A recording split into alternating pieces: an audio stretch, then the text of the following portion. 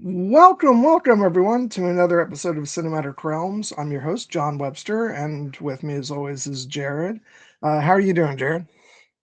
At last, I we are was, I here. was, I was going to say, uh, hello, the Rise of Skywalker. We meet again at last.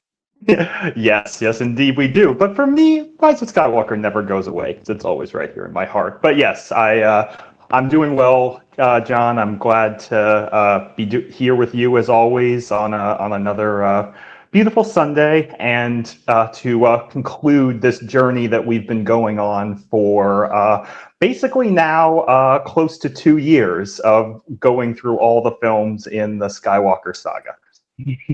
But we're not done with Star We're Wars not done with movies. Star Wars. We're not done with Star Wars by a long shot. Yeah, But even the movies, because, in a couple months we got The Mandalorian and Grogu that we'll Mhm. be talking about.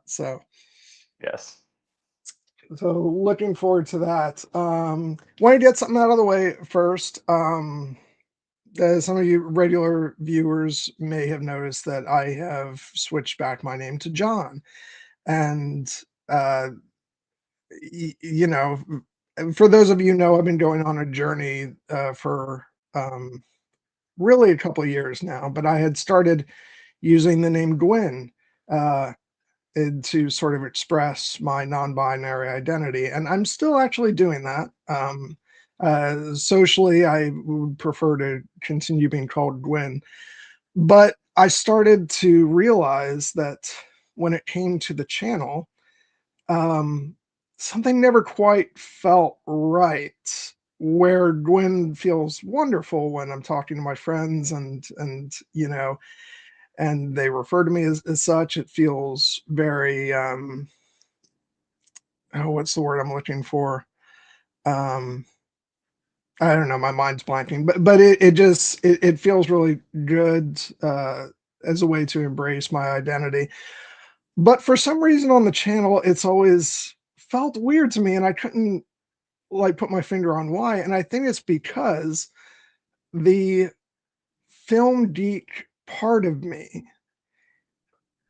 is and has always been John. And maybe it's my attachment to, my childhood and my love of movies.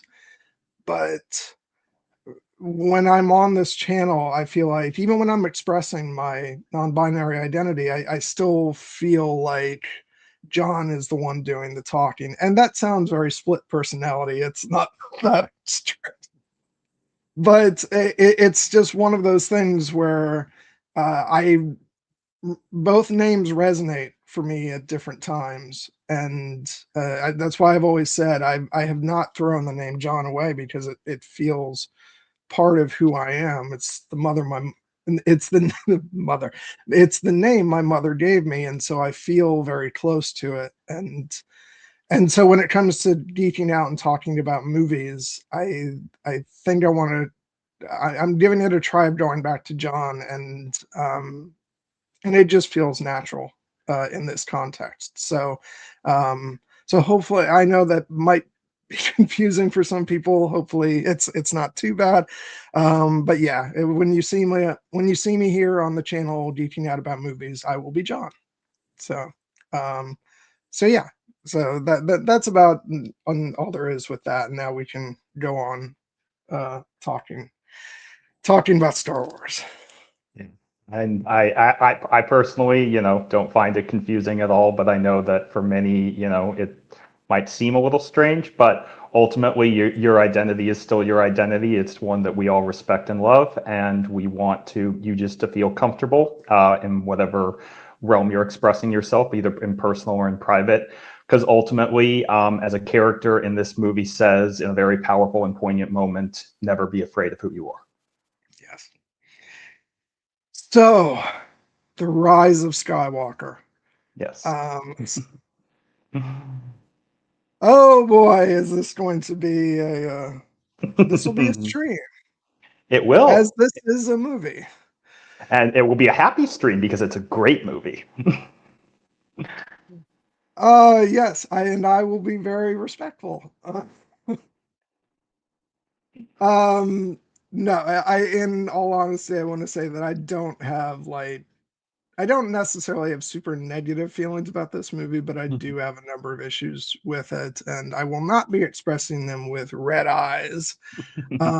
But I will be raising the issues I have with the movie while at the same time embracing the things that I love about it, which, there are those things. And I will give you room, Jared, to gush about your love for the film, which I find so wonderful because you and I both know what it's like to be champions for something that the masses have decided is not to this is not my term, but one has heard trash, garbage, not worth existing.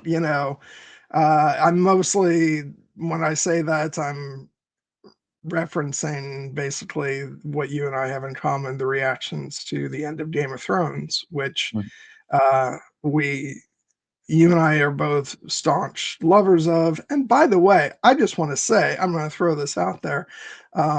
My new therapist is a season 8 fan, which means we're a perfect match. So that delighted me to no end. But and so 2019 was a year of, to put it mildly, contentious endings to things, and Star Wars was no different. Um, and yeah, I'm gonna let you take the lead on this next part because I don't want to, because I am my feelings for this movie are complicated at best. So I'm going, and because we like to lead with love and admiration for art, I am actually going to let you start off on your reaction to the film. All right, how long you got? I am. Let me just say this to start off. I'm aware that you have more complicated feelings about this film and you have issues with it, as you've said, and I'm actually very keen to hear what those issues are because we've never really gotten into as much of the specifics on that front. And trust me, you express those issues, I will be respectful because I fought in the trenches and I've heard every argument against this movie and I have rebuttals for every single one of them. But I don't want to leave with that because ultimately the reason that I've been so enthusiastic and eager to talk about this movie is because I do sincerely, deeply love it. And it comes from a place where, like most things you love, it didn't start off with like that kind of intense, fiery, burning passion, but it grew slowly over time until anytime I watch it, I just feel like my heart is running over with affection and with gratitude. And part of that does have to do with the time when I saw the movie. Because as you said, this movie came out in 2019, December 2019, and 2019 was a big year for pop culture because it was the culmination not only of the Star Wars Skywalker saga and the sequel trilogy, but also Game of Thrones, as you mentioned, and a certain era in the Marvel Cinematic Universe with Avengers Endgame. And I think that for many people, it was kind of, the expectations were running quite high.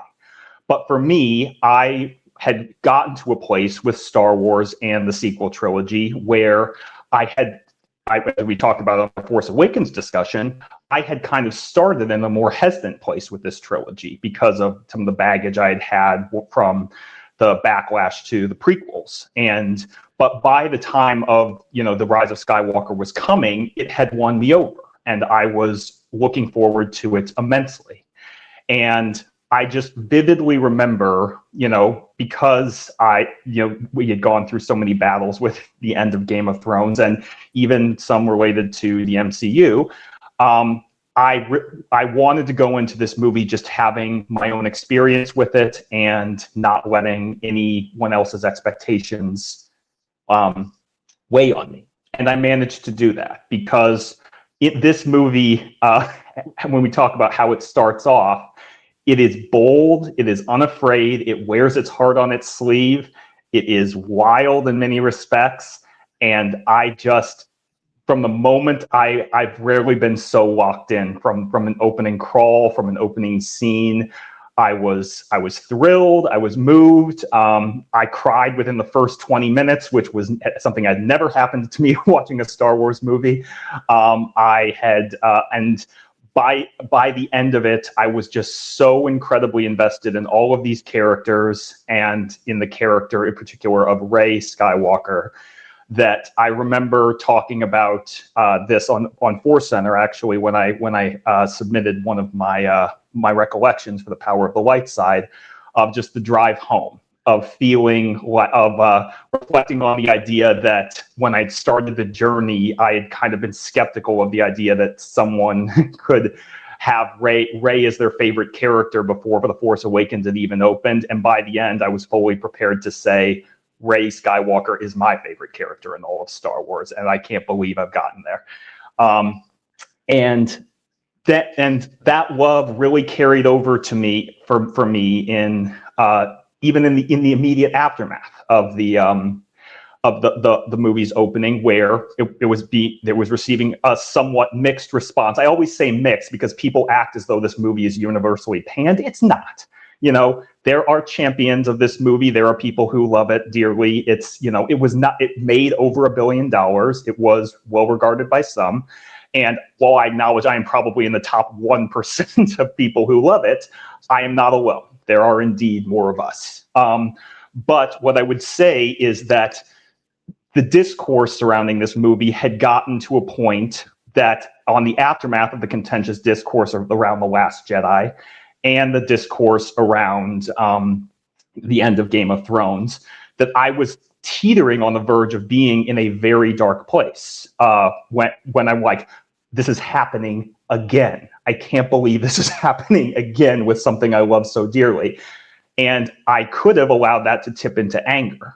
But I actually wrote an essay about this on a blog back in the early days of 2020, where I just remember having a very specific and clear moment where right at the moment when I could have tipped most into anger and, despair over people trying to diminish something I love, I just had a little spark of an epiphany kind of burning brightly, a little cold flame in the darkness.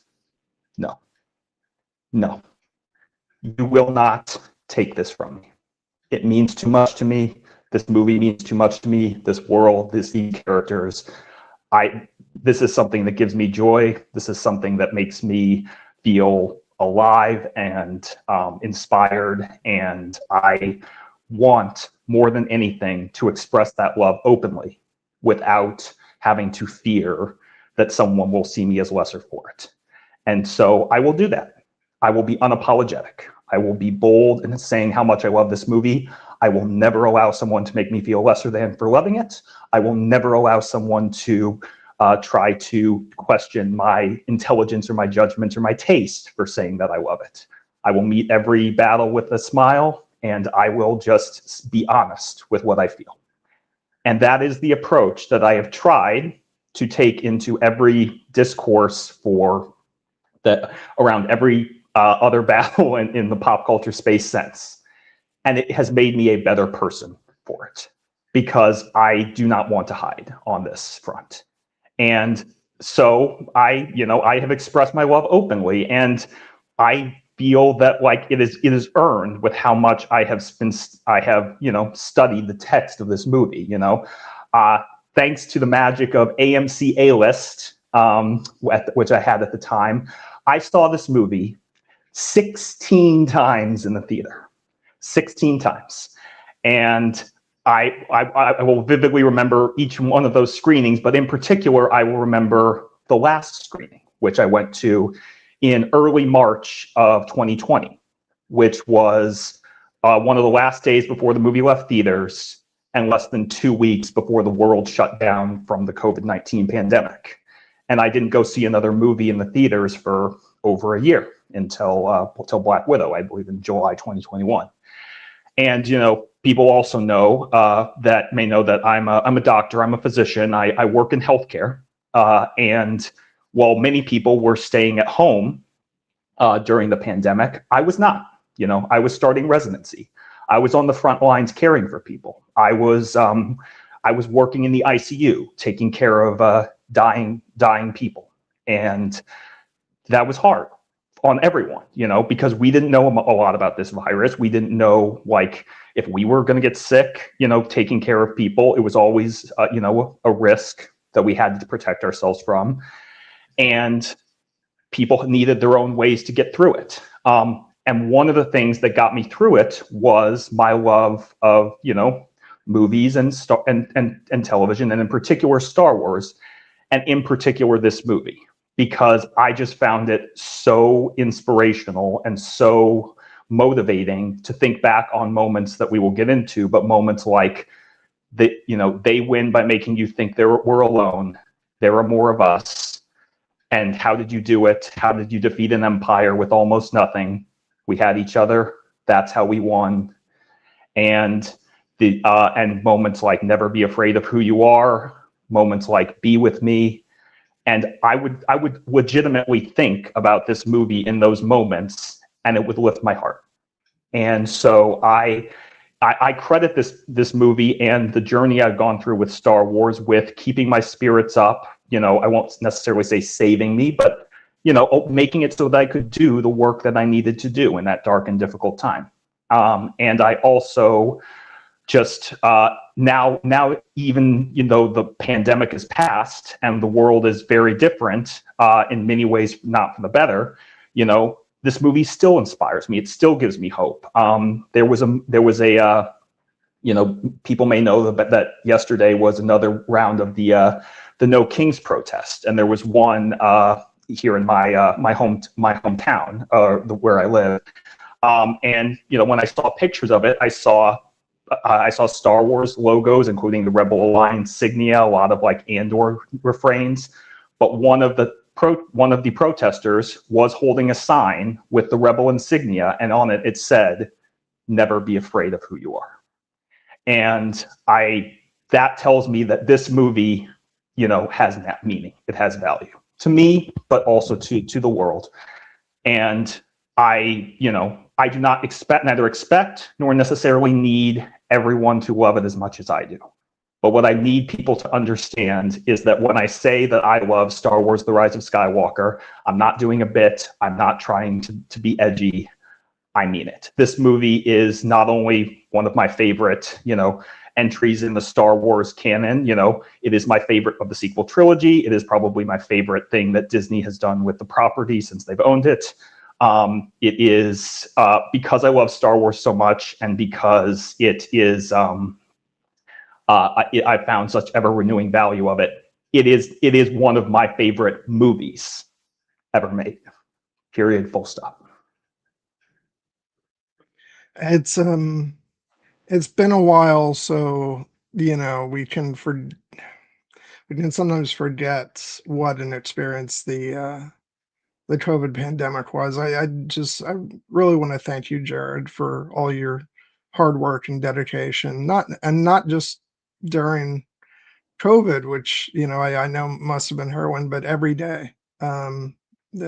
Just I know, speaking for myself, with everything that my mom went through health wise and some of the things I'm dealing with now, it means a lot knowing that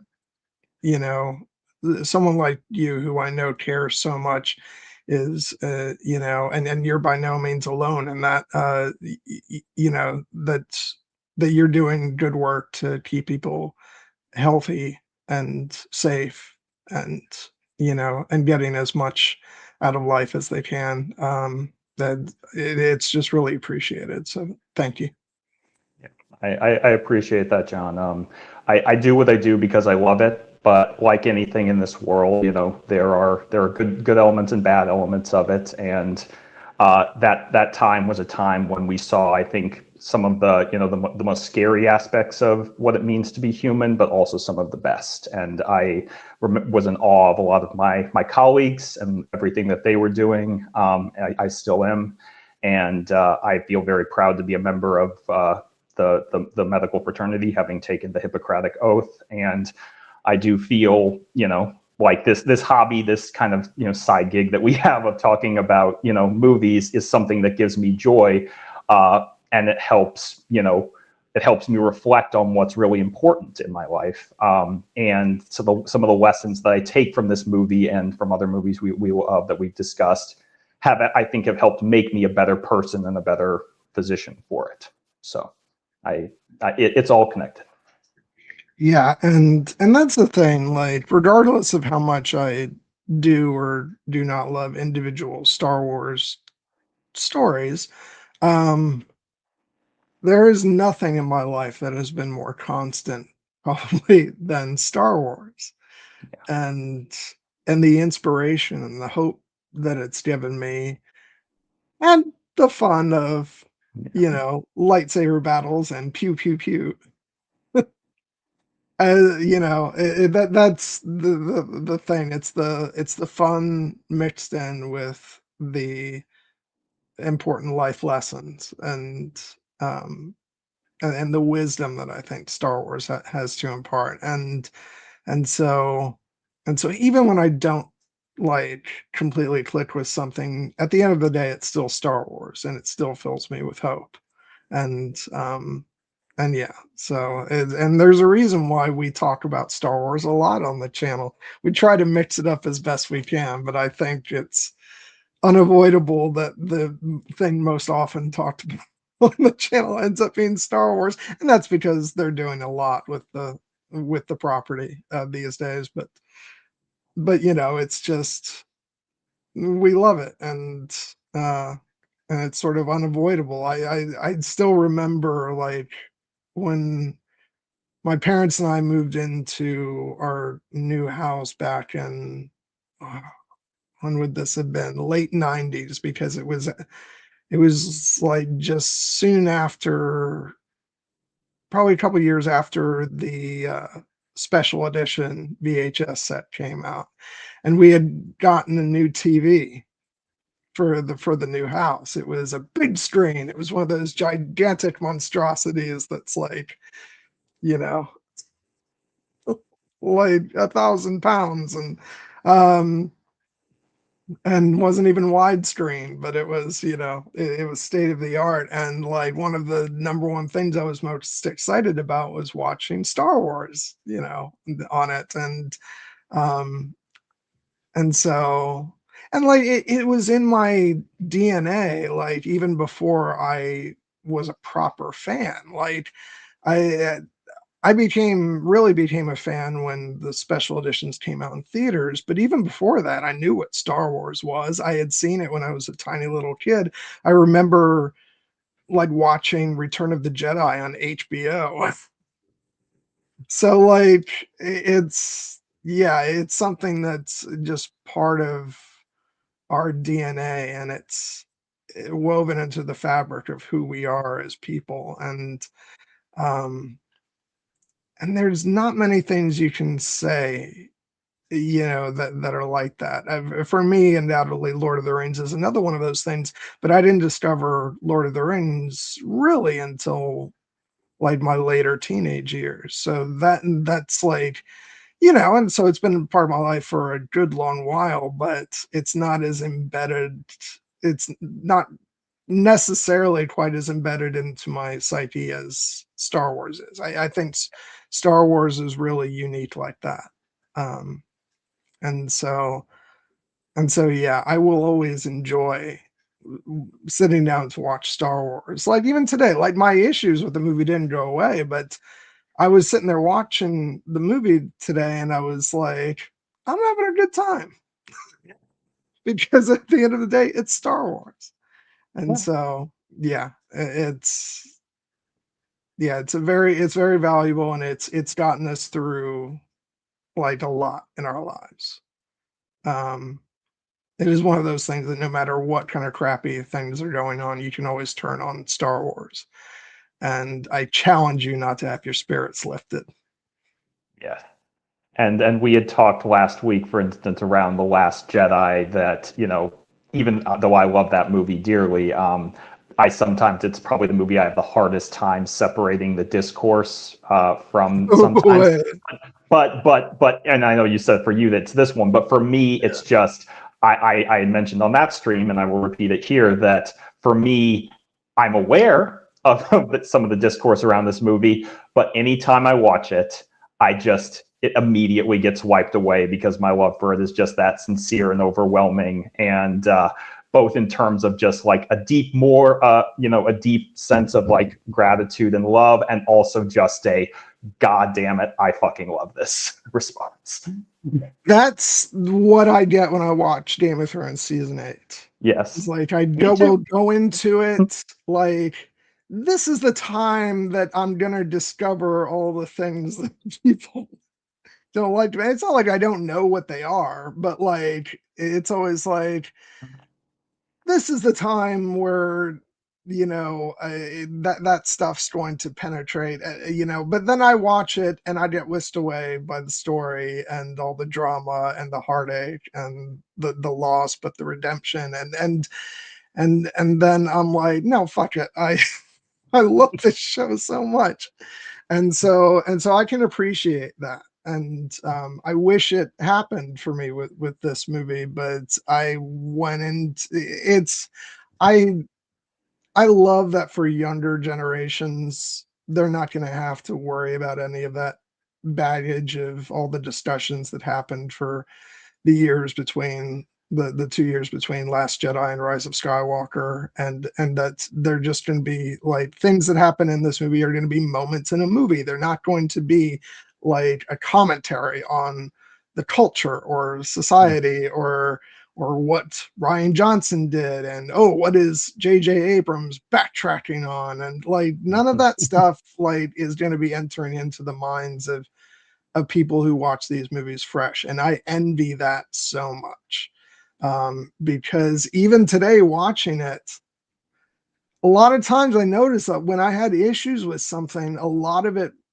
not all of it, but a lot of it is rooted in that thing of, oh, it feels like JJ's retconning this, or this was, you know, the past movie didn't deal with this, so now they're rushing through this, and like, these are the things that enter your mind when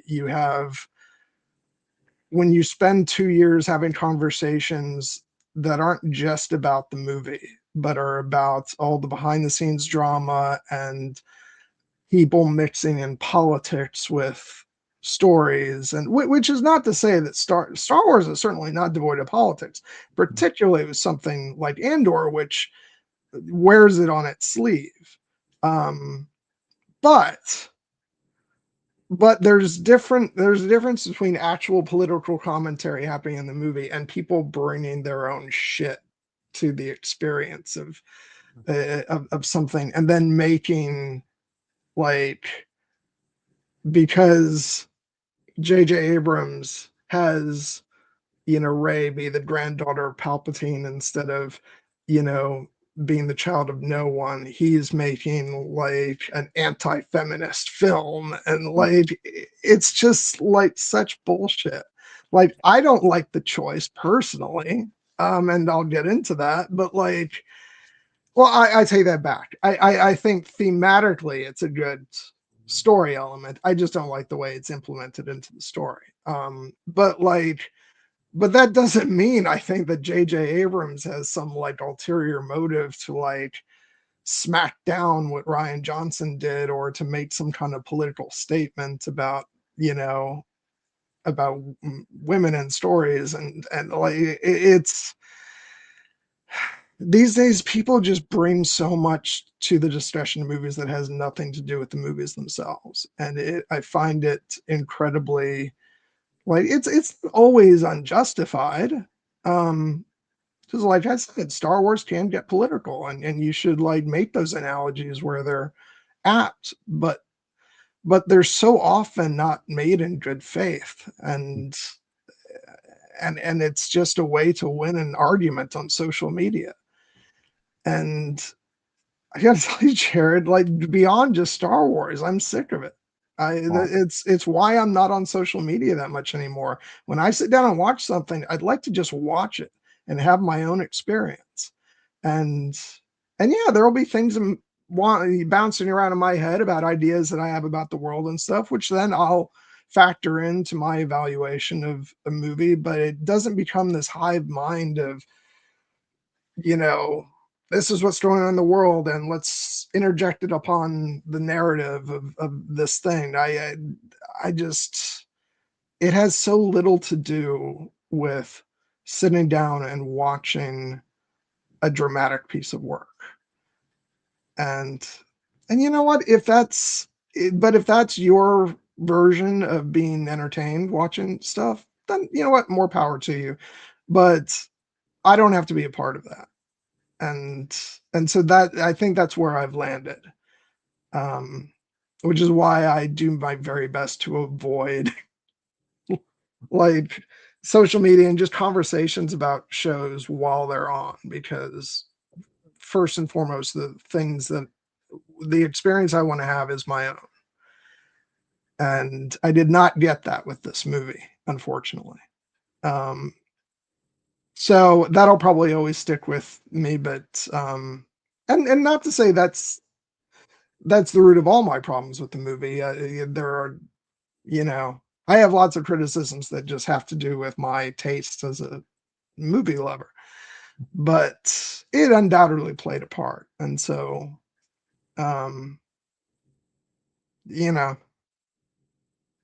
if nothing else, the year of 2019 between Game of Thrones and this show was a cautionary tale that I have learned from and take forward in my enjoyment of entertainment. So if that's what came as a result, then maybe it's good. No, I mean, that's what I was talking about when I said I wrote that essay about like kind of how I was feeling in the aftermath of the movie. Like this 2019 is the year that broke my relationship with internet movie culture in many ways. And I would argue it was a break that needed to happen because it has not necessarily gotten better out there, but I am now less bothered by it because of the lessons that I took from 2019 and the kind of the double tap of Game of Thrones and the end of the Skywalker saga. So, and I will just say that, like, for, this movie, I think, is deeply political, so for people who want to, as all Star Wars is, and for people who want to project things onto it, I certainly don't object it. I talked about this movie having a presence on signs at the No Kings protest earlier, and that's where I think where some of my frustrations come in, and is the idea that people drawing the wrong things, because I think this movie is incredibly in keeping with Star Wars's very deliberate anti-fascist message and messages of hope, choice, found family, self-determination, right to self-determination, and it. Some of the times I got the angriest when I was talking about this movie online was when somebody who, for instance, wanted Rey to be Rey from nowhere and was upset with the decision to make her part of the bloodline, tried to essentially say, like, oh, The Last Jedi is like a democratic movie and this is either a Republican or right-wing movie. And I'm like, that is literally fucking impossible for a movie that has a scene featuring the Citizens Fleet rising up against the ultimate fascist dictator. Did you even watch it, you fool? There are more of us, and they have no navy. It's not a navy, sir. It's people. Yeah. People rising up. Yeah, that's really right wing. To say people rising up against the evil empire. Yeah. I have no patience for those for that argument at all. But like I said, I get why people feel a certain way about certain choices, made by this movie. But a lot of it does come down to personal taste. And I will note that, like, we're going to talk a lot about Rey's identity in this movie because I think it's one of the core central themes. But the reason that I ultimately love the choice that was made so much is by the end, it's made clear that Rey's backstory and the lineage and everything that we obsessed over for the 3 years with who is this girl is not what defines her. What defines her are her choices. And her choice at the end, to take on the Skywalker name, which I know is another aspect that some people don't like because they think that she steals it or she thinks that it's not earned. I completely reject that argument as well. I think that this is ultimately a story about a girl who, was born into a very harsh, environment and had a lot of, suffering and forced upon her, and agency taking away in the way. And by the end of the movie, she rises above all of that to become the galaxy's greatest hero, and to find her sense of belonging that she sought for her entire life. And that meant the world to me when I saw it. It still does. It is a big reason why Rey Skywalker is my favorite character in all of Star Wars, and because of this movie. It is why Daisy Ridley's performance in this movie is my favorite performance by any actor in any Star Wars project. And I think that it is something that,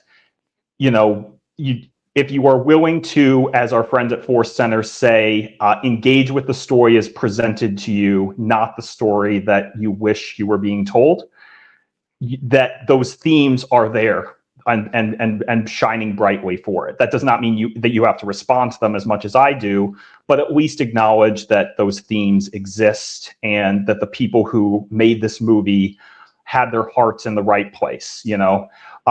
That is not to say I think the movie is perfect, and a lot of it, as I'm sure we'll touch on, has to do with, the fact that this movie had a somewhat turbulent production, but I think that that's another reason that I love it, because when I consider what we could have gotten instead and what I consider what we do have, to me, it is an honest to God miracle and testament to the creative, ingenuity and commitment of everyone who worked on this movie, from JJ Abrams down to the prop designers and the smallest members of the cast, that this movie is as good as it is.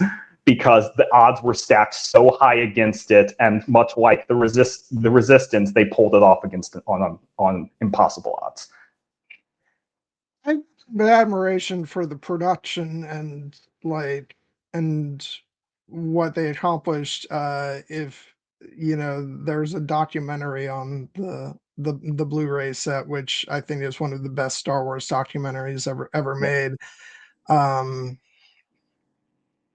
I dare say I enjoy it more than the movie. But here's the thing, and I definitely respond with what you said about the themes of this film. I think that for the most part, the themes are good. They're rock solid. My issue is with the way the story is implemented into the film. Some of this was out of their control. Everything surrounding Leia, I do not envy them, being in that position. They lost Carrie Fisher. They had the option of either, you can't imagine Leia dying off screen. It's just it's a decision that could have been made, but how that would have sat in the story would be, I don't know, but we'll never know, because that's not the decision, not the route they took.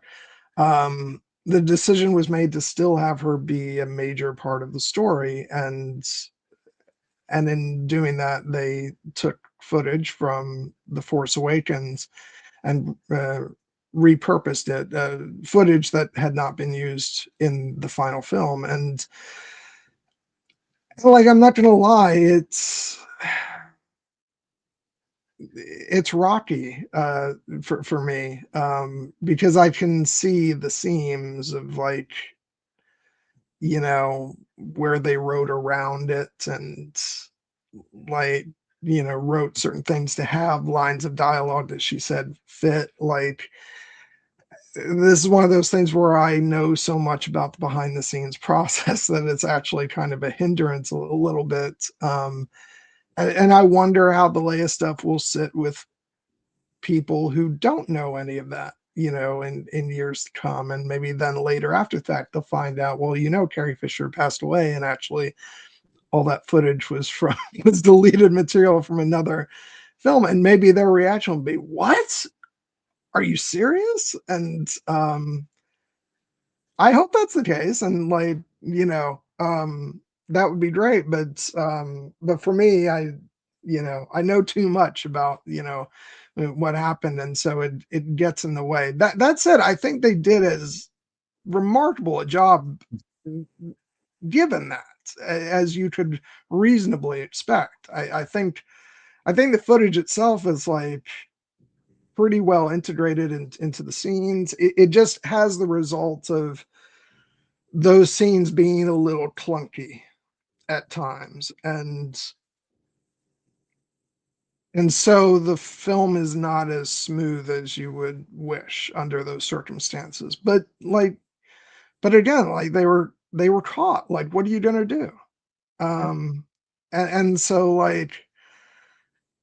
I don't like, even though that is some of the stuff in the film that I feel is probably the messiest, I still I don't hold it against them, because sometimes you're dealt a hand, and you just have to deal with it and move on, and make the best out of a bad situation. Doesn't mean I'm not gonna still say that, that I don't, I'm not going to say I love it because they had no other choice.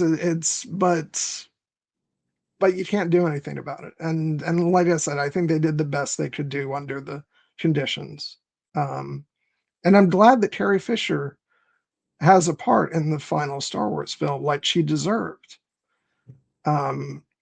So yeah, it's that is one of the elements that for me it is clunky, but also it's not something I hold against the film. So so yeah, I don't know what to say more than that. I am looking forward to when I finally get to read the Rise of Skywalker novelization, to see how that smooths over some of that by expanding out Leia's material, because that's the thing, you want more of Leia in this film, and it just wasn't possible. But in the book, I'm sure that was like, I'm sure when they realized that they could do that, they were probably like, oh my God, this is great, we're gonna get the chance to write for Carrie Fisher the way we should have been able to. And so at the end of the day, it's just I wish it could have been different, but it couldn't have. This is the only way they could have done it. Yeah, and I mean, this is an element where, even though I love what they do with the character of Leia in this movie, like, I acknowledge, as you said, that you can see the seams a bit, because, it is impossible for us, knowing, having grown up, watching Carrie Fisher, not to know that she died in December of 2016 before The Last Jedi even came out. And so, when the time came, when the sequel trilogy, in many ways, Force Awakens is Han's movie, and The Last Jedi is Luke's movie, and Episode 9, whatever form it was going to take, was always supposed to be Leia's. And then Leia herself, our princess, the great Carrie Fisher, passed away, under tragic circumstances. And so the filmmakers were left with a difficult choice, with only a few options. One could have been to have the character pass away off screen before the movie even happened.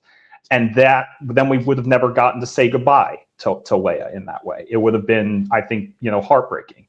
Another option that was rumored was that they could recast the role. And, there were rumors floating about that maybe Meryl Streep can do it. And obviously Meryl Streep is an incredibly talented actress. I would have been interested with what she would do in the character, but it would not have been, the same, version of Leia. Rarely has an actor been so synonymous with their character as Princess Leia and Carrie Fisher, because she is what made her special. And I actually think recasting in this context would have been more awkward than what they ended up with. Yeah, and thank God this movie didn't come out a few years later, because then there would have been a push like, oh, we'll just make her AI, and please fucking God, no.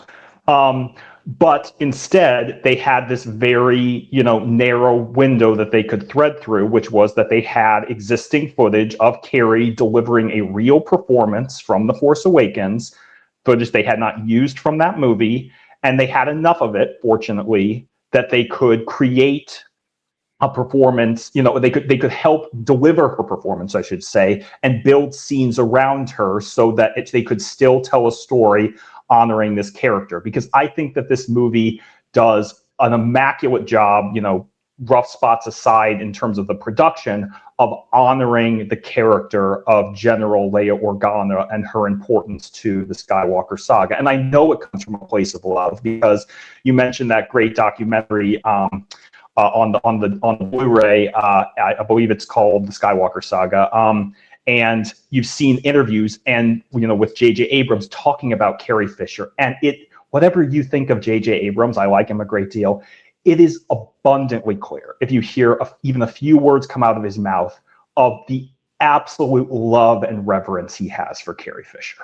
Like, he wanted to do right by her. And I will acknowledge that, another element that has to be stated, they put the route that they chose to put her in this movie was done with the full faith and participation and blessing of her surviving family. Her daughter, Billie Lourd, who served as a stand-in for Leia in certain scenes, her brother, Todd Fisher. They recognized how important their mother and their sister was to the legacy of Star Wars, and that in this film, concluding the Skywalker saga, she needed to be a presence. And so, well, I fully acknowledge that there are moments in the movie where, yes, like, I can tell that that scene was originally meant to be used in a different context. I think that it works ultimately because they don't overdo it. Daisy Ridley does a spectacular job, in particular, acting opposite Carrie Fisher and her stand-ins. And ultimately, I know that it is still Carrie delivering that performance. And I think that for me personally, it was the only way that they could have, honored the character in this way. And it did mean, in particular, I had a feeling that because of what had happened in real life and because of what had happened with Han and Luke in The Force Awakens and The Last Jedi, I had a feeling that we were going to get Leia passing away on screen as well in this movie.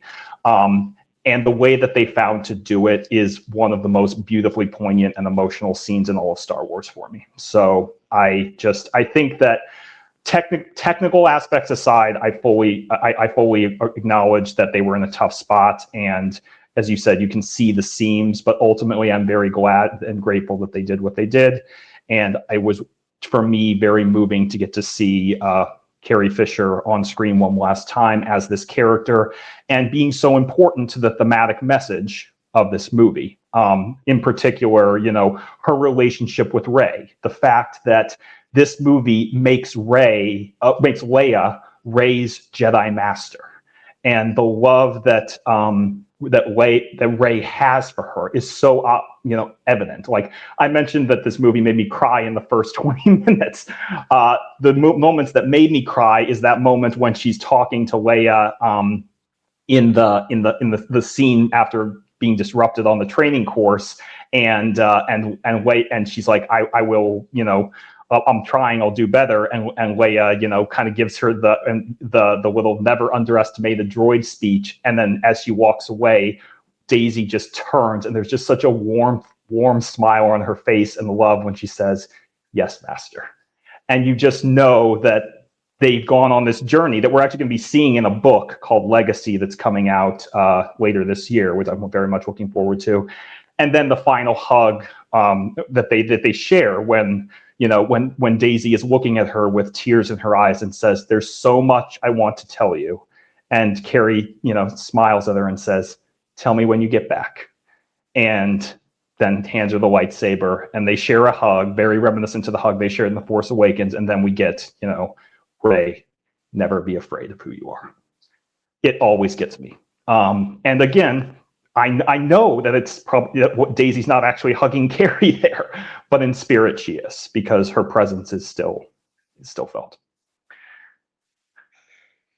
And I do wish it affected me in the same way. That this is, and I do want to move on to talking about shared enjoyment of the things in the movie, which we'll get to soon. But I do want to get this out of the way too. I think another one of my problems with this film, which perhaps comes down to taste, but also I here's the thing, it's a combination of the pacing that the movie wants to have, but also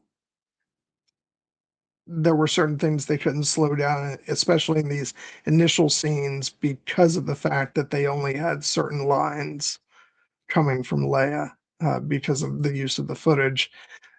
I'm not in love with the editing of this film. Um, I think it's it jumps very quickly at certain points. I think this movie is most successful in the couple of moments where it slows down for a bit. I think one of the most effective moments in the film is the scene between Kylo and Han, Han's spirit or the memory of Han, whatever you want to call it, and it's because it's a very delicate, you know, slowed down like piece of character work in the movie, whereas the rest of a lot of the film is moving at a sort of more serial adventure pace. I've heard it described as. For me, even so, even if you want to have that spirit, I could have used some moments when the film slowed down a little bit, just because I feel like it's a little rough. But again, a lot of that comes down to the Leia scenes of not being able to slow down because you only have certain lines that she can deliver, and so like when you know like when Ray, Poe, Finn, and Chewbacca and 3PO are leaving on their mission in the beginning of the film, the film like cuts through scenes very quickly, but that's because like those are moments that you probably would spend more time showing like Ray talking to Leia a bit more, um and like the briefing scene might flow differently if she was able to have more lines. And um, so it's not again, this is another thing that's not entirely their fault. I just overall I'm not in love with the pace of this movie, and some of that is in their control, some of it's out of their control. Um, and so I think that's why I find a little bit of difficulty connecting emotionally with with the film in a lot of places. It's not to say there aren't moments that move me. There are.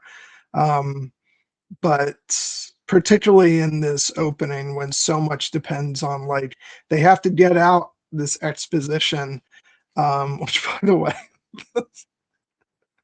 I love him, but like Dominic Monaghan just showing up all of a sudden and delivering expositional lines, it is another one of those awkward things that I'm like, what is he doing? Well, he's JJ Abrams' buddy.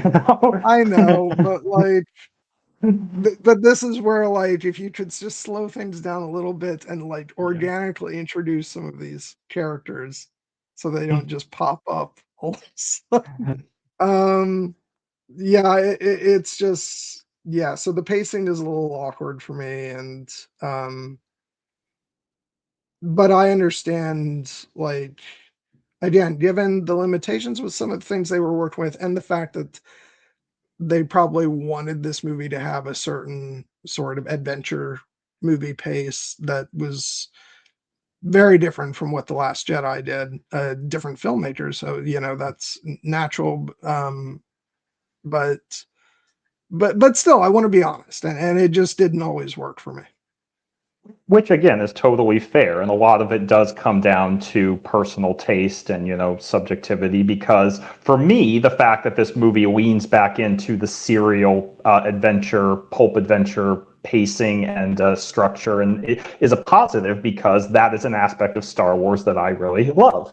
And I tend to feel like I can follow along with a rapidly paced movie if I'm invested in the characters. And in this case, like, I had no trouble at all with, like, the opening sequence, or the light speed skipping bit, or some of these scenes We're on going to talk Agent about that Quesco. next, Yeah, because it's a yeah, scene that I actually love. So yeah, yeah. yeah, and it's a big thing where, yeah, for me, I think that this movie really does rock with the pulp serial adventure for the first half of it. But by the time, I think around the time that Rey and Kylo have their confrontation on Kef Bir, that is when the movie actually does start to slow down a bit and becomes much more emotionally focused. And I fully acknowledge, as much as I love all this movie, the last half of the movie is where it's just is hitting me with one emotional, gut punch in the best way, one after another. So by the end, I'm just a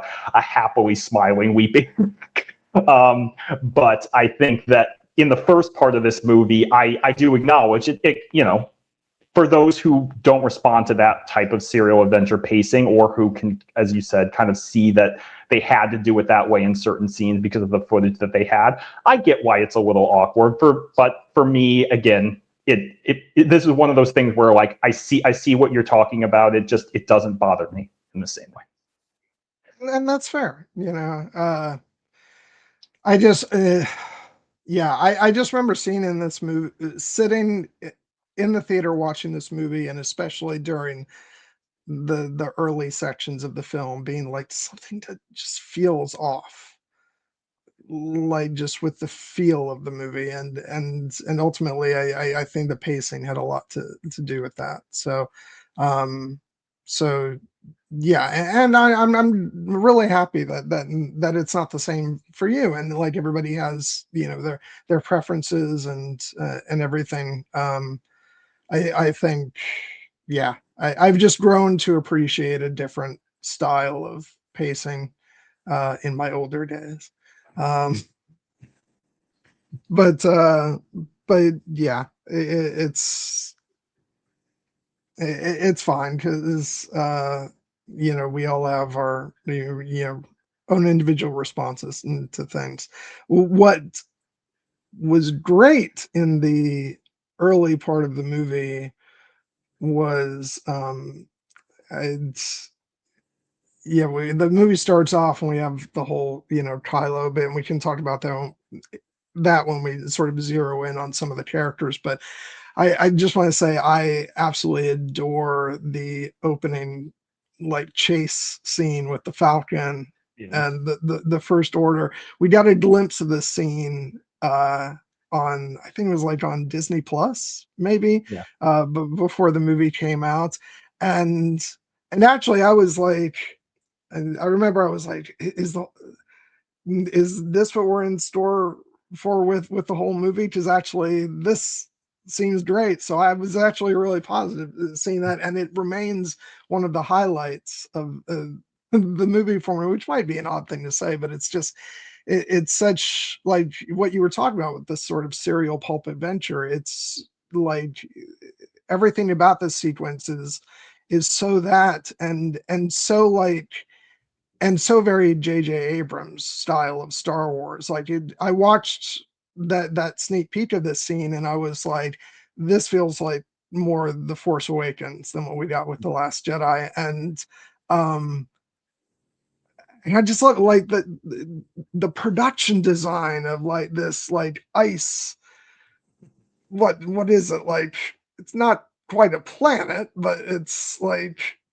Like frozen, almost like comet or like Kyber belt kind of thing. yeah. And they built a space station into it. um And even though I wish it had been Rose, like, I'll acknowledge that Claude is a fun, Yeah. light creation, but I think it should have been Rose Hmm. with them, which would have gone a long way to, like, you know, for me, if had been shown to be, like, involved in their adventures, and then when she stays behind, like, for the rest of the movie. Like if they had established that that was an exception rather than you know, it would feel more like she was part of the core group. And but still, Claude's fun, and you know, we know JJ Abrams likes to do like, you know, use actual, like, you know, and actual tangible like puppets and all that, and make sure that that's a big part of Star Wars. So that's a fun element. Just like John Williams' music makes the whole, you know, chase part of the scene fun. I love the exchange with, like, you know, the alien who's giving them the information, and you know, how do we think you win the war? Voiced by Mark Hamill. Voiced by Mark Hamill. And yeah, and then just, you know, the whole back and forth. Well, Rey's not here, is she? And she was like, as they're crashing through the ice, and then the light speed's dipping. It's fun. I don't know if it should actually be possible to do, but this movie says it is. And just going through all the different environments and stuff like that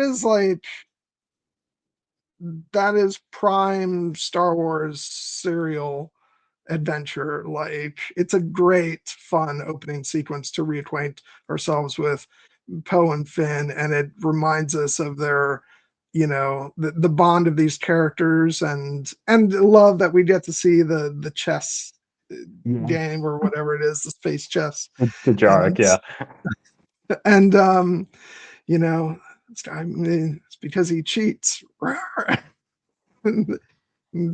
You're better than us. That's why we think you're cheating. Oh, he's definitely cheating. Yeah. I love that. I love this that whole scene. sequence is just a blast. I love it.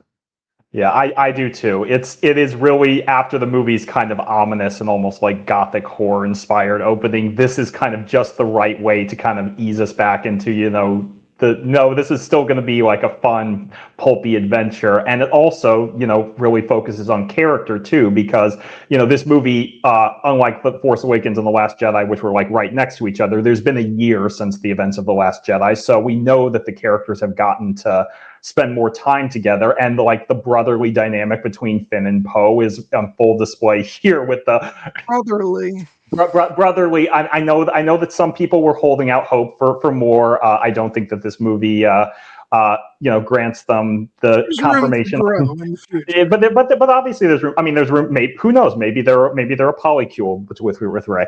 But I think that in particular, I love seeing, for instance, Finn's increased confidence. Like, you know, there was the moment in Force Awakens where he gets into the Falcon's gunner chair and he's sliding around because he doesn't really know how to use it. And in this movie, he hops right in there and he's just very calm and collected and very precise, shooting down the ties. I love the great sequence where they boulder the ties, because that was always something I was wondering. Is like, those ties have those kind of, you know, like tall wings. Like, it seems like they'd have a hard time fitting into some tight places. And yeah, that's a feat. And the light speed skipping sequence. You know, this is one of those moments like that people have issues with, like the bombs dropping in space or the sound in space, where they want to try to apply logistics to it. And I'm like, guess what, guys? Hyperspace isn't real, and they establish that the reason that people don't do this is because it's incredibly dangerous, and then they show it. And my response when it's like when they get back to Agent Kloss and Rey's like, Poe, you can't light ski skip the Falcon. He's like, actually you can. Turns out you can. And I'm like, damn right. Yeah, and there is lots of flirtation, even cloaked as anger going on. Oh yeah. I don't know if this is part of leftover from a certain other script that found its way in here. But yeah, it's I love their energy. They're snapping back and forth to each other. It's a lot of fun. While Finn's just standing there like, you guys almost done? Yeah, what we will talk about this. One of my absolute favorite things about this movie throughout it is the trio. this is the movie where we finally get the trio, because it turns out in Force Awakens we got a lot of Finn and Rey and Finn and Poe, but no, and same with The Last Jedi, they were all up on their own separate quests, and so this is the movie where we actually get the trio, and the movie like establishes that almost instantaneously. Yes. Let's not leave out some other. Yeah, and exactly, and Chewie, like the fact that they've become this real family unit, and they bicker like a family sometimes, like that scene when they come back to Agent Kloss after Lightspeed skipping, and it's like, it's on fire, all of it's on fire. It's like, how'd it go out there? Really bad, actually. We could have used your help. And then it's what like, happened to the droid? BB-8's not on fire. What's left of it isn't. Yeah, and I shouted that last week. That Rey's like, you know what you are? You're difficult. You're a difficult man. and then she goes and hugs Finn, and she's like, Finn, you made the. And she's just like, so bad mood? Me? Him? Always. Is fucking great. And then the moment when they're like walking along with the and they're talking, and it becomes clear that a lot of the frustration and the dynamic is actually, it's not born of like irritation, it's born of frustration that Rey has been training and hiding on Jakku. Like the whole like bad news, what happened out there? Bad news, that's what happened. No spy? No spy. And then which is a great little bit of wordplay. And then the whole when Poe cuts to the heart of the matter and he says, yeah, like, you know what? Rey says, I know you want to be out. You know, I want to be out there with you. And he says, yeah, but you're not. You're here training. You're the best fighter we have. We need you. And then Finn just looks at her and says, it's true. But then we get a companion scene to this later when Rey has accepted the mission to go off and search for the Wayfinder, and Finn and Poe and Chewie show up with 3PO and BB-8, and it was always, and she's like, you know, I'm going to start where Luke's trail went cold, the forbidden desert of Pasan. He's like, yeah, I know, we're going with you. And she's like, I need to go alone. And Finn's like, alone with friends. And you're just, and she's like, it's too dangerous. And he says, you know, we go together. And and the look of warmth and smile, like that's one of my favorite smiles Daisy Ridley has in the entire movie, is just because she recognizes the love that all three of them share. And it's one of the reasons that it works so well when they're on this adventure together, and especially when they reunite at the end of the movie. And I will acknowledge, you know, that I do wish that Rose was a little bit more prominent with their dynamic. But we'll get into, you know, her storyline, but I will just say that I have to acknowledge that once the trio are off and running, like, it just feels right to me that they're all together. And I think that it could have easily worked with Rose, but, you know, the movie ultimately went a different way. And I think that this is really where we get to see that even though, you know, this is unquestionably Rey's story, I think that the fact that Finn and Poe are there for her every step of the way, and it's clear that they have had this bond and have been on these adventures before. I love the beat with the hands, which is clearly something that Finn introduced to the group, and the rest are not as keen on. But it builds up so much of their story in the time we have since we've last seen them, and I love it. Yeah, as I said before, this scene unfortunately is sort of cast together with a lot of other like quick cutting scenes, which is why like I didn't feel crazy about it when I saw it in theaters initially, but what works about it is, as you said, the performances of these actors. They have so much chemistry together. So like the scene does a lot of heavy lifting here, because you can't have the exposition of like who's going on the mission like in a scene with like Leia, or, you know, and so it's like it has to happen very quickly. I think the performance helps a lot, and also John Williams' music does a lot of the heavy lifting too. He introduces a new theme in this movie, which is, you know, what I sort of call the friendship theme. Yeah.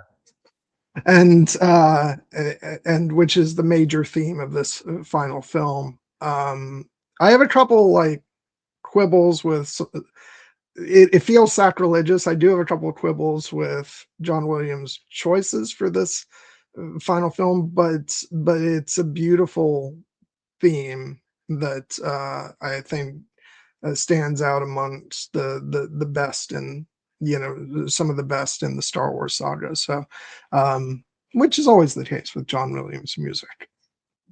So I know I think you said you've said before that this is your favorite score of the three films, and that it's completely fair. Like I said, I have a couple of quibbles which we'll get into that kind of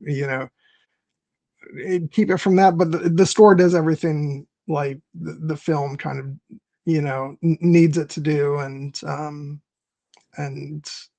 yeah, it deservedly got John Williams another Oscar nomination, which I'm is very happy about. So but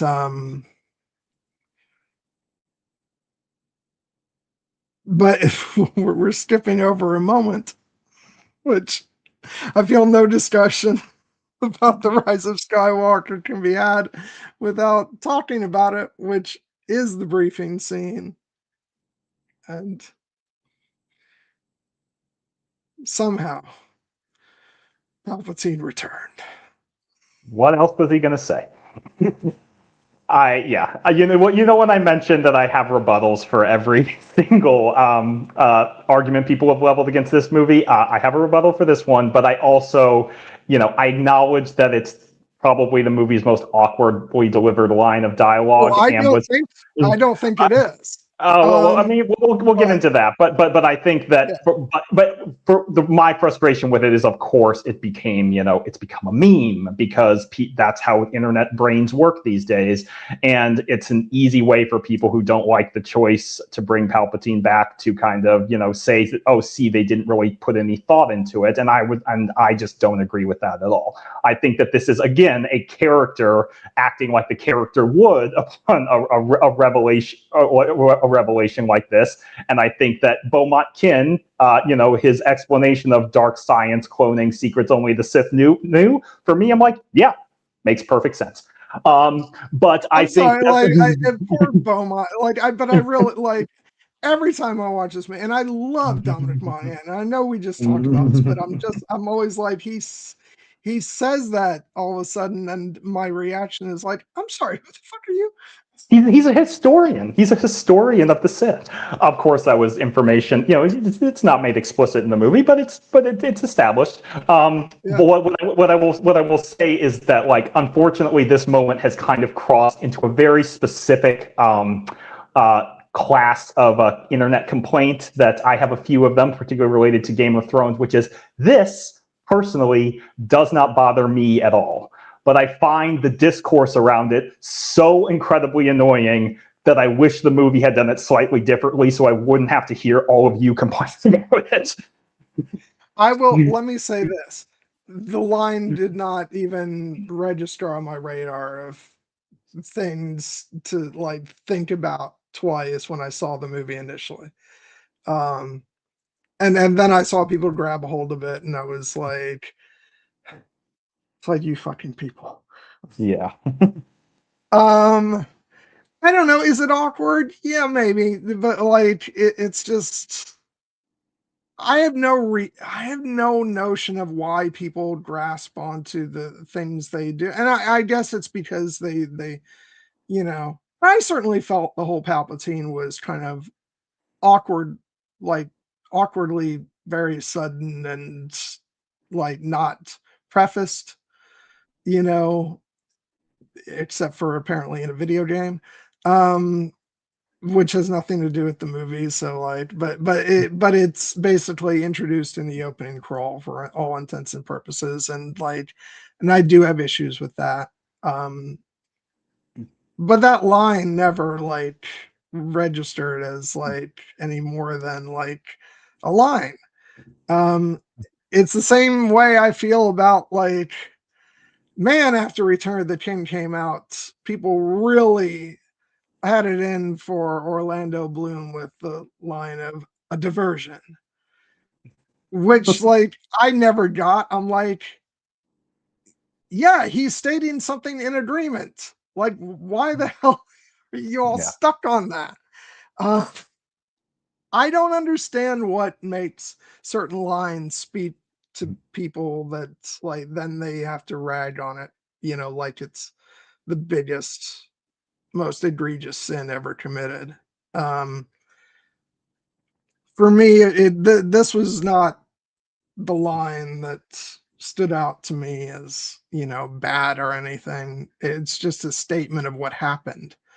Um, so yeah, I don't know, but I don't know. I am caught between being incredibly amused by the reaction to it, but also enormously irritated and frustrated. Um, Yes, so and like this is not a thing that's like is on my list of issues with the movie. yeah, It's so dumb. yeah, I mean, I think it's incredibly dumb. And again, my frustration with it is basically extends to the fact that people use it as an easy meme and a GIF to essentially try to invalidate the entire movie. And I'm just like, that is such an unbelievably lazy and unintelligent way to engage with film discourse that it automatically like lowers my opinion of anyone who tries to use it in that way. But I will acknowledge that I think that part of the reason that it took on the life that it did is because it is a larger stand-in for how people feel about Palpatine's return is handled, and specifically the fact that I think people wanted more like of a hard, concrete explanation of exactly how he did it, and then not just visual cues, which for me the visual cues were enough. In that way, I do acknowledge that it is similar to the line from Attack of the Clones, Anakin's, I don't like sand, it's coarse, it's rough, it's irritating, and it gets everywhere, as a larger stand-in for people, having problems with some of the romantic dialogue between Anakin and Padme in that movie. And I'm like, I get that, but also, again, you overuse it to a certain point that I'm like, you're actually missing the story. And I think the movie does explain how Palpatine returned. It just does it through a visual medium, and some people don't have the patience for that. Here's the thing, like, yes, I think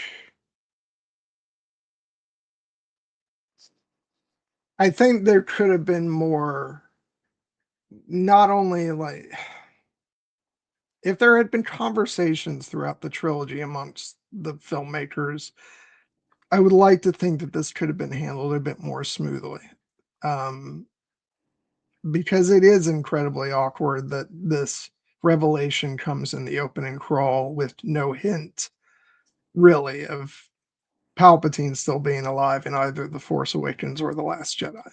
I it is an issue for me with this movie that um that there is, and this goes back to like my complaints about the editing. I think there is so much like that gets thrown at you in the opening 5 minutes of this movie. Wait, Palpatine's alive? Um, what's Kylo Ren doing? Oh, he's off already. He's off somewhere we don't know where he's going. Oh, Palpatine's on this planet. Oh, he was actually Snoke the entire time. Oh God, he's this rotting corpse. What's going on? There's something about Rey we don't know. It all happens like really really quick before the movie kind of calms down and we get that nice adventure scene with with the good guys. And I think that's the thing. It's all this stuff that gets thrown at you really fast that recontextualizes like everything in this trilogy. And I just wish it had been given a bit more room to breathe, to like, because the fact that Palpatine's still alive is like a major, major revelation. But the information is dispensed so quickly that I feel like that's a lot of the frustration about this element of the story. And I have that frustration. Like thematically, Palpatine still being alive works in the context of the larger saga. I just wish it had been done differently. I wish there had been more build up to it, and and that it had been given the space to like feel like an earned moment of revelation rather than we're just throwing it in immediately in the opening of the film. And I'm completely fine. If it works for you, it works for you. It's great. I just, like I said, I'm on board with a lot of the themes and story elements of this movie. It's just their implementation.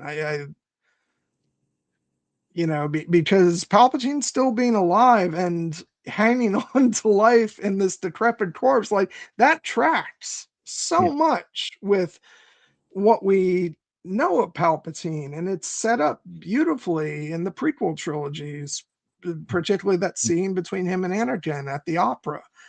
Like, but it's just like we have no context that this is going to even be a part of the sequel trilogy, and then it's just suddenly dropped in the opening minutes of the final film of the trilogy, and so I do have issues with it. I'm not going to sit here and again, I want to be honest about my feelings about how these things are presented in the film. But again, it made so much sense, and I feel like in years to come, I'm going to look at this differently because, and I know people don't like this, they don't like storytelling coming in afterwards and like, in their words, fixing something, which is not the way to look at it. But like, we are even now have gotten material that fleshes out the story of Palpatine trying to escape death.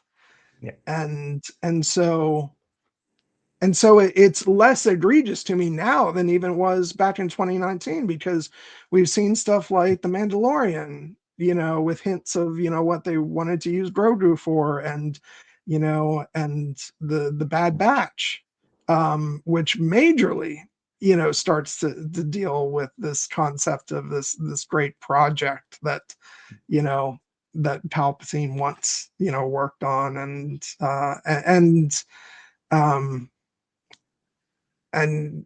yeah, and we even see like their different attempts at cloning, so the groundwork has been laid for this even more so than it was back in 2019, which I love. I don't like. Yes, should it have been handled better in the film itself? As I've said, yes, I think it should have. But I'm also like, I'm a great lover of like the world building throughout the different stories in the Star Wars universe. And so I love that we've gotten this stuff planted in the other shows, and I hope we get even more of it. And then maybe one day it's like, of course it unfolded like this, and it'll seem entirely natural. I don't think we're there yet, and I still feel the awkwardness of how it was presented in the film, but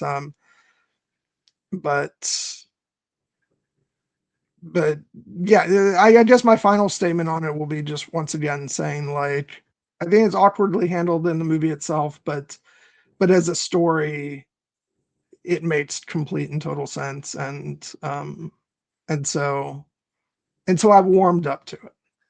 It's still not my favorite, like, execution wise, it's not my favorite thing in the film, but of course Palpatine is, clawing his way back up from the grave. Of course he is. Maybe that's what Poe should have said. Of course Palpatine returned, because this was his plan all along. And well, I like I said, I appreciate your honesty and you talking about the parts of it that don't work for you, because for me, I have to acknowledge it works spectacularly well, and I think it has to do a lot of just with where I was approaching the story from. One being that I have mentioned in the past, I was a reader of Star Wars Legends before the new canon reset, and there is a comic series called Dark Empire that was released, I think it was in the 80s or early 90s, where a similar story happens. Palpatine returns from death via dark science and cloning after the events of Return of the Jedi, and there's an entire story where he seduces Luke to the dark side, and then Luke has to break away, and then they have to defeat him again. And I really enjoyed that story. I think this story handles Palpatine's return better because it's, as you said, it seeds back in. To me, the connections come in the form of tying this into the actual context of episodes 1 through 9. Like, I will acknowledge, I think that this Palpatine's return works better when you consider this as episodes 1 through 9, the Skywalker saga, versus just the sequel trilogy. But I will acknowledge, I had been feeling that the sequel trilogy was a little disconnected from the episodes 1 through 6 that I had a much more established relationship with, and a lot of it, had to do with like the character of Snoke. And I've talked about my frustrations with him of basically seeing like they're having Palpatine without having Palpatine. They're even using the Emperor's theme in Palpatine's in Snoke's scenes, and so it made complete and total sense to me when it was revealed. No, it was Palpatine as the puppet master this whole time. But what really sells it for me is the connections back specifically to the prequels and Revenge of the Sith. Because The Force Awakens was very famously prequel skittish, shall we say, at that time. Look where we end up. Yeah, and look where we end up. Yeah, and I remember even the Last Jedi. I remember we didn't talk about this last week, but I remember geeking out at the crumb that they threw us when Luke deigned to refer to the Emperor as Darth Sidious instead of Palpatine, and I was like, oh my god, prequel reference. But in this case, it's like JJ Abrams has also not been shy to hit one of his favorite scenes from the prequels. Probably his favorite scene is the opera scene with Anakin and Palpatine talking about Darth Plagueis the Wise and how to cheat death using the midichlorians, and specifically the line, "Dark side of the Force is a pathway to many abilities some consider to be unnatural." And when Palpatine reprises that line here, I remember just being like, so excited in the theater that we were getting that thematic connection, and the fact that yes, Palpatine has found a way to do the impossible, cheat death, but of course, because it's a twisted dark side path, of course it's not working the way he would expect or want, and he's stuck as this kind of almost rotting half man on crane because he's trying to do something unnatural, and so he looks unnatural. And I think that is very thematically poignant. And I do think that they don't explicitly use the word cloning in this sequence. They talk about the fact that he essentially, I have died before. And so it's clear that this is kind of almost another, incarnation of his ultimate plan. And I do think, as you had mentioned, this moves very fast. This was clearly a thematic a choice on JJ Abrams' part, because there are scenes, for instance, that were cut out of the Mustafar sequence in the beginning of the movie, which is another great connection that kind of spaced it out. In particular, JJ Abrams is very much on the train that when I delete a scene, it's deleted for a reason, and so it's not going to be on a DVD. But there is a character in the Mustafar sequence that Kylo is supposed to encounter, and we meet him in the novel called the Eye of Webbish Bog, which is this unholy creature. It's like a spider on a giant baby's head floating in the swamp. It looks freaky as hell, but it's like this oracle soothsayer, and they talk about Kylo and the Emperor and Vader's legacy, and I'm like, I want that scene. I want that scene someday to leak. But I would love to have that scene be part of the movie, because again, I think it would have just slowed down this opening a touch. It would have been thoroughly creepy to watch, which would have been a lot of fun, and yeah, and maybe just put off actually getting to Palpatine just for a couple minutes more, and I think that would have really worked for me, because I think I have read that part of the book. Because sometimes you get started on stuff and then you get sidetracked. So I'm gonna get back to the book, someday. But yeah, so like here's the thing, like regardless of how Palpatine is, like the whole story element is introduced. Like when I saw this part in the theater, and I still don't know, like again, like thematically it works, and like all this stuff, like it makes total sense. But I remember watching this in the theater, and I'm like, I just don't know how I feel about this. I And mean, yeah. and like, and I'm not saying that in like a super negative way. It's just like this is. I remember watching it, and I was like, this is either completely awful or it's utterly brilliant. and and I think that's like they took a risk. I think bringing like something like this into the story because it's really fucking creepy and Yeah. like weird and Yeah. and stuff. So even though like it's cited as one of the things of like the movie playing it safe by bringing back Palpatine, I'm like, yeah, but bring back Palpatine like this. Uh, Yeah. I don't think it's a very safe choice, and so yeah, I'm caught between like um take a line from a character in another franchise. Uh, this is either madness or brilliance. I remember I've used that line before. I think when we talked about the lighthouse, and I definitely lean towards it's both and it's madness and it's brilliance. And because I will acknowledge another reason I think it worked better for me is we had warning, that Palpatine was going to be in this movie because no discussion of this topic is complete without the great talk about the trailer reveal at Star Wars Celebration, the teaser trailer that ended with Palpatine's cackle and the emergence of Ian McDiarmid on stage and roll it again. But even that, there was speculation about like how much of a part was Palpatine actually going to play Yeah, in the film. there And so was. I remember just being shocked that, oh, not only is he going to be a major part of this film, but he's right off the bat. There's not even a build up to him. Yeah. So yeah, it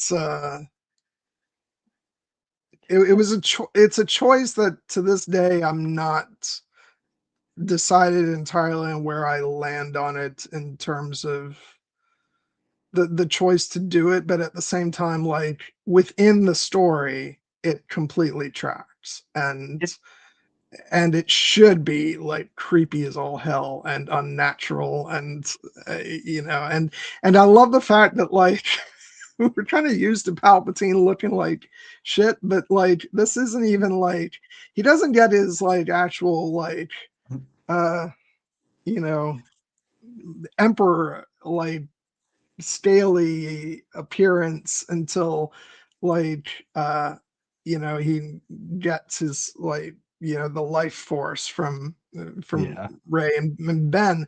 These like but the version of him that we see like off the top here, that's just like it's meant to be like youthful, like normal Palpatine, but it's gone so horribly wrong. He looked worse than when he was the Emperor.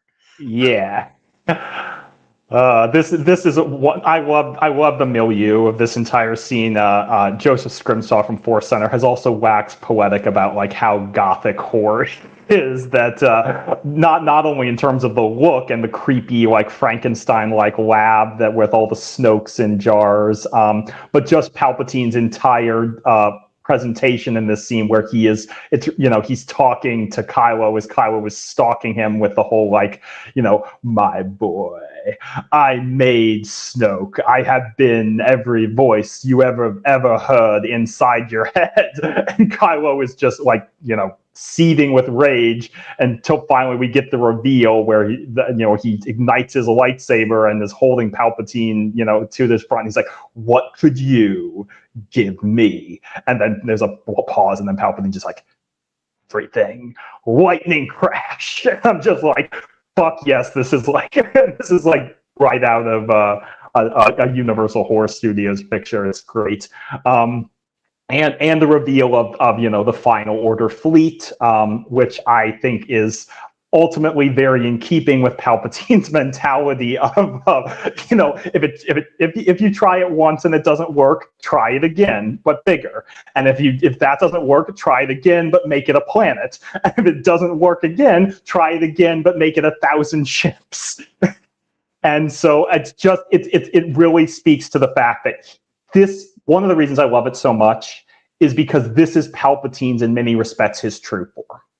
He has always been a monster. He has always been this evil, but now finally, the true face is revealed. He says something similar, I think, in the Revenge of Sith novelization after he is scarred after his encounter with Mace Windu, but this is his true face because he has always been this twisted and evil. And the fact of the matter is that he basically spent 60 years of his life putting on a veneer at first of the humble politician, but I will take on this great burden, but give me your power so that I can protect you.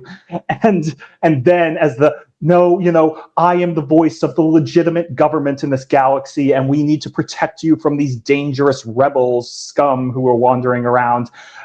But ultimately, he has always been this. He has always been a monster. He has always wanted power, and now he is clinging to life by the scraps of his soul, and he still wants power. And finally, he is just like, you know what?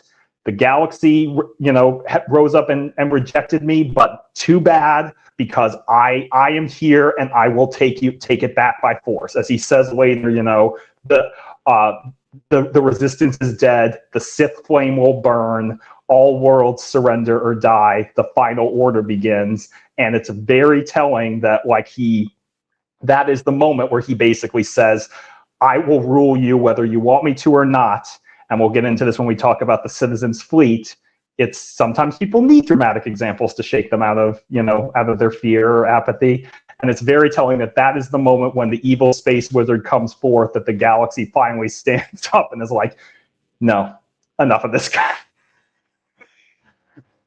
Oh, would that we could have that in our own world. Yes. Okay, well, so jumping from total darkness, let's talk about something wonderful light. Let's talk about the Aki celebration of the ancestors. Yes. This is another sequence that I just love because it's so bright and colorful and fun, but also exhibits some of my favorite, because she does go into some dark places in this movie, but I love when Rey gets to play that, when Daisy Ridley gets to play Rey as sort of happy and sort of beaming with excitement, and so you get this when she's actually going into the festival, and when she's talking with Nambi Pima, and it's just, I love it. And this sequence also has some of my favorite actual physical puppetry and all this stuff. It's just a great example of the artisans of of the studio being let loose to do all kinds of creative, fun stuff. And yeah, I just think it's a beautiful sequence. And started off by when they come on and Poe's like, what is this? Yeah. I love this scene so much. It is probably the moment I'm smiling the widest in the entire movie, because it's so colorful and joyful, and the Daisy's reaction to it as Rey is wonderful. Just her joy with I've never seen anything like this, and I've never seen so few wayfinders, and the beautiful joke at the beginning when they're when Poe says, "What is this?" and C3 is like, "The Aki Festival of the Ancestors. This festival occurs only once every 42 years." Nod to the original 1977 movie, and he's like, Finn's like, "Well, that's lucky. Lucky indeed. This festival is known for its colorful kites and its delectable sweets. And then a brilliant moment of physical comedy where Poe and Finn and Rey all turn to look at 3PO like, what? And 3PO doesn't realize that. He turns and looks, he's like, what are you looking at? But the puppetry, as you mentioned, not only the great costuming of the adult Aki-Aki, but the children who are adorable. Nambi-Gima is the sweetest soul, protect her at all costs. And in particular, we've shouted out that documentary a few times. It is, if you've ever been on my social media, you will know that documentary is the source of one of my all-time favorite GIFs from this scene, which is Daisy Ridley rocking out with snapping her fingers. I wish it's to the point I almost wished it was in the movie because I love this shit. I had to pull it for you because I knew you were going to go there. Yes, thank you. It is one of the best gifts. I stick with Daisy Ridley dancing on The Force Awakens when I go for a dancing clip because I know this one belongs to you. So yes. And plus, and I know you've said it expresses like your love for the film as well as your standing up to to all the people who would try to take that from you. Exactly. Yeah. So yeah, no, it's great. Man, yes. And I just love, like I said, I love her performance when she says, yeah, that's a wonderful name. I'm Rey. She would be honored to know your family name. I don't have one. It's just Rey. And and to go from that to the end of the film, which I fucking love the declaration of Rey Skywalker. Guess what? She didn't steal it. She's literally got two Skywalkers standing there nodding in approval, like, yep, go ahead. Yes, exactly. But yeah, I love her performance in this scene, and and then it's like the joy is cut short when when Kylo ruins her moment. Yeah. But yeah, it's just wonderful, and then Lando shows up, and the great Billy D. Williams, and I'm glad to see you, GKG. You were on our Last Jedi discussion as well. It's great to have you back, and yes, Nambi-Gima is the sweetest soul, and protect her at all costs. Yes, and so I love everything about the scene between Rey and Kylo. The fact that he is kind of needling her, and she's needling him right back with the "I see through the cracks in your mask. You're haunted. You can't stop seeing what you're doing to your father." Which again, yes, Kylo has his mask back. He has reforged it, and another great pulp weird thing. Guess who reforged it? It's a weird monkey Sith acolyte named Albrecht. Okay, so I've spent some time so far on the stream talking about the things that I have issues with, but like Space Monkey Forger, or mechanic or whatever you want to call him, like he is awesome, and there should be a whole movie about him. Yes, Albrecht, the Sith Smith, blacksmith. Yes, I love that. I think the helmet looks awesome in the. I believe it's the art style. I'll look it up, but regardless. But then we get Lando, and I love Lando in this movie so much. We had to wait 2 movies to get the return of Billy D. Williams. And here he is, rocking his glorious shirt from Solo, I might add, which I love. And from the moment he just shows up on screen and removes his helmet with Wookiees stand out in the crowd, and Chewie runs and gives him a big hug, and what a journey those two have been on. I'm just like, General Calrissian is here. Yes.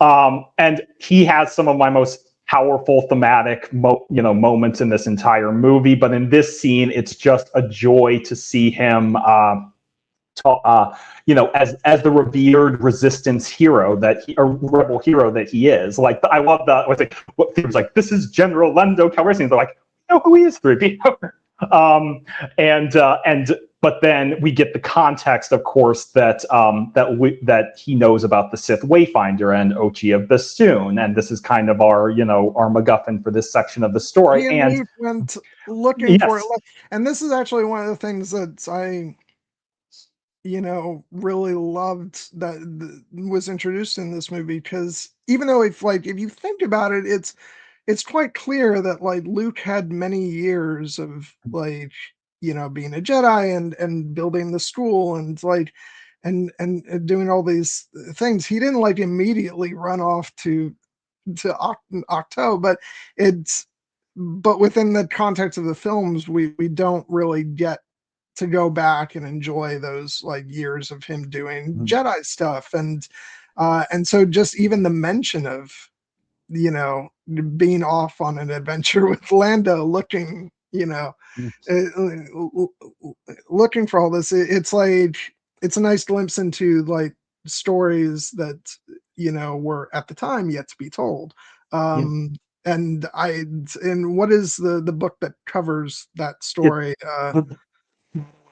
The Sith by Adam Christopher, which covers, yes, Luke and Lando's hunt for Ochi of Bastoon, and gives us some excellent quality time with Rey's parents, Dathan and Miramir, played by Billy Howell and Jodie Comer in this movie.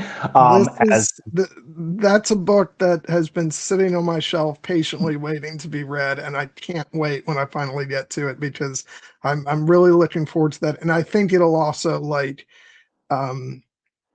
I talked about being more than happy to welcome in stories that will fill out things that happen in this movie, that I don't look at that as fixing anything, or it's just expanding upon stories which can offer depth that you can't necessarily always get to in a 2-hour movie.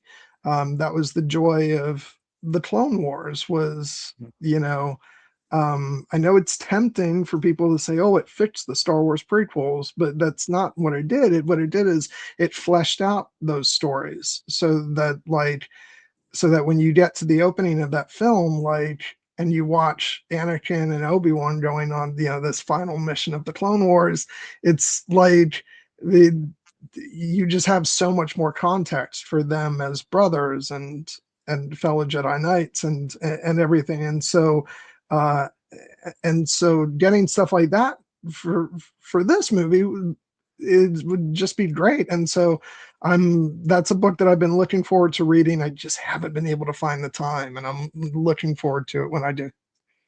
It'll be well worth it whenever you do get the chance to it. It is one of my favorite books in the new canon, not only because it's of the connections to Rise of Skywalker, but just because it's a great story. And yes, KG brings up here that with a 30-year gap between Return of the Jedi and The Force Awakens, there are lots of stories waiting to be told. And I would love a Luke's Jedi Academy show, especially if it could be animated, because then we would have total freedom to have lots of adventures with Luke and Ben and all the other pathways. And let me be clear, I love that Filoni wants to stick in this era of the aftermath of the Clone Wars for the animated shows, because in a lot of ways it feels like it's the continuation of the Clone Wars TV series, and which is something that is very near and dear to my heart. It's basically, with every one of those kinds of shows that we get, it's basically the Clone Wars is never ending. It just gets to keep going. But that said, having said that, it would be really great to get this kind of astonishing, excellent work applied to different eras of Star Wars too. Because we got Rebels, which was, even though it definitely still traded in Clone Wars story material, was, that was a different era. I think doing Luke's Jedi Academy in that period of time would be just absolutely amazing. So here's the thing: they don't have to stick to just one animated show at a time. They could, we could get multiple ones. So come Come on. But yeah, I would love to see that. That would be amazing. Yes. Yes, and so I'm hoping very much for that one day. But in terms of just this movie, there's a wonderful bit of tip of the iceberg storytelling with Luke's adventures with Lando and the character of Ochia Bastoon, who we only seen as a skeleton in this movie, but you get a lot of him in Shadow of the Sith. You also get a lot of him in the comics, and he's quite the character. Let's put it that way. You know, you would expect a Sith assassin to be quite stoic and menacing, and he is, but he also has another side. Kills Jodie Comer, so he's on my shit list. He deserves it for that, because yes, yeah. I know we don't get much of him in this movie, but like, talk about hitting a fucking home run with casting for Rey's parents. I mean, like, Jodie Comer was on the up and up when they cast her in this movie, and now I'm basically just like, can we go back and recast her? Well, not. I mean, I'd love to see her play another character, but I would love also to see her play Rey's mother, because she's a badass in that book. Yeah. Yeah, that would be great. I would love to see that. Yeah, because it is fun when, like, when they get these actors, you know, before they're big, you know, before they become like big deals, and you're kind of like, what's that person doing in this small role? And but it's an important role nonetheless. It is. And yeah, I would love to see her back. Yes, indeed. Yes, Mira, and Dathan. Dathan's a great character too. We get a lot of his feelings about you know, his nature essentially as a clone son of Emperor Palpatine, who does not. One of the reasons that he looks normal is because he doesn't have the force powers that they were trying to imbue in him. So he turned out as a perfectly happy and functional adult, and of course to Palpatine that makes him a failure. But it actually is part of his ingenious devilry that he escapes, and Palpatine kind of lets him go as a way to what he can't do naturally. Unnaturally, he will eventually try to take from the natural process, because of course one of the reasons why Rey is so strong with the Force is because she was born naturally and out of love of from her parents. So. Yes, great book. Great to see them in this movie, and it's part of a sequence where we really start to see the fact that Rey's parents have never truly left her mind. You know, she, even though at this point, you know, before their true nature is revealed, you know, she thinks that they may have abandoned her, and to a certain extent, you know, they did leave her behind in a kind of a heartbreaking choice, but that. Like, I remember in that moment where after we get that awesome chase sequence through the desert, that I love the music. I love the thrilling thing. Which, by the way, I want to talk about a couple things with that. Just to interject real quick. It's first of all, great shout out to the pod racing sequence of episode 1, visually calling back to that, and also. I want to say, like, this is where the 4K Blu-ray comes out ahead of seeing this in the theater. I remember when I saw this movie originally, I was not blown away by the cinematography of the film. I thought that color-wise, it was a bit flat and didn't really do it for me. But the Dolby Vision on 4K Blu-ray is another story. It really brings out those colors that, like, unlike what we got in the theater. I still am not crazy about some of the color choices in the film.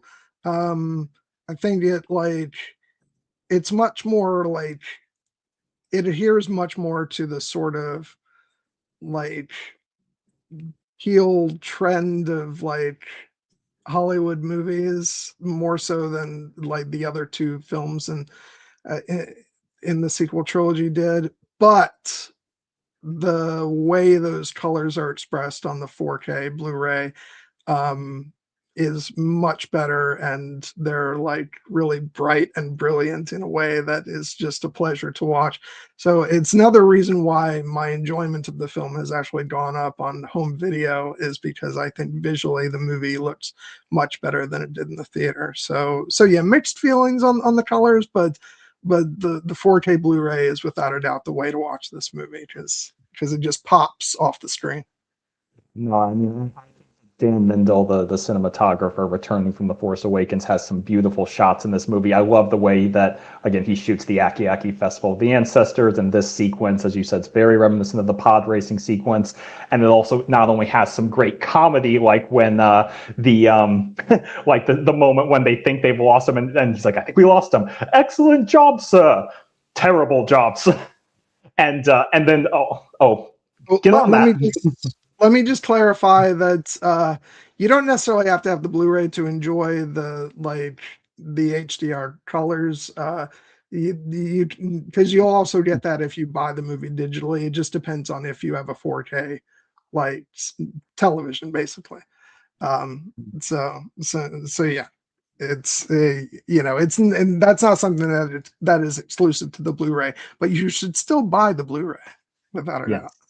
Yeah, without a doubt, and enjoy it on the biggest TV possible. And this sequence, it also starts to seed in what I think ends up being very important, which is the Rey's relationship with the droids in this movie. The great moment with where BB-8's trying to get his attention, and the "not now, BB-8," but then he actually proves very helpful, and Rey kind of gets to repeat Leia's words in the "never underestimate a droid." Leia was right again.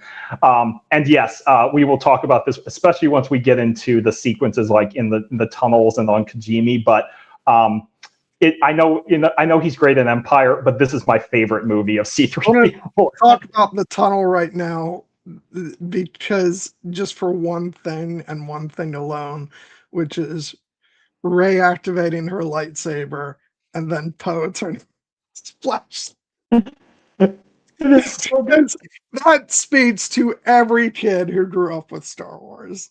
It does. It's so great. And yeah, everything in the Vexus tunnels, I think, is just gold. And 3PO's running comedy, like from the moment, like when they all crash down after the pan, he's like, "You didn't say my name, sir, but I'm all right. Is this the afterlife? Are droids even allowed here?" So what were you going to tell me? What? When we were syncing, you said, "I never told you. I'll tell you later."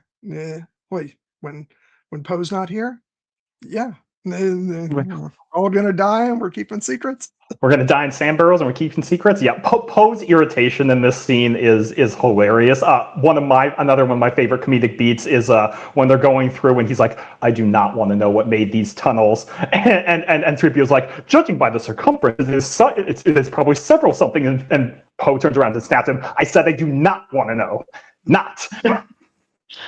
See, and this is what I'm talking about. Like, yes, there are things that I have talked about that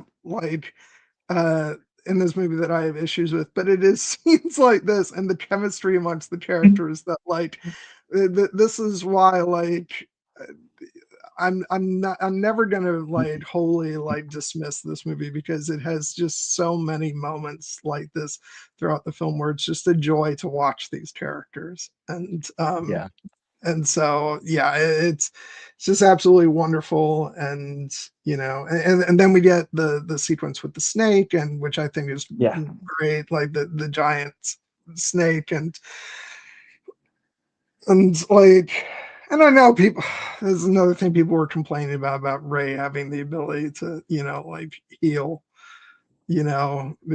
or bring people back, but they established that there's power in the dyad between her and Kylo, that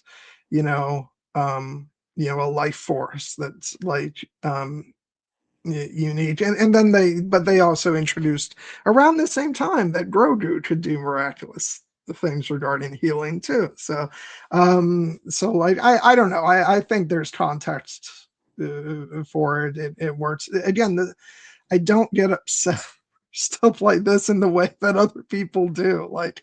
I do not go to Star Wars for absolute like consistent rules of like what this magical force ability is able to do.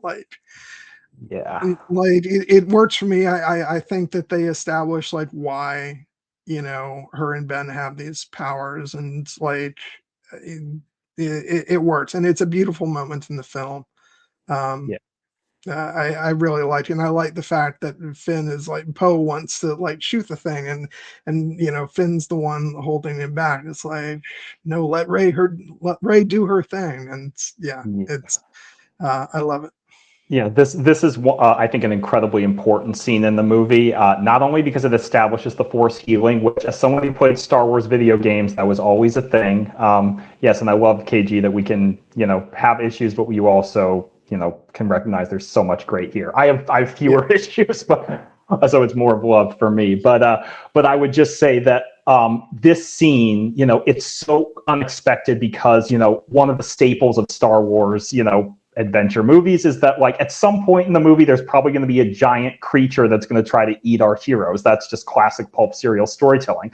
But this movie actually kind of inverts that, because in this case Rey's instinct is not to lash out at the creature. It's wounded, and it's wondering like, what are you doing in my burrow?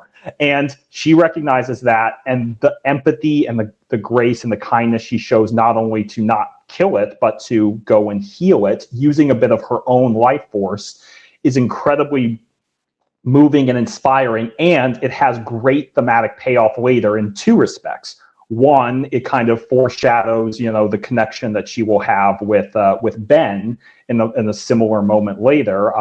Him kind of who could be seen as a monster, but she sees him as more. And I will just note, one of the things that I have since come to love the most about this movie is the fact that this inspires BB-8. He comes and he asks her after a moment about what she did, and she's like, "I just transferred a bit of life force energy from me to him. You would have done the same." And then and this is a moment of incredible kindness from Rey that she's doing this, and it inspires BB-8. And then later, BB-8 gives a bit of his energy to Dio, and Dio, has had trauma in his past, but Rey shows him kindness. Looks like someone treated him badly. It's all right. You're with us now. And then oiling him later, the very kind moment, and that inspires loyalty from Dio to Rey. And then there's a moment later in the movie where Finn and Dio bond over their love and missing of Rey. And it's revealed that Dio has the information they need for the airstrike on Exegol. So I refer to this as Rey's chain that allows all the resistance to come and save Rey. And so I refer this as Rey's chain of kindness that she essentially is weaving throughout the movie, that inspires other characters to do the right thing. And ultimately it's showing us who Rey is, because we're about to get a very traumatic revelation about her past, and she worries like, is darkness in my nature? But she's been consistent with, there's more to her here. We are seeing in this moment her spirit, her heart, and what makes her the hero of this story. Yeah, I'm going to I'm going to side with KG here and say that I have never put those moments together, and yeah, it's thank you for like breaking it down like that, because yeah, I just never thought about that, and that's very beautifully said. Yeah. Um, Hey, oh, Cassie. thank you, Cassie. Yeah, we love to have you, no matter even if it's a little bit. We would love to have you more. So please, Yeah. if you have time in the future, please, stay with us and chat if you can. But Yeah. um, See, these are the yeah, things you pick up on when you watch the movie 16 times in the theater. yeah.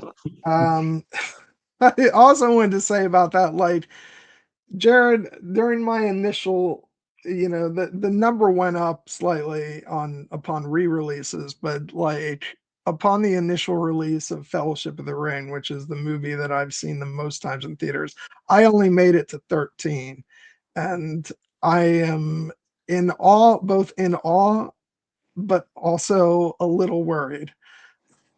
Again, we have AMC A-list to thank for that. The great service where I got to see like 3 movies a week for just a monthly subscription fee, and I used a lot of them to see Rise of Skywalker. Let me be clear. Like when Fellowship came out, I was like 17. Yeah. You were an adult. I was. Damn right I was. It was over the course of 3 months basically, and it was, but yes, I went to go see the movie. Like I would just get off of work and I'm like, I want to go see Rise of Skywalker again, and I can't. I mean, So bravo. I just wish I had the it's yeah. I feel for very me seemed a movie a lot like I went to go see Dune Part 2, I think like 4 times, and I thought that was like a big deal for adult me. So like, yeah, I tip my cap to you, sir. Yeah, I feel very confident in saying that this is a record that's going to stand for the rest of my life. I don't think I'm ever going to see another movie in that theater more than 16 times. My record before that was 6, I think. But it was a specific time in my life. And yes, and it gave me the opportunity to make those connections, so that like when people are like, well, why is this scene with Rey healing the Vexus here? I'm like, because there's a theme here. So, Cassie, I'm heartbroken that you never saw Fellowship of the Ring in theaters. That's heartbreaking. It's incredibly heartbreaking. The only consolation is, because they just did is that I'm sure they'll re-release it again in theaters at some point, and you can have that experience. Oh man, yeah, I can't wait until I come up with an excuse to do another like stream on. Actually, there'll be a perfect excuse later this year. It's the 25th anniversary of Fellowship of the Ring, so we can we do a gotta. stream for that. we got any excuse to talk about it. Yes.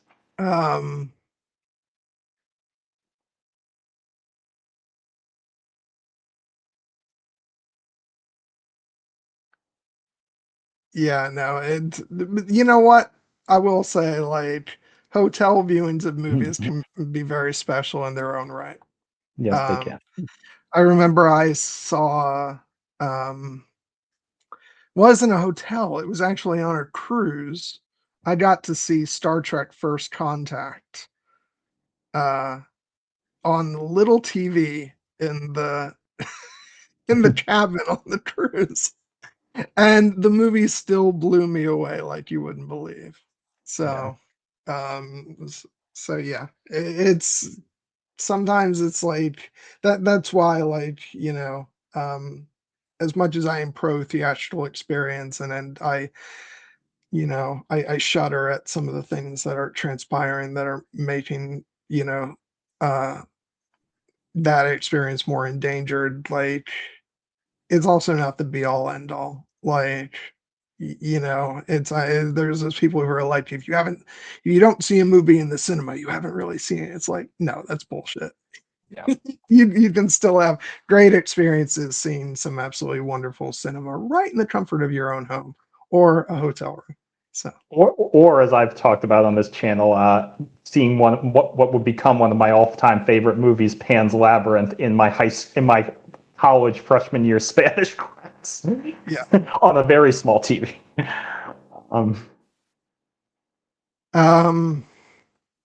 Yeah, like, I'll take another moment of break just to say that I think I can speak for both of us when I say that seeing Star Wars in theaters next year is going to be quite something.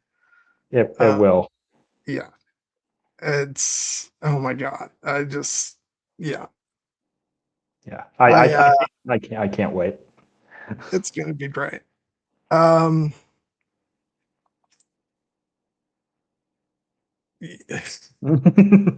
my God, Cassie, 400 books a year. I like, oh God, I wish. I Like, wish too. That sounds amazing, and I like the prospect of me ever doing that seems very remote. So I tip my cap to you. yeah. I couldn't even possibly conceive of making to 100 in a Yeah. year. So, uh, so yeah, KG, that's my reaction. How?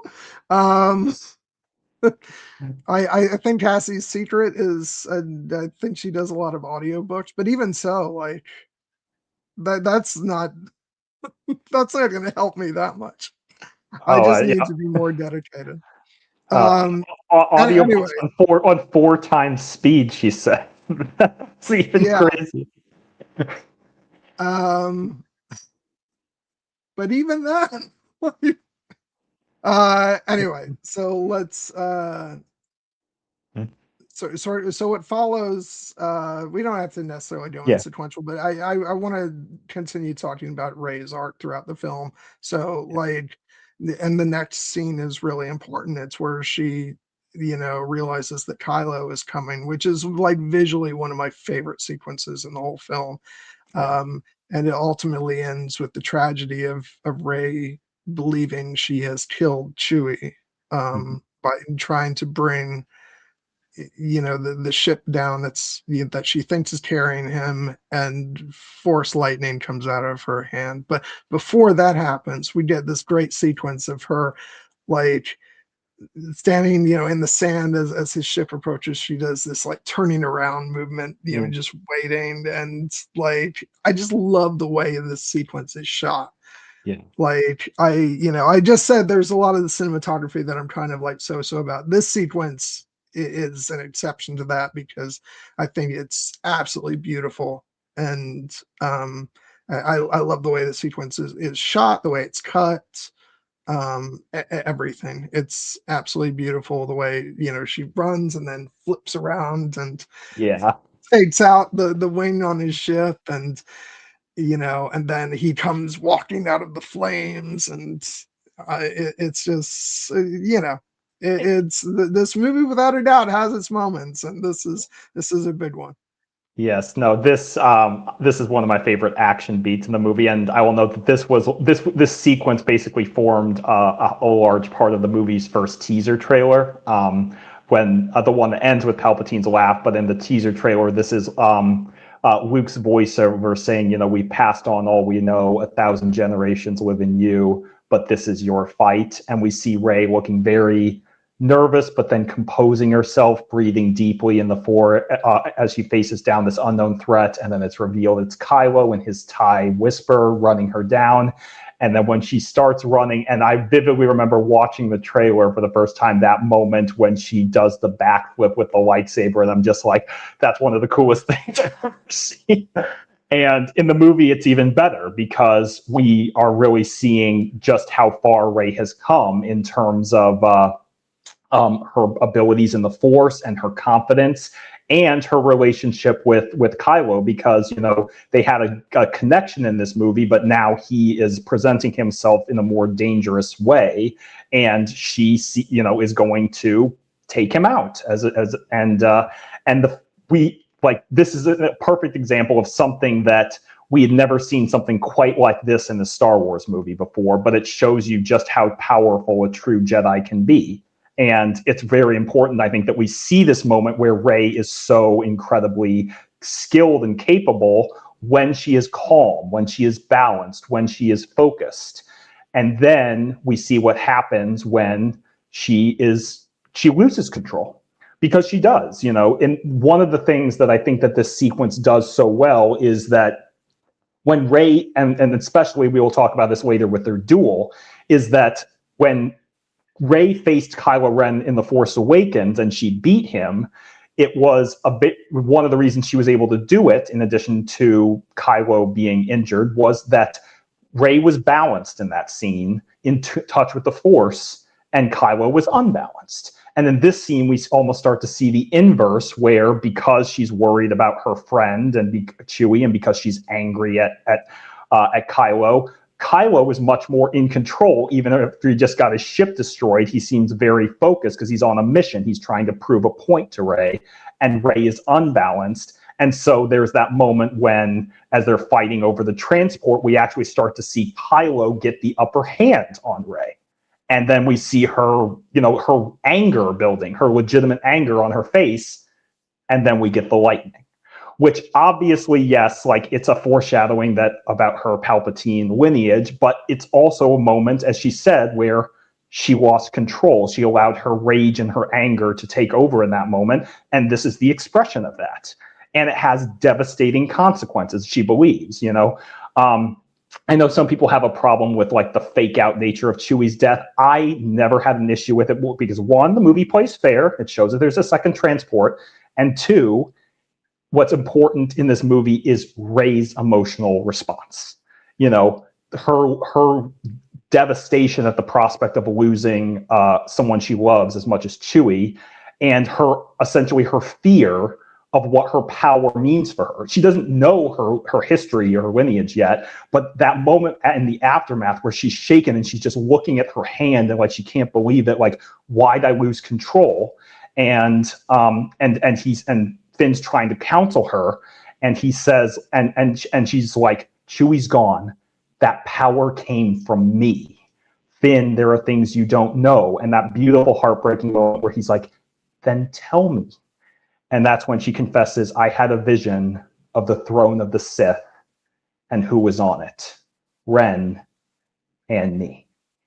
And this is where I think Rey's arc really has its most emotional power, because in the first movie, we saw her really kind of start to have, she overcoming her fear of, her past and essentially the prospect of seeking belonging. She wants to go back to Jakku because she thinks her parents may come back for her, even though she's probably suppressed the memory of what happened.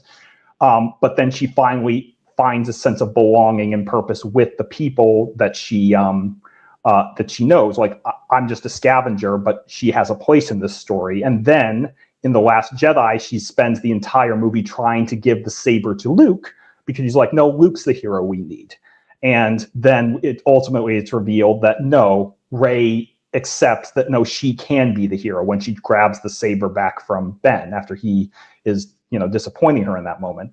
And in this scene, we start to see Rey's conflict in this movie is she has accepted that she has a place in the story. She has accepted that she can be the hero and that she has great power. But now she's terrified about the responsibility of that power and how it can, when used incorrectly, bring loss and devastation, as Anakin's did. This is a moment where she recognizes that me having power means that I can hurt people that I love. And that's why it's so resonant that this moment is timed with the revelation of her eventual lineage, because obviously Palpatine is the person who would do this deliberately and cruelly, and all he wants to do is hurt people. And so it compounds Rey's fear about who she might become. But as I just said, with that chain of kindness, moment, what's so beautiful about the story of this movie is that Rey has been showing us who she actually is, and the fear that she has. And she tells Luke later, what are you most afraid of? Myself, and it's because of what I could be. And he's like, yes, what you could be. But again, Leia saw it. She saw your spirit, your heart. Some things are stronger than blood. And in this case, Rey is ultimately, the fact that she's so devastated and terrified over Chewie's potential loss means that we know that at her heart who she is. Yeah, beautifully said. I can't think of anything I would add to that. That would be better than how you stated it. It's a heartbreaking moment. As for the Chewie fake out, I don't know how I felt about it initially. I always have like a feeling on the back of my neck when I think something's a fake out, and I was like, he's probably still alive, but I'm also kind of worried that that's how they dispatched Chewbacca. It's sort of like the feeling I had on the back of my neck when, you know, when Gordon is supposedly killed in the Dark Knight, where I'm Yeah. like, something that feels off about that. But if that's the way he actually goes, that kind of sucks. And then of course he comes back and you're like, hell yeah. And, And and this is unfortunately a case where like one of the reasons I knew it was a fake out was because I'm like, doesn't Chewie have some other scenes in the trailer that we haven't gotten yet? yeah. And yes. So yeah, I'm glad he was fine because Yes. we need Chewbacca. Yes, we do. Um, and yeah, and the only other thing, like superficial, I will admit, but I'm going to go ahead and oh, where was the? Oh yeah, I just want to bring Cassie's statement back up. I agree with this wholeheartedly. I fucking love Rey's costume, especially Yes. in this the film, which harkens back to her Force Awakens costume, but it's like I don't know, something about it feels regal almost, even though it's a very simple costume. It's there's something very like I don't know what would be the word you'd use, chic or Yeah, no, I mean like I to put it simply, like one of the facts is that like it's a brighter shade of white because in the yeah. Force Awakens, she's living on Jakku as a junker. She is quite she's dirty and but she also is like that's the nature of her. And in this case, like it's her like it seems to suit her better. It fits her better. And part of that is the fact that if you've seen Daisy Ridley's workout videos, you know how hard she trained for this movie. I was going to say, is it okay with everybody if I just comment on how the wonderful how wonderful her muscles are, and that Yeah. I won't No, go I mean, too far with it, but we it's an we enjoyable appearance. it is. Daisy Ridley's a beautiful woman, and she got it Yeah, in incredible shape for these movies, and it yeah, shows. yeah.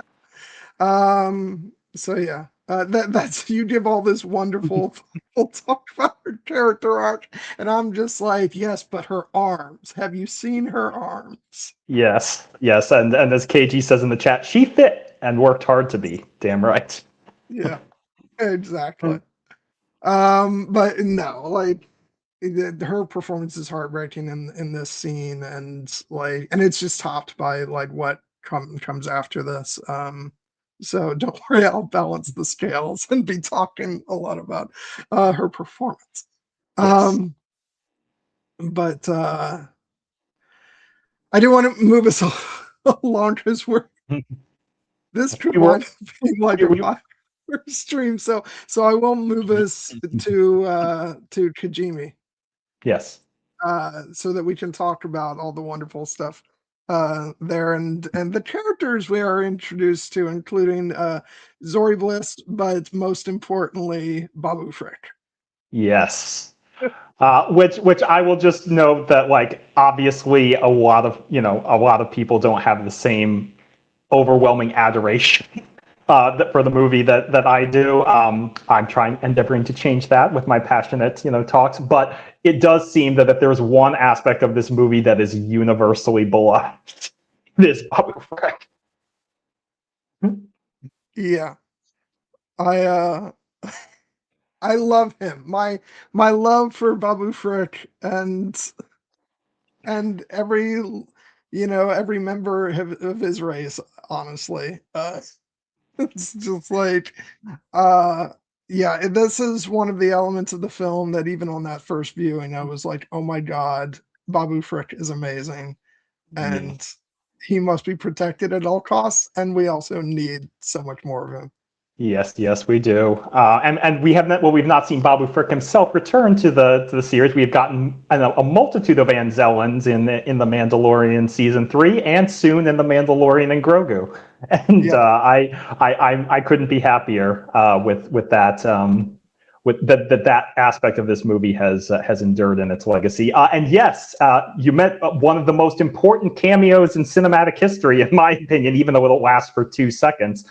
Oma Trace, anagram for Maestro, and his kind of, shaking his head. I love I don't even think I clocked it on my first viewing of this movie.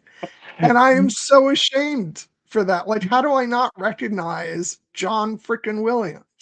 Yeah, I mean, it is very quick. I wish they lingered on him a little bit longer. They were probably trying not to overdo it. But one of the reasons I wish they lingered longer is, again, on that behind-the-scenes documentary, they talk about the fact that all the props at his station, I think they made, like, at the time, like 49 props for each one of his 49 Oscar nominations to date. Like, there was something for Indiana Jones and something for E.T. and something for Jurassic Park. And I was just like, that's the kind of dedication that I wish got a little bit more shine in the movie. But it was great. At least I'm not alone, Cassie. Yes. Okay, but still, given the film score geek that I am, yeah. I still am going to be a bit harder on myself. Yes. But yeah, and I don't know. Do you want to talk poetically about Zori Bliss? Yes, I love Zori Bliss, but I will just say for Babu, I love his comedy. Like, droid, memory go, blank. And the whole, after 3PO wakes up, the whole, like, hello, and then he's like, hello, I, Babu Frick, why hello. So great. But yes, Zori. Hey, yes. Zori Bliss, one portrayed by the great Kerry Russell, another friend of JJ Abrams, from all the way back in the Felicity days. Her beautiful face is mostly hidden under the helmet, except for one incredibly impactful moment. But like her eyes are absolutely incredible. It's not shocking, but like when they're the only parts of her that you get to see, you're like, boy, those are striking eyes.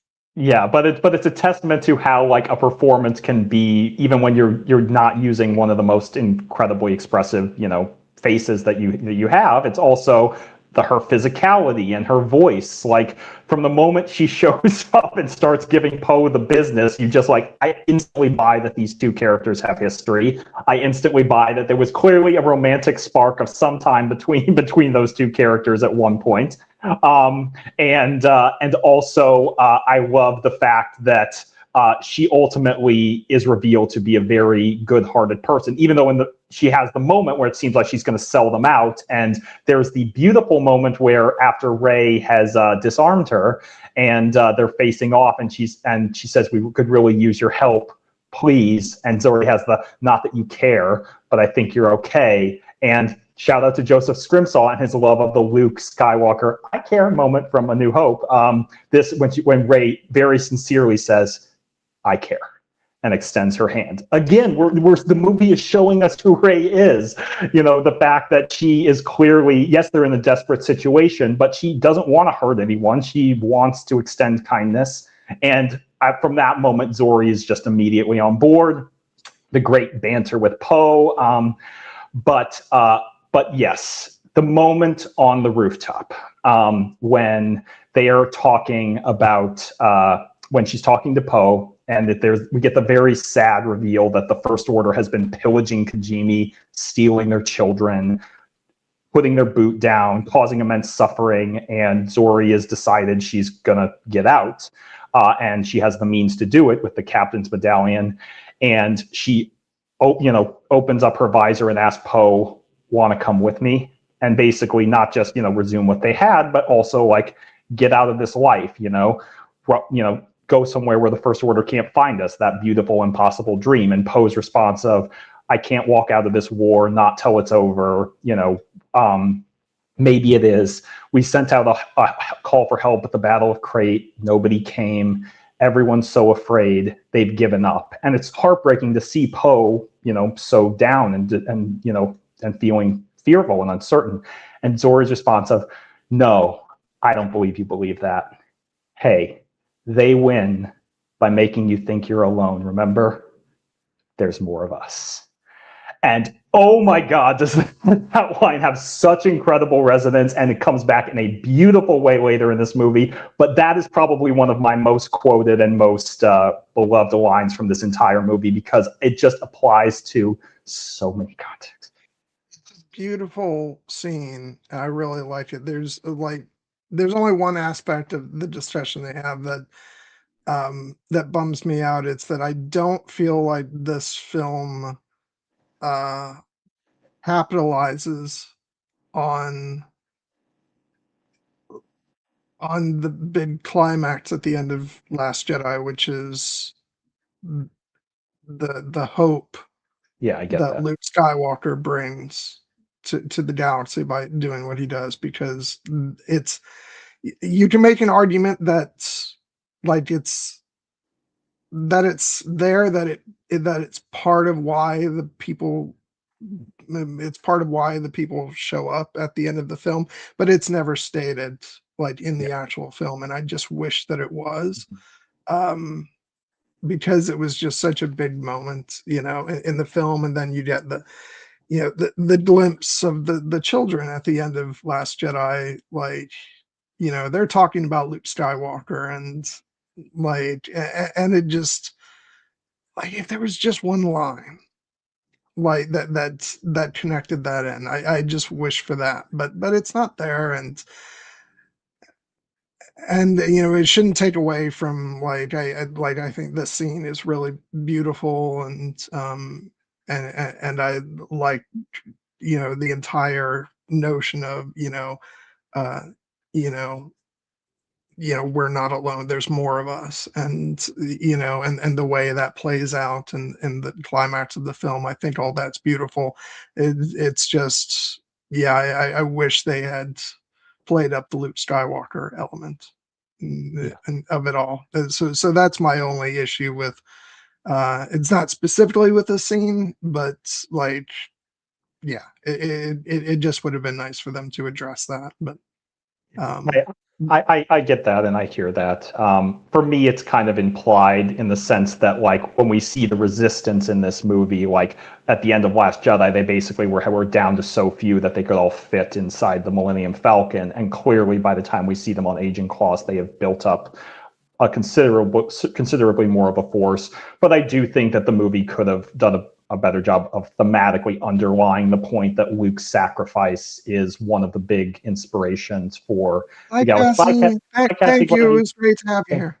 Yeah, I'm glad you were able to spend as much time as you were.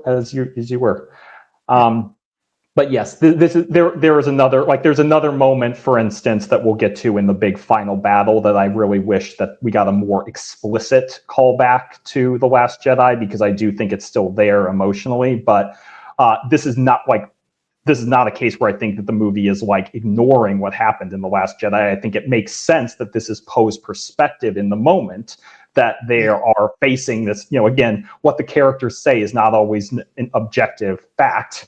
He is feeling down and lost and hopeless in this moment because they're facing this incredible threat from Palpatine's return and his fleet. They're on limited time. They think they just lost Chewie. They're watching the First Order terrorize everybody on this planet.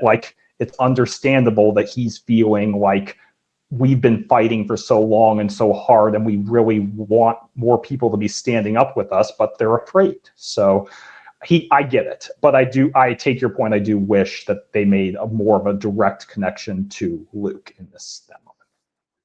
Yeah. Okay. Pressing forward. They, the First Order arrives on Kijimi. Rey is able to sense Chewie.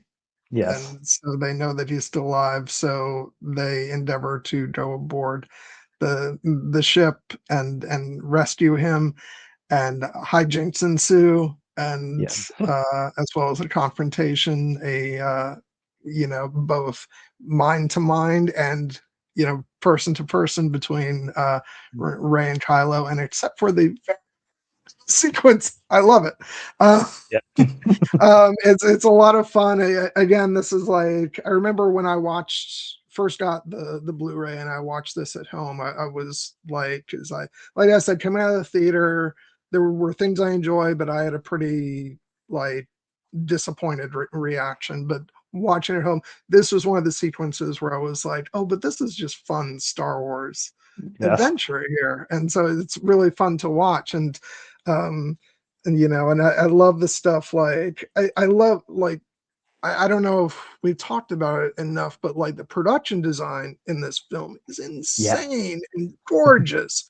And uh one example of that is like Kylo's like inner sanctum or whatever, the white colors, and with the the little place that comes up for Vader's mask, and where the where the knife is set up. It's like, it just looks amazing. And so they got their big like confrontation and duel in there, even though they're not in the same space, so that's really cool.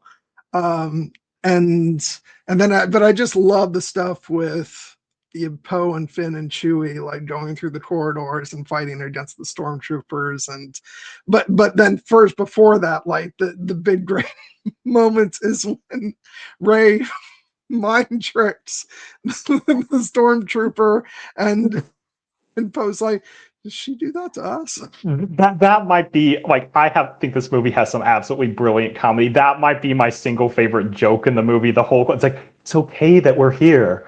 It's okay. It's good. You're relieved that we're here. Thank goodness you're here. Welcome, guys. Does she do that to us? It's so fucking great. 3PO has some great comedy in this moment, in this scene as well. Just like, because we did kind of gloss over the fact he makes this emotional sacrifice to have his memory essentially I'm just not realizing that. Sorry, in trying to breeze from one part to the next, I missed some stuff. But yeah, we can still talk about that, because that's a pretty big moment for 3PO.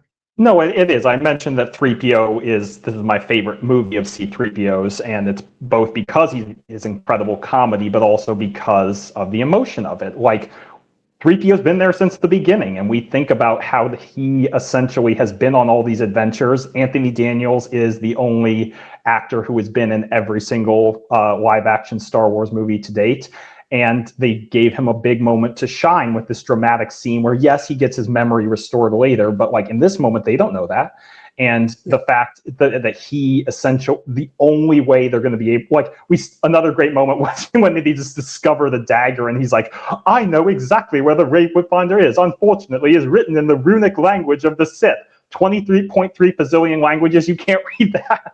And then the great moment when he's like, we need to find someone who can help us translate the dagger, like a helpful droid.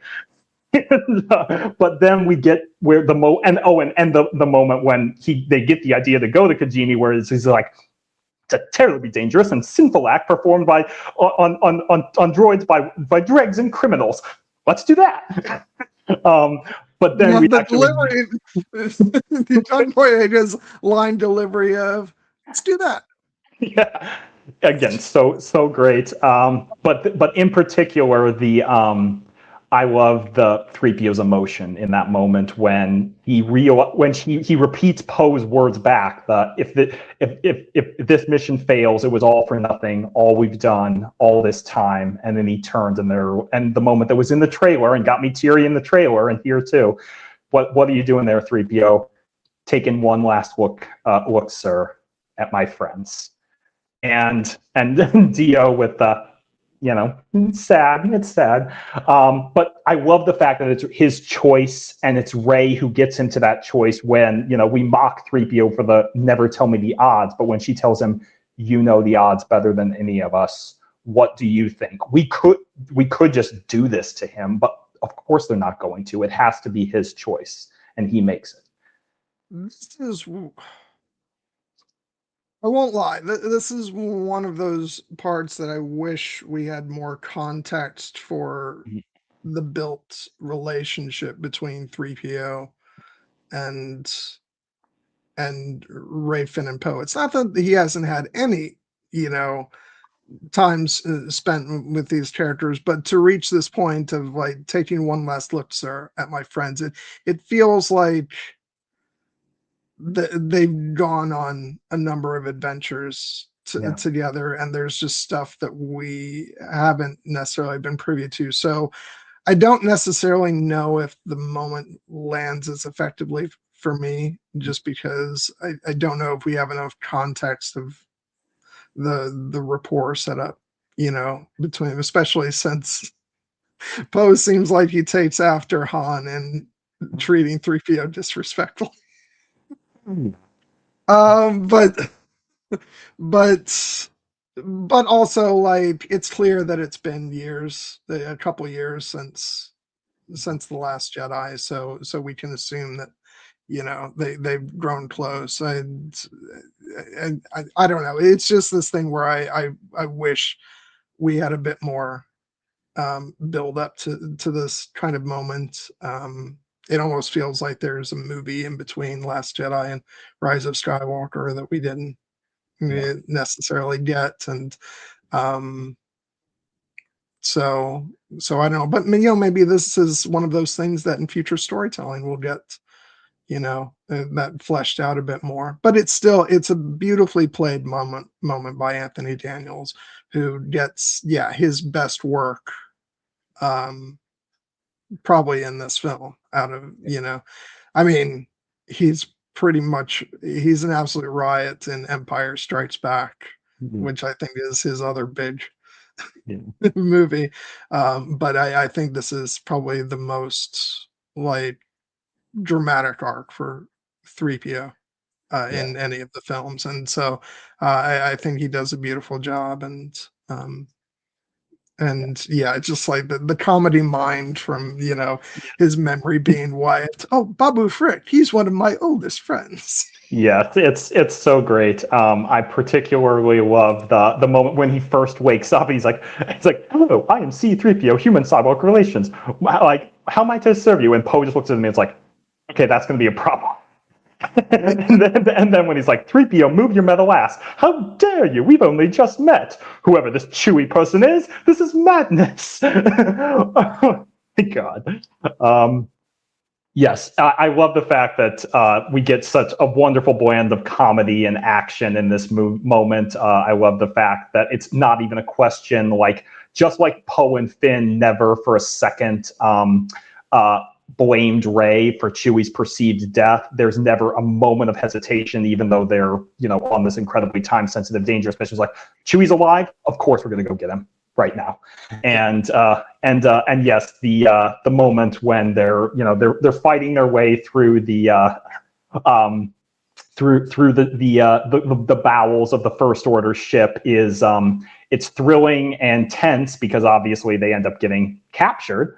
But it's also really really funny. Like another great moment of black comedy. I love when, it sounds funny to say it, I love when Poe gets shot in the arm and Finn runs to him and screams Poe, and he's like, "Are you all right?" And then Poe looks up and is like, "Nope." Right as Oh, they get surrounded by the troopers. um, yeah, and then we have Mhm. the confrontations, plural, between Ray and Kylo, Yeah. and it's hard for me to not mix in But sort of the outer conversations yeah. surrounding this. I think I love the first part of it. Like I said, I think the set design is amazing inside, you know, Kylo's chambers, and the way it cuts back and forth. He's down on the planet, and she's up there on the ship, and the way it cuts back and forth with them like in both locations, and then, you The know, like duel. knocking stuff over that then goes from one place to the other. I think that's really cool. Yeah, And the red berries on the white floor is just an incredible visual from this sequence.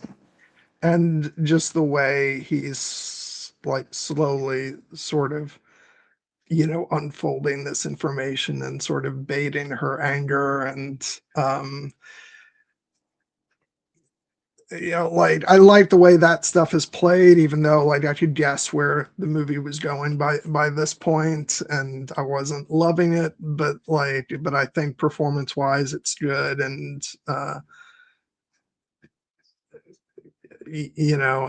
Kylo's doing this, thing where he's like obviously being very manipulative, but playing like he's still on her side, kind of, and like, and it's just, yeah, it's this part of the sequence is just really dynamic. The way, you know, the performances of the actors and the way it's staged is just really good. So like I don't have any issues with this part, and I think it's, very well done. It's just the later part when they're in on the hangar deck, and what I think is probably the worst line in the film. And but I'll let you like let's but I'll wait for you to give your thoughts on like the early part of the scene before we get into that. Yeah, no, I mean, the thing I love the most about this first duel between Rey and Kylo in this confrontation is, one, it's building on The Last Jedi, with showing that not only can they speak to each other across time and space, but they can physically interact. And so we get the absolutely awesome and radical idea of like having a lightsaber duel. Over during this moment of force connection, and again with the incredible visuals of uh, we talked We about it. talked And about that. I defended it as something that Poe would say, but yes, I will acknowledge the dialogue and that exchange is not perfect. But in particular, just the fact that it's not only a moment of physical confrontation, but again, we're seeing in this moment that Kylo is the one who is, for lack of a better term, balanced in this moment, because now he's holding a piece of information that he knows will unbalance Rey and hopefully tip her towards darkness where he wants her. And so he's needling her with it in that very kind of classic Last Jedi throne room psychological manipulation. And it's heartbreaking to see her unraveling in this moment. Just that moment where he shows up, and then he's like, and she's like, "You're hard to get rid of," and he's like, "I know the rest of your story." And then when she turns on him, when ignites her lightsaber, and yes, exactly, and the kind of the burning fury in her eyes, and she's basically almost crying at him, "Stop! I don't want this." Because at this point she knows, when she touched the dagger, it is very clear she got the flashback to her parents, and she knows at this point that they were being hunted by Palpatine because he wanted her, and she knows it at this point. But she just actually saying it's so overwhelming that's why I think it's a little awkward when it comes out later, is because this information is already clear to everyone except the audience. But I think we get the context already. But just Daisy's performance in this scene, just we see her legitimate anger in this scene, and it's all the more heartbreaking because we know that that's what Kylo is doing in this moment when he's trying to push her, when he's like, why the Emperor's always wanted you dead, and she says, "Stop," and it's like, "I'll come tell you."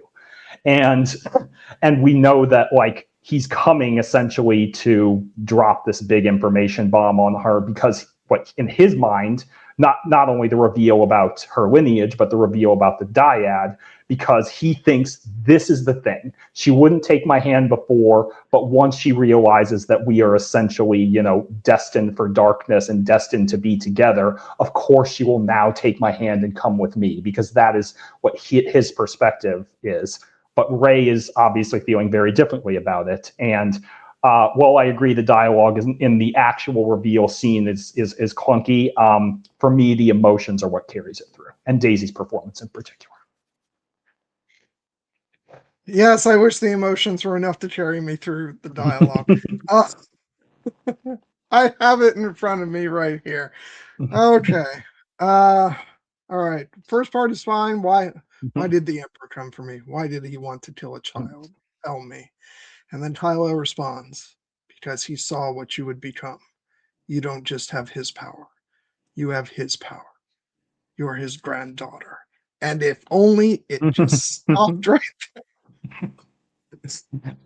I would have no problem whatsoever. But then it is followed up with, oh my God, the all-time greatest line ever written. You are a Palpatine. True. Where's the line?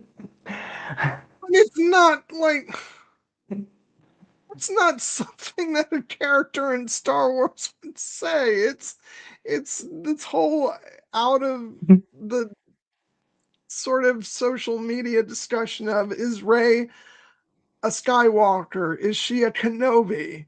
You know, it's like, that's what it sounds like to me. It's like, it sounds like somebody from outside the film telling her, you're a Palpatine.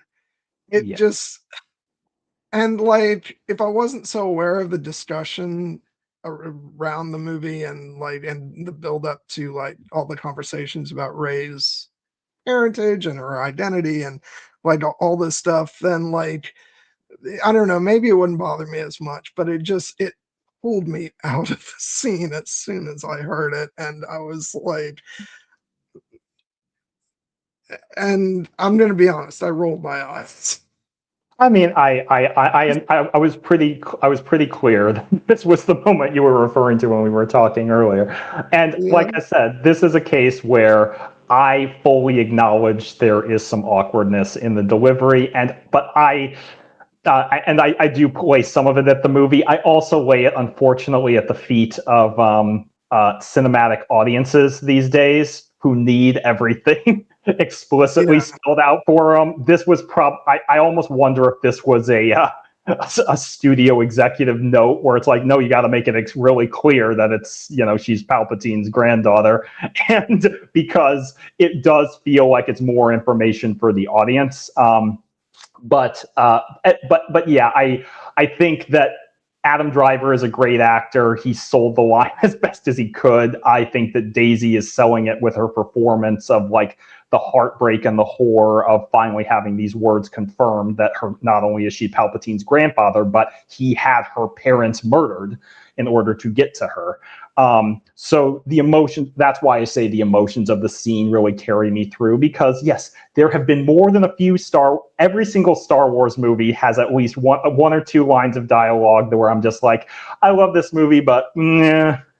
And this is still one for me. It's probably a little rougher than most, but again, for me, this is it doesn't bother me to the same extent. I do get, if you're not as in love with this movie as I am, that it can be a big sticking point. So I'm not going to try to convince you that this line is great. I'm just trying to explain why, for me, I'm like, I can get through this.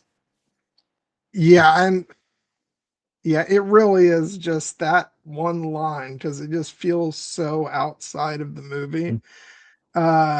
And like I said, if that line is removed, the rest of it is fine. It's perfectly fine. And like the revelation works for me, even though it's not necessarily what I wanted, but I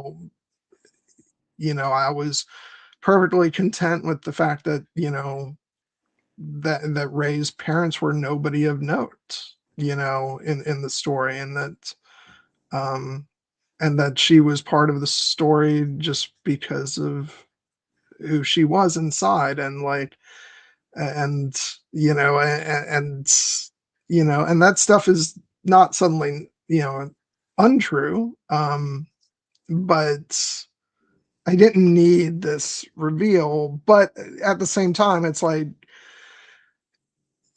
you know uh engage what the story is presented, as you said earlier, and so I'm fine with the reveal. And I even think, actually, I think musically it's hinted at as far back as The Force Awakens, because Rey's theme is closely related to Palpatine's theme.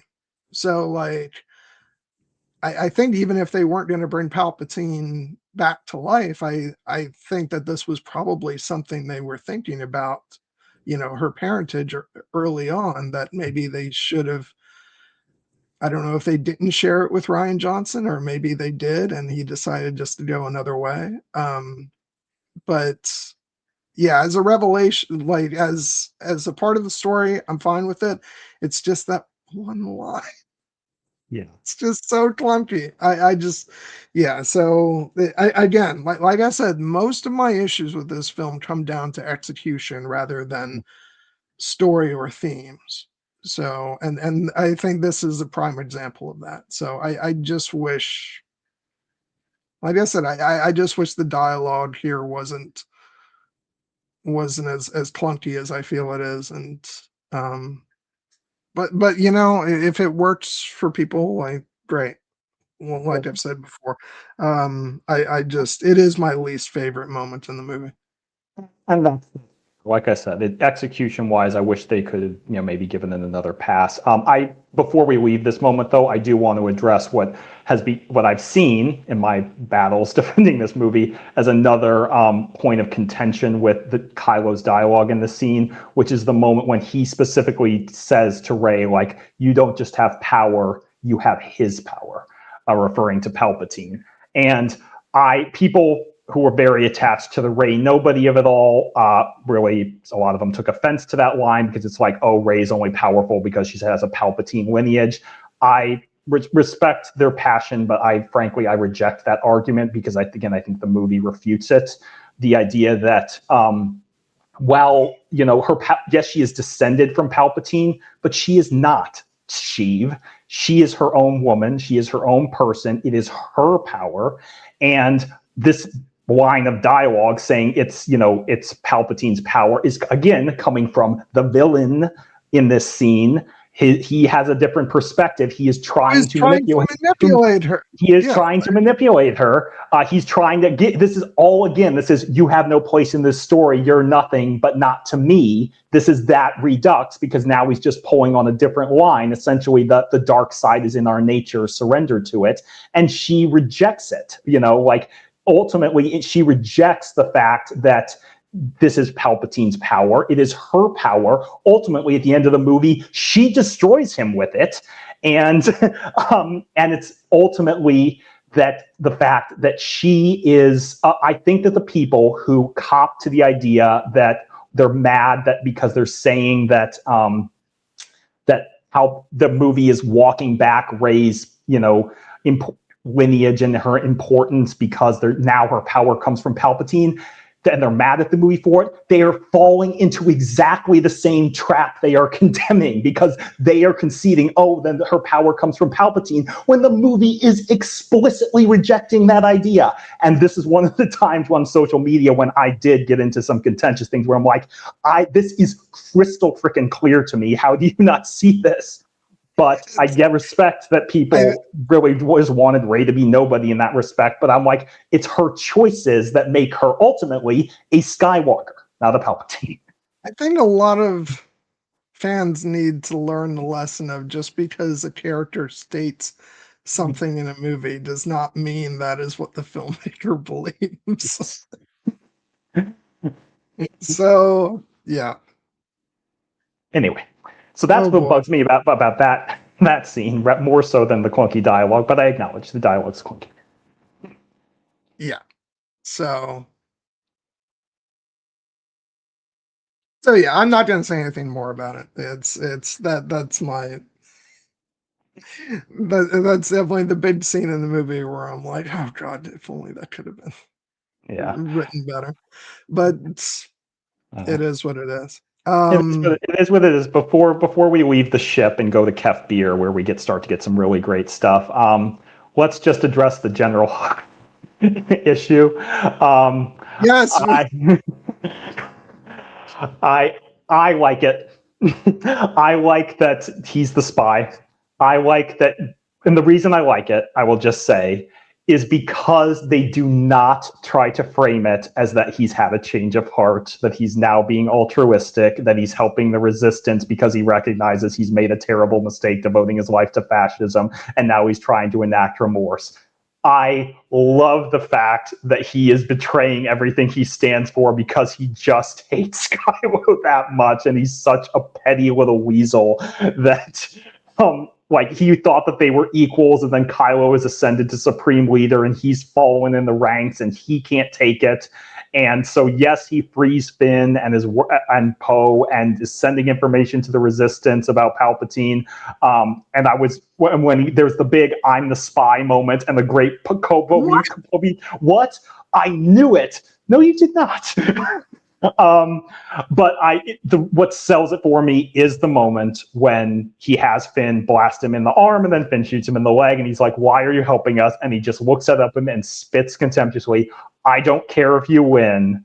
I need Kylo Ren to lose." And I'm like, that is a fascism to a T right there. So I love the fact that he is doing the right thing for the absolute worst reasons, and then he gets dispatched by General Pride. Yeah, this is not Callus, who actually has a change of heart. No, he doesn't have. He doesn't have Calicos' hair. You know, no one with that hair could be evil ultimately. So yeah, this is Hux's despicable, selfish piece of shit all the way to the end, and I know, like, Joseph from Force Center has said he wishes for like one final, grace note shot for, Hux like on the floor or something like that. But I kind of like that.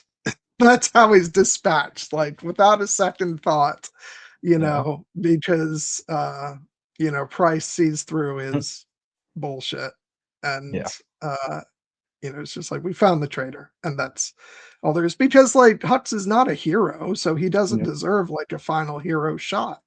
So like I think it's kind of fitting.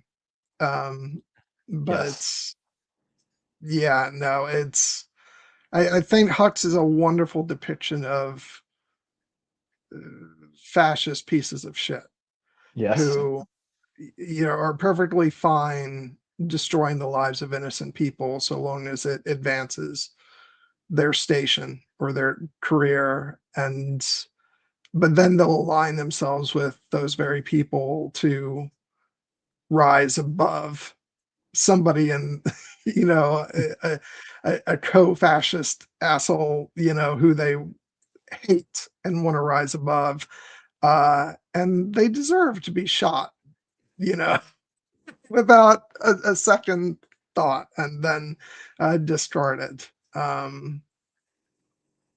Yes. I don't know. Maybe I shouldn't be saying that on.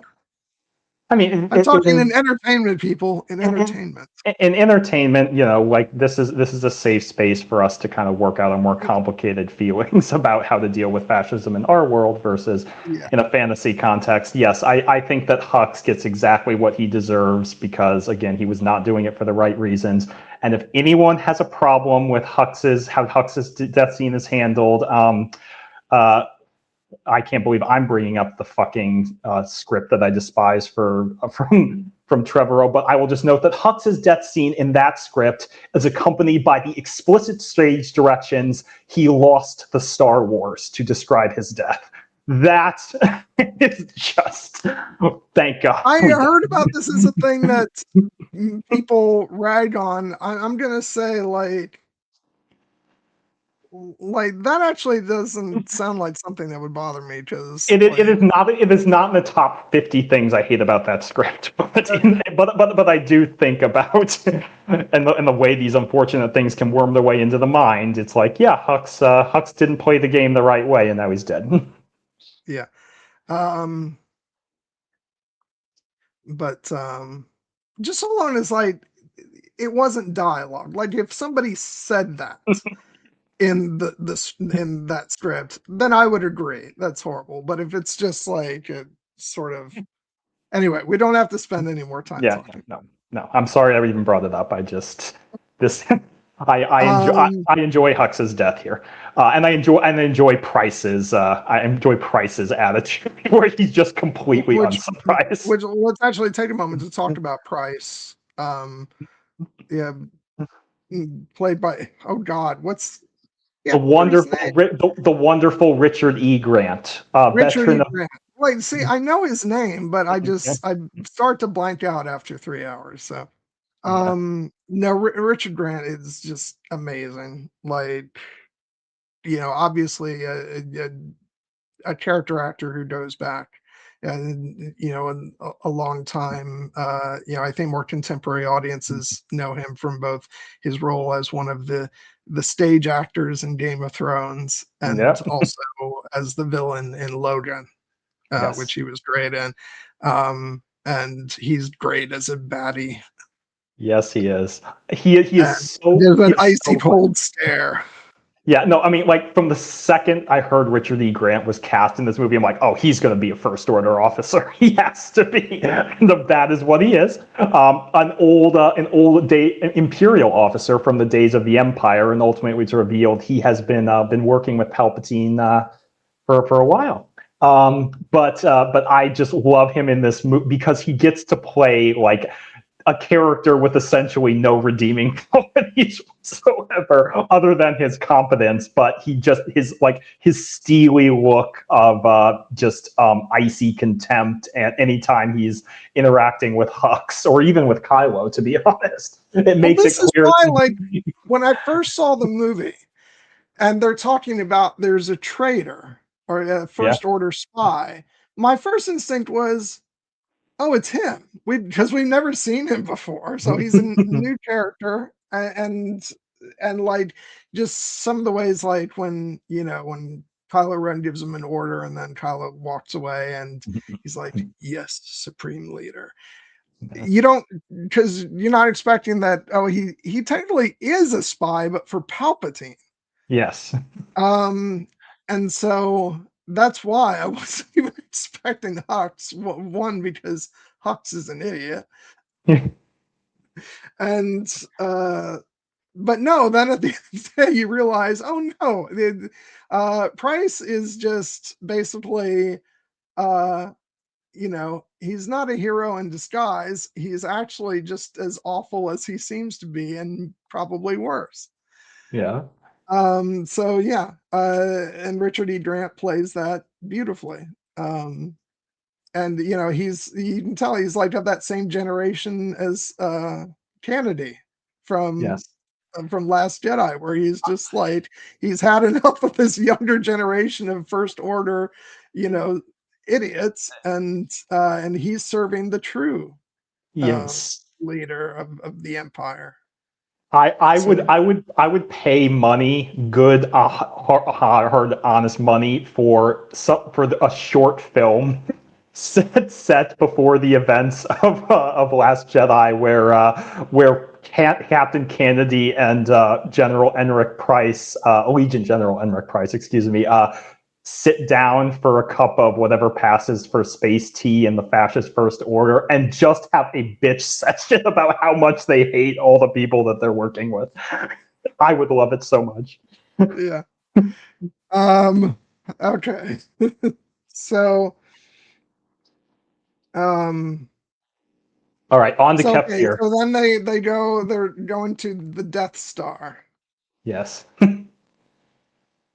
Ah, So revisiting old territory, and we meet some new characters upon landing on this planet. And look, okay, here's what I need to do. I just need to uh go ahead and pull up the Wikipedia page with everybody's name on it because I'm starting to blank out. yes. So the moon they're on is Kefmir, the ocean moon of Endor, where most of the Yes. Death Star wreckage fell. And the character that they meet is Janna, Ja- played by the wonderful Naomi Aki in one of my favorite performances in this movie. Here's the thing. I just wish we had more of her. This also goes back to my issue with the pacing of this film. It's just for a movie where we actually get to meet some new characters. I just wish we had more time to establish them and get to know them. And I feel that most of all with the character of Janna. I just feel like it's about at the halfway point in the movie when she appears, and we just don't get that much time to learn about her before she's sort of plunged into the main action of the film. with the other characters. And so that is nothing against Naomi Ackie. I think she does a great job. It's just like I said, this movie is just it's moving from scene to scene real quick, and the most we really get is just it's an absolutely wonderful scene between her and Finn, talking about their past as stormtroopers, and and the fact that Finn believes in the Force, and we'll take a moment soon here to talk about Finn's arc in the film, because the hints are being dropped throughout the film that he's become Force sensitive, and so that's a great conversation. So yeah, I think that she's really good. I just wish there was more for her in the film. Yeah, I probably take more of Jana, because again, I love the fact that there's a book now with her and Finn kind of going around helping to rescue kids who were taken by the First Order, because one of the things that people wanted from this movie, I think, was some acknowledgement of Finn's uprising, to stand against the First Order, and the fact that pretty much all the First Order stormtroopers are conscripts against their will. And yes, while we don't get perhaps the full-on stormtrooper rebellion that some people wanted, we do get this, which we get a moment where we see that Jana, a former stormtrooper who was conscripted against her will, taken from her family, with her whole group, deciding that no, we're not going to kill for this monstrous regime. We are going to leave and make our own way. And the bond that she forms with Finn in that moment feels instantaneous, and it feels very real. I don't pick up a romantic connection between the two. I see it as a very brother-sister like relationship, but it feels honest and it feels powerful. That moment when she recognizes that he is FN 2187, whose defiance of the First Order's word has spread, and his eagerness, I never knew there were more. And her relaying the story of, the dialogue of deserters. All of us here were stormtroopers. We mutinied at the Battle of Ansett Island. They ordered us to fire on civilians. We wouldn't do it. We laid our weapons down. And he smiles and says, all of you? And she says, the whole company. I don't even know how it happened. It wasn't a decision, really. It was an instinct, a feeling. And Finn saying, the Force. The Force brought me to here, brought me to Rey and Poe, and the way that Jana just smiles, hopefully, and she says, you say that like you're sure it's real, and Finn's just a assured response of, it's real. I wasn't sure then, but I am now. I get that people want a little bit more from Finn and his Force sensitivity in this moment. I do too. But that was such a beautiful review, because this was the moment where it really revealed to me, this is what he wants to tell Rey. That the fact that he does feel the Force, and it has, even though he hasn't realized it, been helping guide him, as he's at all those moments when he made the decision to listen to his heart and do something, to leave the First Order, to rescue Poe, to go back and save Rey, to go with Rose on their mission, to try to take down the First Order, to join the Resistance.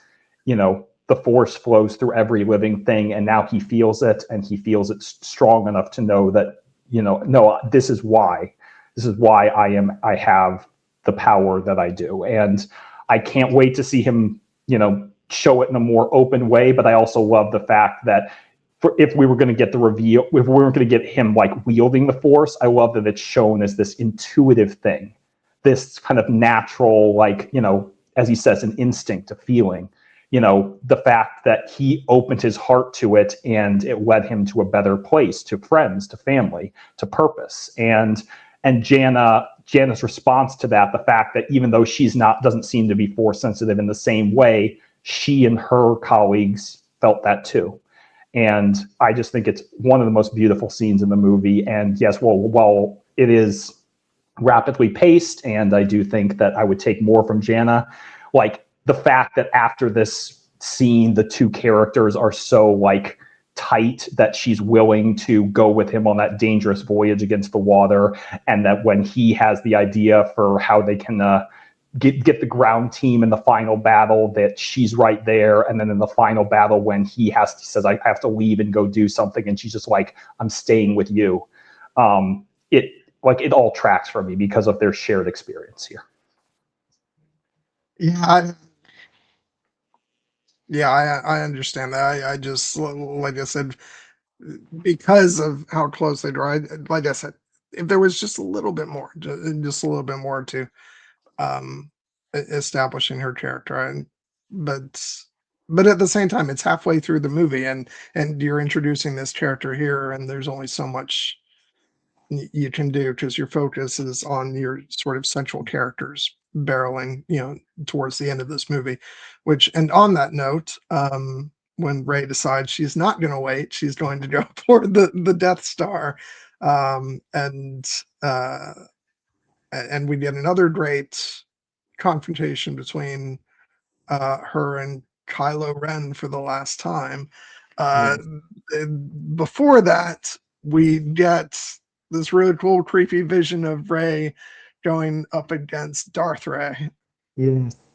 Yes, I don't endorse Darth Rey's philosophy, but I do acknowledge that the vision we get of Empress Palpatine is pretty damn sick.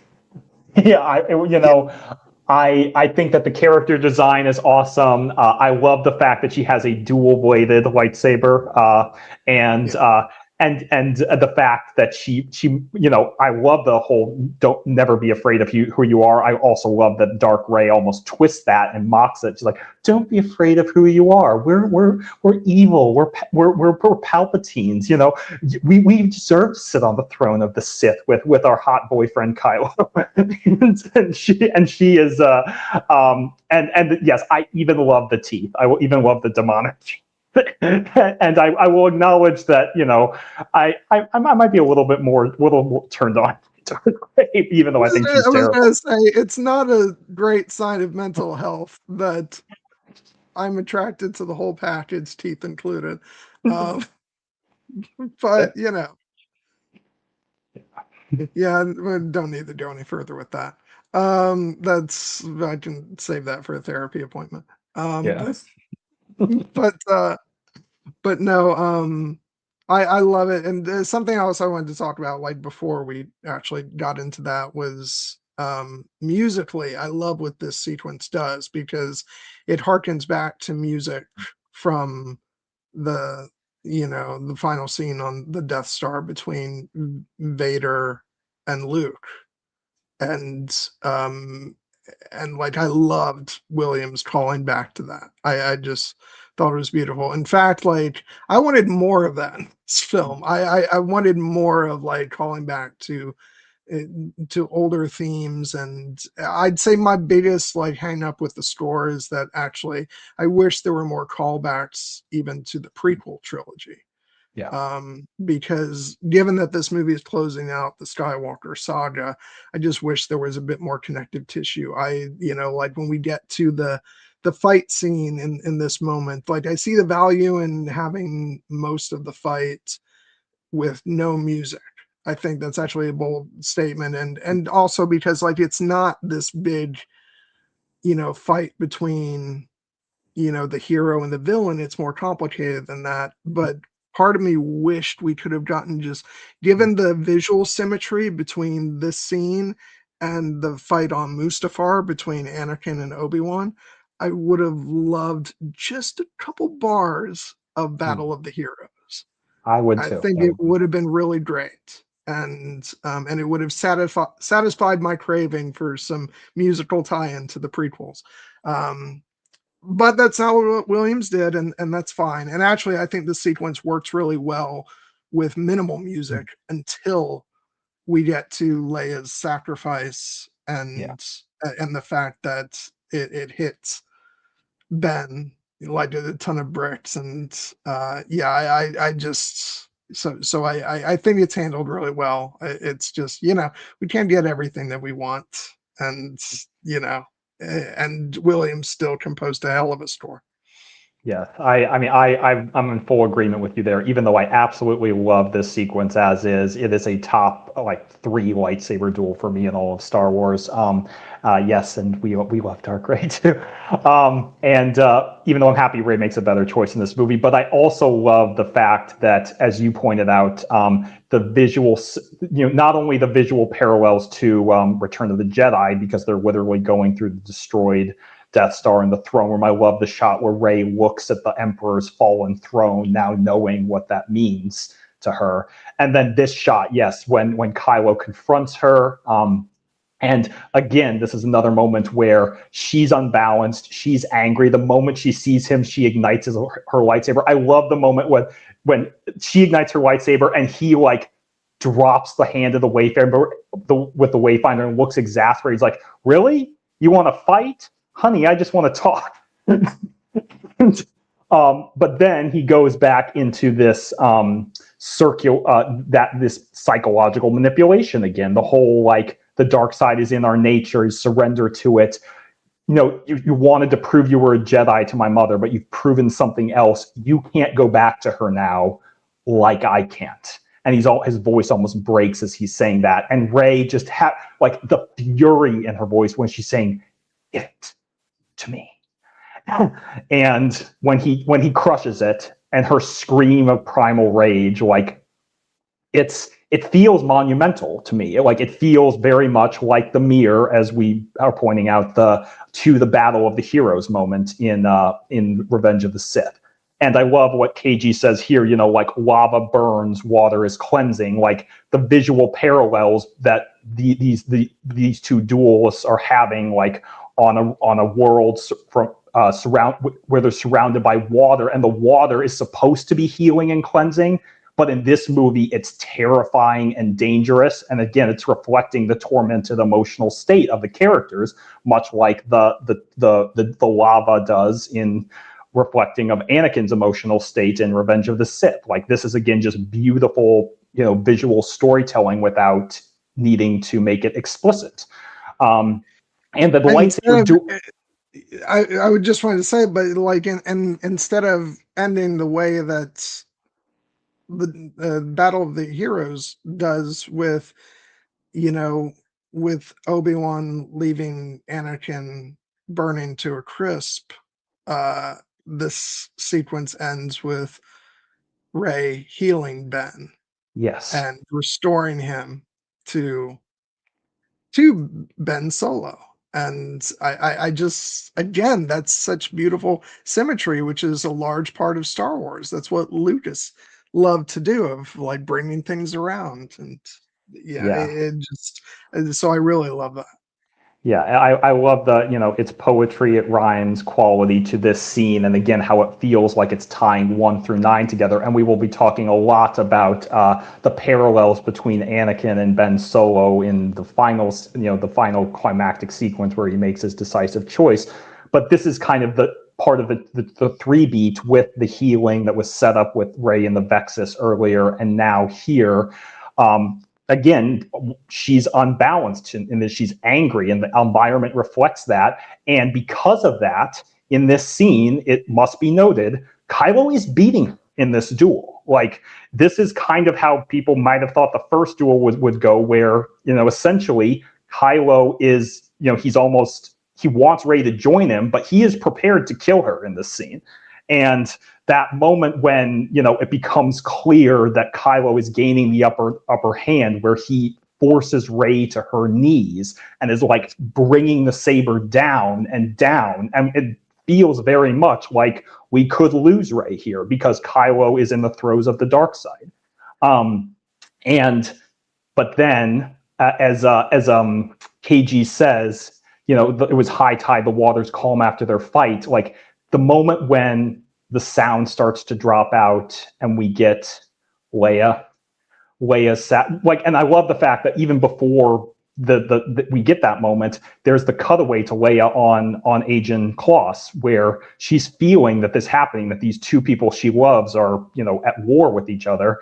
And she knows and the beautiful moment where Maz says, Leia knows what must be done, to reach her son now will take all the strength she has left. because they make this more explicit in the novelization, but people were like, well, how does this Leia lose her life in the scene? One, because it's kind of like what Luke did. It takes a tremendous amount of energy. And the novelization also makes it clear that it took a tremendous physical toll on Leia, what happened to her, being sucked into space in The Last Jedi. She never fully healed from that. And so this is a moment she knows she's going to have to make the ultimate sacrifice, and it's worth it to her to not only save her son in this moment, but to save Rey. And the moment when she turns and, she calls out to Ben, he hears her, he senses that she's dying, his mother. It wounds him deeply. He drops the lightsaber. Rey, in the throes of her anger, doesn't recognize this, grabs the lightsaber, impales Kylo with it in a vicious, brutal act. And then the second she's done this, she senses Leia's death. And all rage leaves her. And just the horror and the loss of what has just happened.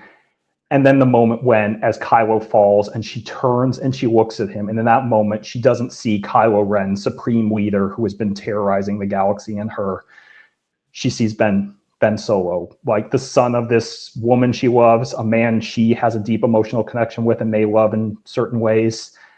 And she has hurt him. She has wounded him grievously in her rage. This is exactly what she feared once the truth about her lineage came out. And then once again in this moment, she shows us who she is. She kneels down beside him. She, is crying alongside of him. And then she gives of her own life to him. And it not only heals the wound she just gave him, she heals the wound she originally gave him, which is not something I picked up on my first viewing, maybe on my second or third. And then the moment when he looks at her kind of in awe of what she's just done, and she just says quietly, "I did want to take your hand."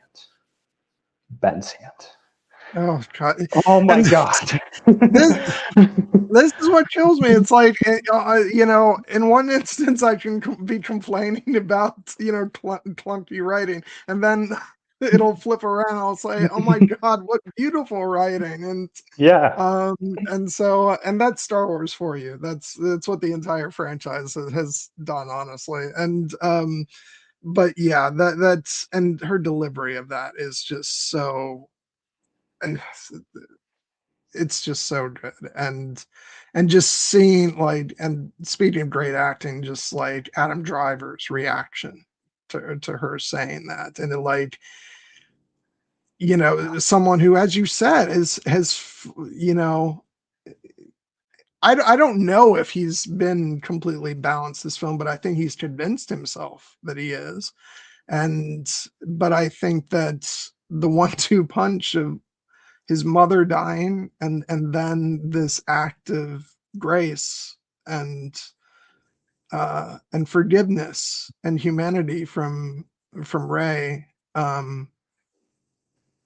utterly, like, destroys Kylo Ren. Yeah. And brings Ben Solo back, and it's just, and watching his performance as he's sort of processing that and going through that, it's just. And we haven't even talked about the next scene. Yeah, it's just two performers just knocking it out of the park, and yeah, it's just beautiful to watch. I love it. It's one of my absolute favorite scenes in the movie. Thank you, KG. I've waxed poetic about this scene at length in many a medium. So, but it moves me so deeply to hear, that other people have responded to it in the same way, because it is one of the most beautiful and graceful moments in the entire trilogy, and it is, again, a moment where we're seeing what you can do with the power of the light side, with the power of selfless love. And we are going to we can touch on this briefly, but Leia's act of selflessness, essentially helping, to catalyze this. I love the fact that even though we didn't get as much of Leia in this movie as we wanted because of understandable reasons, I love the fact that this is Leia, this is Leia's last great act of love for her son, and it works. And it ultimately culminates in the scene we're going to talk about next. And I love the fact that the power of love just is what really Palpatine can't understand. There's a great moment after the next scene when Palpatine is talking to Hux, and he's seething. He says, "The Princess of Alderaan has disrupted my plan," and I'm just like, God. He's talking to Pride. To Pride. Yeah, that's what I mean. Yeah, but yes, the Princess of Alderaan has disrupted my plan. Leia beat him even in death. He cannot fucking believe it. The Skywalkers are getting him again, and he's Palpatine, doomed to be endlessly frustrated by the Skywalker women. Yes. And the Skywalker men to a certain extent, which is why I absolutely love that petty ass bolt moment in the final battle when he's restored his power and he sees Ben stand up and he's like, "As once I fell, so falls the last Skywalker." He's basically like, "I'm done with this fucking blood people." Yeah. But of course he's not, because Rey is also a Skywalker now. Yes.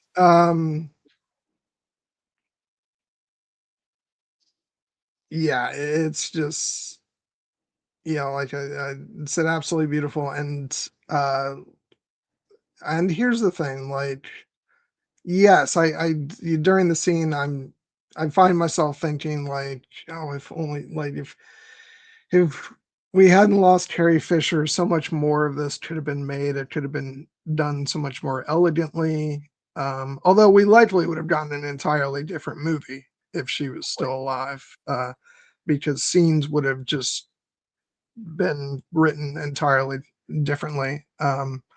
But I still applaud the hell out of JJ Abrams and Chris Terrio and like everybody involved in conceiving of how to give Leia such a presence in the story and to have such a large impact on the story when Carrie Fisher was literally gone from this world, and only having, deleted footage from The Force Awakens to work with. Clunky or not, the fact that they pulled it off, is astonishing. And so even if you don't like it from a story point of view, which, like I said, I have my issues with it, you have to admire the ingenuity involved in it. So yeah, bravo. But then, because we don't have access to Carrie Fisher, another member of the old guard gets brought in to sell Kylo's complete restoration into Ben Solo, and we get the return of Harrison Ford as Han, whether as a memory or as Han's spirit through the Force. I tend to prefer the latter, but there's definite, but you can definitely read it either way. And just in a scene that recalls much of the dialogue of his death scene, and that final exchange between the two of them, except in very, certain details. But what kills me is just that final, "Dad, I know." Just, oh my God. It's so beautiful. And I think it is my favorite scene in the film. And it's just the way it's written, the way it's performed, like whatever else I have to say about the movie, this is peak Star Wars in this moment right here. And like, and what it does even for the scene in Force Awakens is incredible. You go back and watch that scene in that film, and you can't not think about this moment. And so yeah, it's just it's the final grace note for Harrison Ford's performance as Han Solo. And I just I think they knocked it out of the park, and it's just absolutely beautiful. And this is a scene that reduces me to tears. Yeah, me as well. It's so perfect. It is it is so elegantly written. It is so beautifully performed. The wonderful ambiguity of it is he a memory? Is he a spirit of the Force? Does it matter? Is this all happening in Kylo's head? Does it matter? Of course this is happening in your head, but why should that not mean that it is real? Yeah. And because this is the moment that our friend from Force Center, Joseph Scrimshaw, loves to refer to as the callback to the cheat touch that saved the galaxy. When in his that moment after Kylo had done the unspeakable, horrible act of killing his father, that his father showed him the grace and the love to put his hand out and touch Kylo's cheek and Ben's cheek and basically say, "I forgive you." And in that moment, it stayed with Kylo. Like, it's made explicit, throughout the rest of the trilogy, how much he's haunted by it. Snoke mocking him, the deed split your spirit to the bone.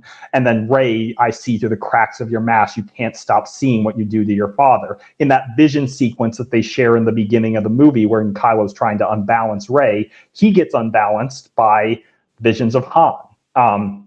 And we know that he has been thinking about this moment constantly and regretting it subconsciously. And now in this moment, calling back to the thing what he said to Rey in the moment when he said, "You can't go back to Leia like I can't." And now that's all the more literal because his mother is dead. And, and that is the moment his father comes to him. And the fact that, Leia had told Han, like, our son is still there. You can save him. We can save him, you, me. And that is exactly what happens when he, just the beauty of the writing when he says, he's like, "It's too late. She's gone. Your mother's gone. But what she stood for, what she fought for, that's not gone." And I know what I have to do, but I don't know if I have the strength to do it. You do. And then the absolutely heartbreaking, beautiful, 3-beat of the "Dad, I love you. I know." It, obviously it builds upon the power of the "I know, I love you, I know" from Han and Leia in Empire Strikes Back, and then from Han and Leia in Return to the Jedi.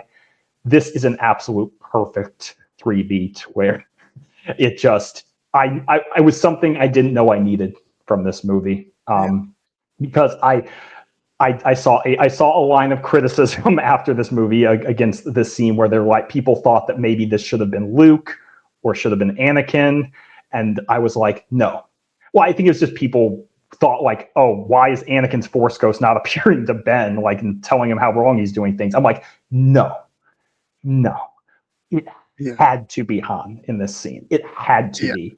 And the fact that Harrison Ford, famously, came back to Star Wars and got killed off, so that he never has to appear in another Star Wars movie.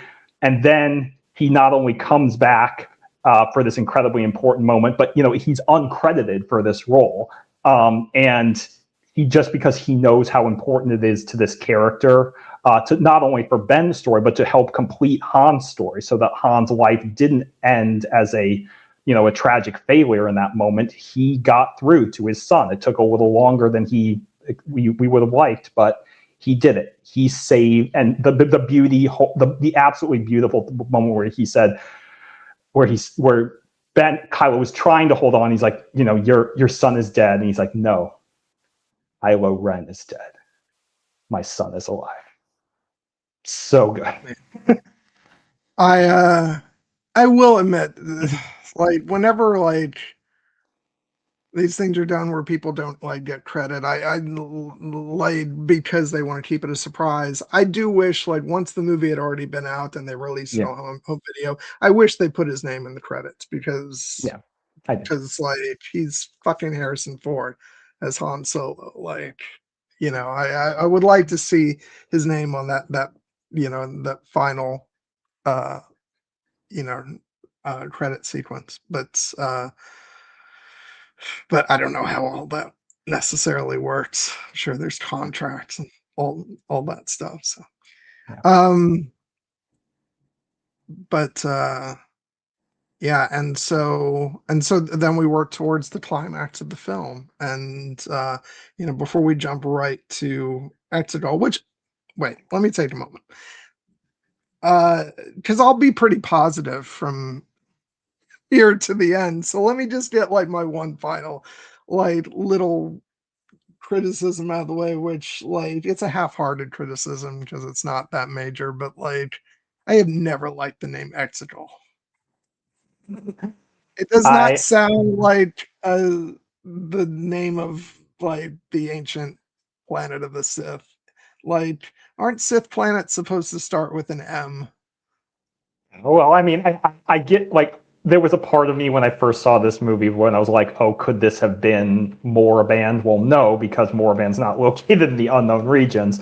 Maybe it could have been a little bit more malevolent. I've come to really like the name Exegol, and I fucking love the design of that world. Like the The design is great. Yeah. But yes, I do get yes, it. KG, it's a silly criticism, but I want it to be honest. Yeah, I think a measure of how effective a Sith name it is to imagine Ian McDermott, singing in his full Palpatine growl. And it's like, "Welcome to Exegol." So, it's also because we've never heard it before. So yeah, like I don't know.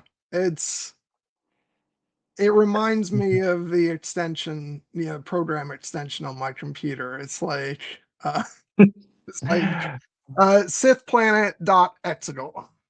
fair enough. I think I really like it, but as criticisms go, I think that's the kind of like fun Star Wars criticism where we talk about silly names like Savage Opress and different things, and we just have to recognize that this is a pulpy.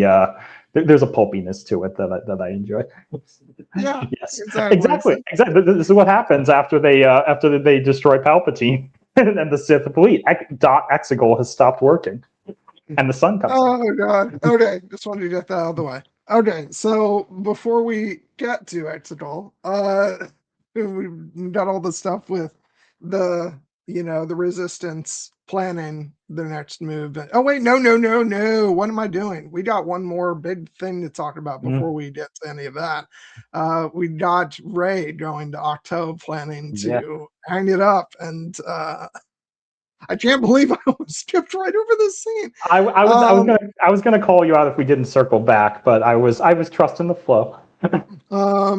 And so yeah, and then we get the return of the most iconic character in Star Wars, the Porg. Yes, indeed. The Porgs are present in this movie, and this entire sequence is, as we joked about last week. This entire sequence is for people who didn't get the point of the Last Jedi. This movie restates the fact that what the Last Jedi was about. Yeah. Of course, we get the return of this guy, except he's glowing more blue in the film. Yes, and I will note, since I've been so overwhelmingly positive in this scene, and I love this scene to death, I will note my little pet peeve with this scene is that they never commit to the bit in showing us Luke's right hand. And it's like, does he have his real right hand? Does he have a stump? Does he have his metallic right hand? They avoid the question. I love that. No, my pet peeve about this scene is that his hair is not the right length. That is a legitimate criticism. But you know what? I'm okay with it because the emotions of it are so real. Maybe Luke decided that since as a Force ghost you can appear however you want. Maybe he decided he wanted longer hair, and so he imagined it, and it became so. I don't know. Yeah. It's kind of like, as we joke, the fact that Darth Anakin, when he becomes a first course, like, you know what, I'm going to appear as my attractive 23-year-old self if I'm going to be appearing for all eternity. And I imagine that he some of the other Force ghosts maybe give Luke a little bit of grief. It's like, you decided to do what with your hair in eternity? But yeah, I love this scene so much. Not I love only it. again, go ahead. I love it because it gives Mark Hamill the opportunity to play a little bit of both, where he gets to be Luke who's got his head back on straight, so to speak, with regards to how he feels about the Jedi and his place in in the Jedi and what they should be. But he also gets to continue some of cranky Luke too, a Yes. little bit. And so I think the sequence is great fun. I honestly wanted more of Force Ghost Luke in the film. But it's a really good sequence, and and we get great sort of circular storytelling with a moment that harkens back to Yoda and The Empire Strikes Back, which was a lot of fun, and another great musical moment, callback, and so yeah, I like the sequence, and it's just great to see Mark Hamill.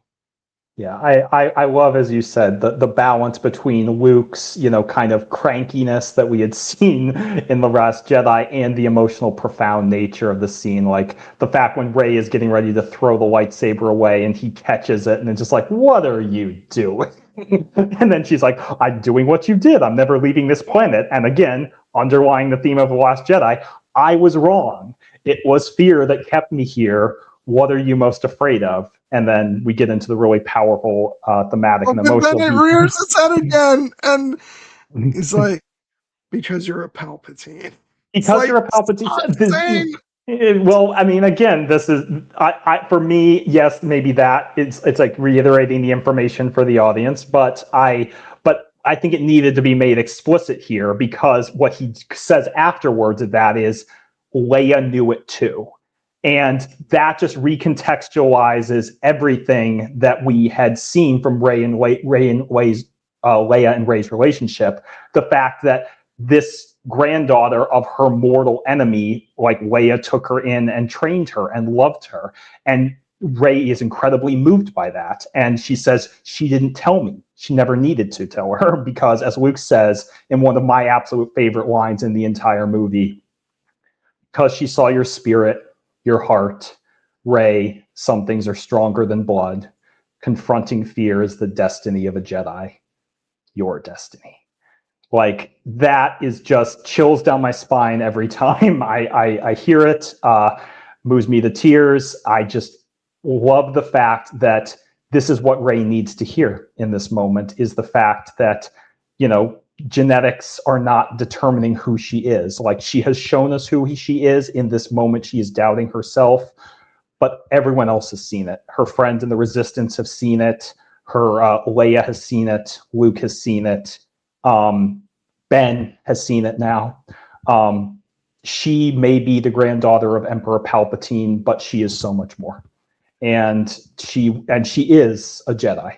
And the fact that Luke recognizes that and is telling her in this moment that you are the one who's the only one who will be able to defeat Palpatine now, is brilliant. And yes, I love this, KG. Confronting fear is the destiny of a Jedi kept ringing through my brain as she walked the Rexicle, because the underlying theme I have for the final few minutes of the final act of this movie is Rey is so incredibly brave with everything she does.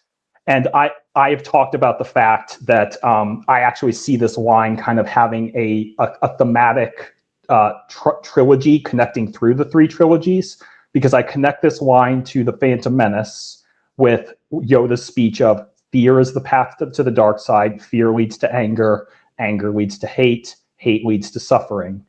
And then to the moment in Empire Strikes Back where Luke is facing the dark side cave and he asks Yoda, what's in there? And Yoda responds, only what you take with you.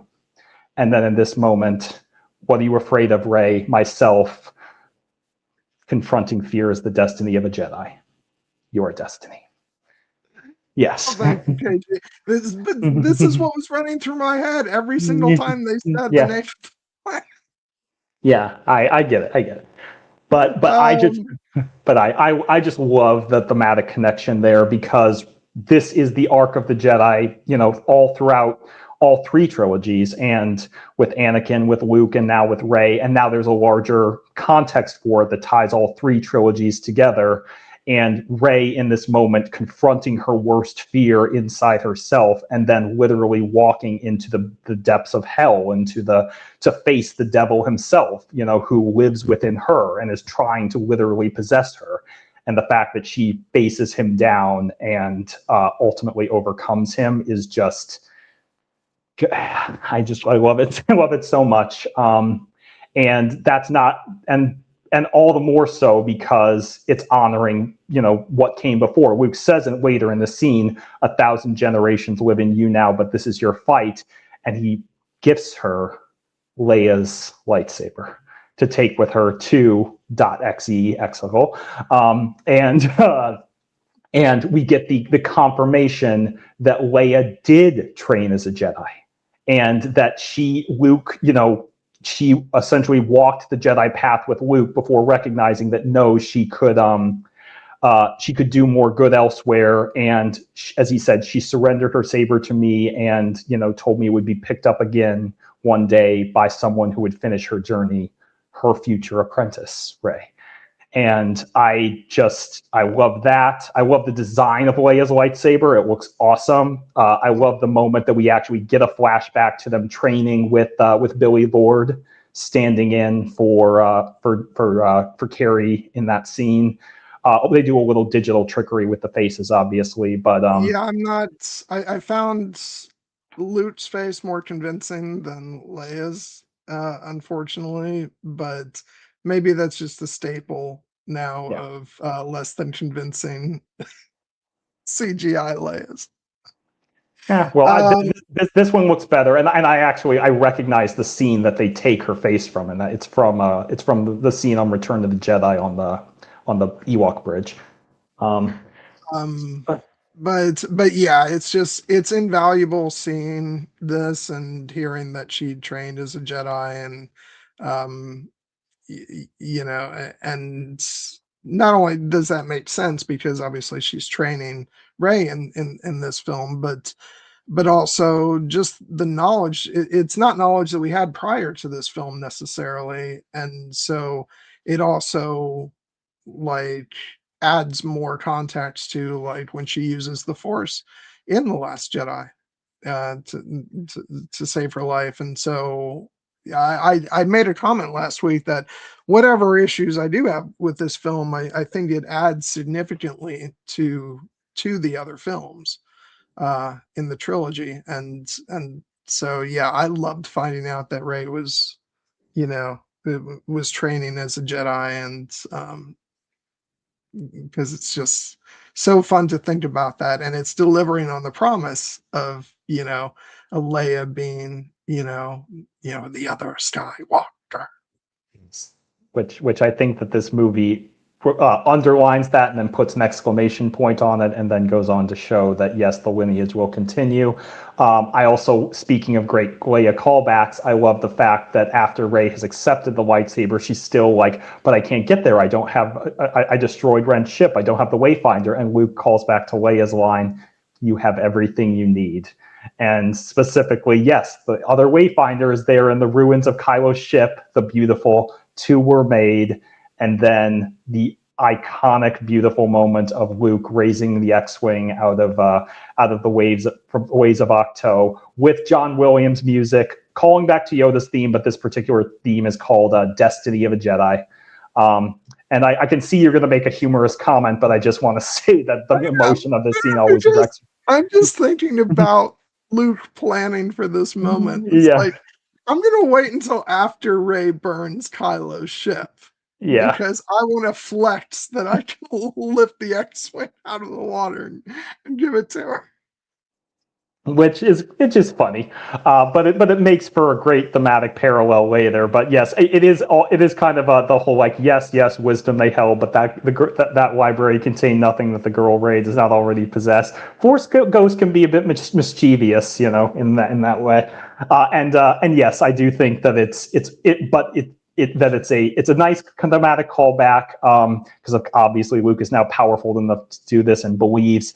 But then the look that he gives Rey, the warm smile, and the smile that Rey gives him back. I also will just note, in terms of iconic Rey looks, I love the fact like she has her hood up through this scene, and it looks very much kind of like the hoods that from other costumes, like from Carrie Fisher's costumes and the things. It's just a beautiful design, but it's a beautiful moment in the movie. Yeah, like, and across the board, I know I mentioned it earlier, but it was sort of mixed in with a bit of Thurston.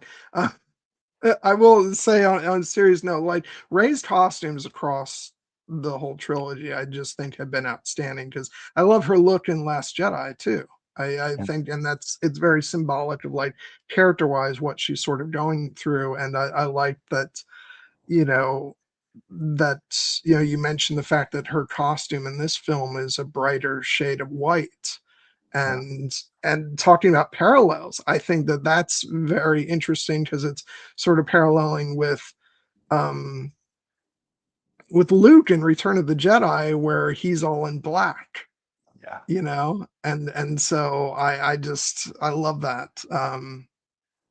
And it's and with the hood up, and it's very like it's like, the hood up kind of recalls like Jedi robes too, and like I just think they did such a phenomenal job with the costumes. I can't wait to see like what costume she's sporting in her next appearance whenever it happens. Soon. Yeah. Oh, But yeah, and so yeah, in that moment with Luke raising the X-wing out of the water, it's like, and with the Yoda music, and like it's just, how can you not love that? It's just it's beautiful. And so anyway, so then she starts to head off to Exegol, but not before sending a transmission to the Resistance, so they know where she's going and to lead them to Exegol. And I just want to mention, like, there's a couple things in this scene before we move on to all the final act stuff. It's one, like the stuff between Poe and Finn is just adorable. I General. need to tell you, you know, I I can't do this without you. I need you by my side. And Foe is like trying to tell him something else, but he takes a moment. He's like, "Thank you, I appreciate that." I love that. I love the emotions of this scene, because immediately before that, after they come back and they realize Leia is gone, and we get the heartbreaking scene with Chewie when he falls to his knees, and their immediate instinct is to turn to him because they know he lost someone most important, his last connection to Han, anyways, or so he thinks. But then we get the incredible moment where Poe is sitting at Leia's deathbed, and this strong, confident man is just at a loss. He says, like, I got to tell you, I don't really know how to do this. What you did, I'm not ready. And then Lando comes in with neither were we. Luke, Han, Leia, me, who's ever ready. How did you do it? How did you defeat an empire with almost nothing? We had each other. That's how we won. That I just, again, tears there. And that's what directly leads into Poe's revelation that he needs Finn in command.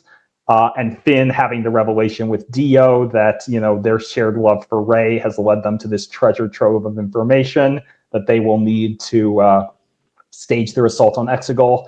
And it all leads up to the great moment when it's like Rey is showing us how to get there. The beautiful moment where she's wearing the helmet like she was playing with in The Force Awakens, and now she's in Luke Skywalker's X-wing.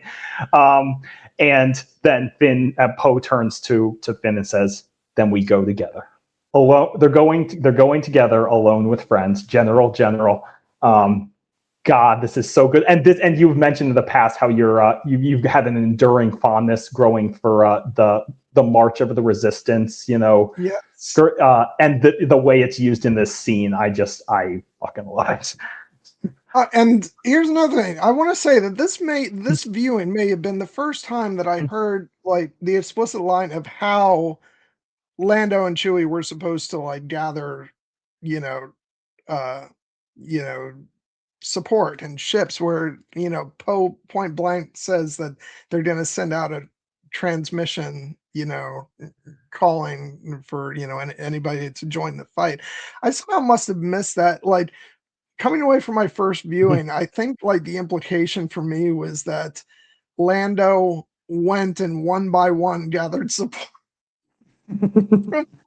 Nah. Each person, I was like, that is literally impossible in the time they have. So the fact that this was the first time I actually heard that line, that no, it's done via transmission and they're gonna like send it out, like that makes so much more sense, and it makes that final moment of everybody showing up at the battle work for me so much better.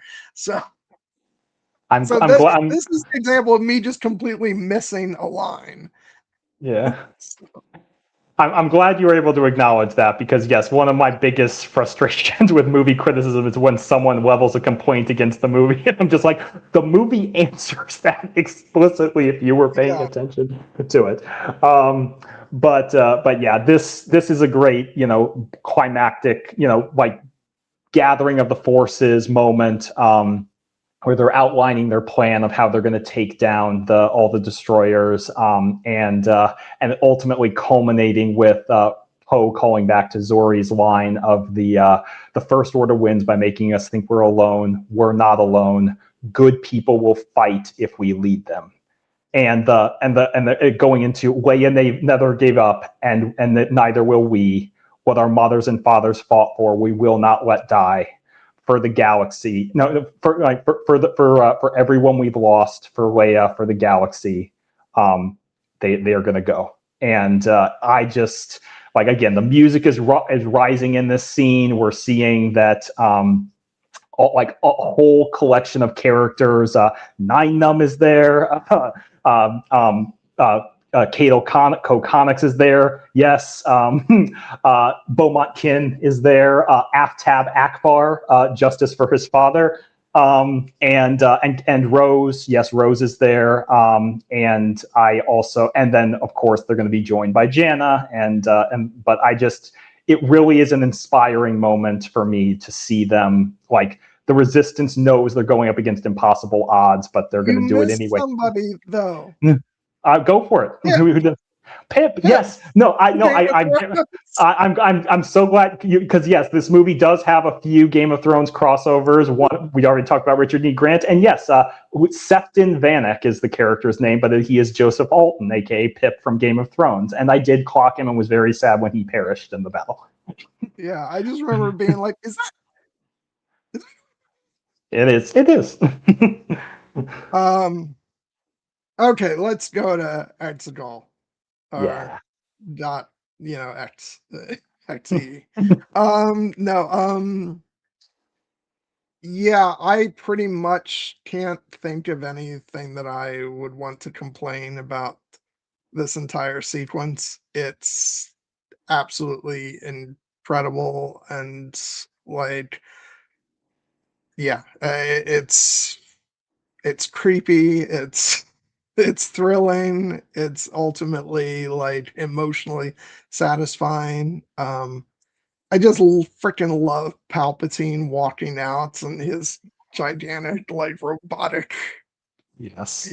chair with legs, or being like, it's not on legs, it's like on a thing that, like, lowers some Jedi train. Yeah. Like, oh my God, it's just so crazy. It's so good. It is so good. I wish they would make a play set of this scene. I wish there were more Rise of Skywalker figures in general, but I love the design aesthetic of it. The creepy cultists and their chanting is such a vibe. Again, I love the iconic shot of Rey walking through. Walking, into the temple, descending into the depths of hell, past the statues as the lightning is crashing, and yes, and then the arrival of the resistance, and immediately they're under fire, and the welcome to Exegol. What Kay is shouting, and Snap Wexley is there too, which I love. He meets a sad fate in this movie. Even though he's JJ Abrams' best friend, he probably told him to have a good death. And then it reminds me to shout out a great moment from their interaction with Leia earlier, with when he's reporting on the Festival of the Ancestors. He's like, "Do me a personal favor, be optimistic." And he's like, "Yes, ma'am. This is terrific. You're not going to believe how well this is going to turn out." But I love that.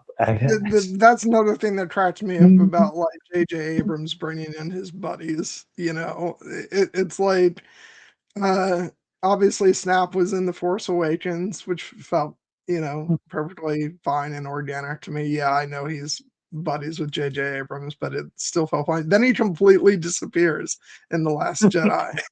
And then, JJ Abrams is directing The Rise of Skywalker again. Guess who's back? Yes.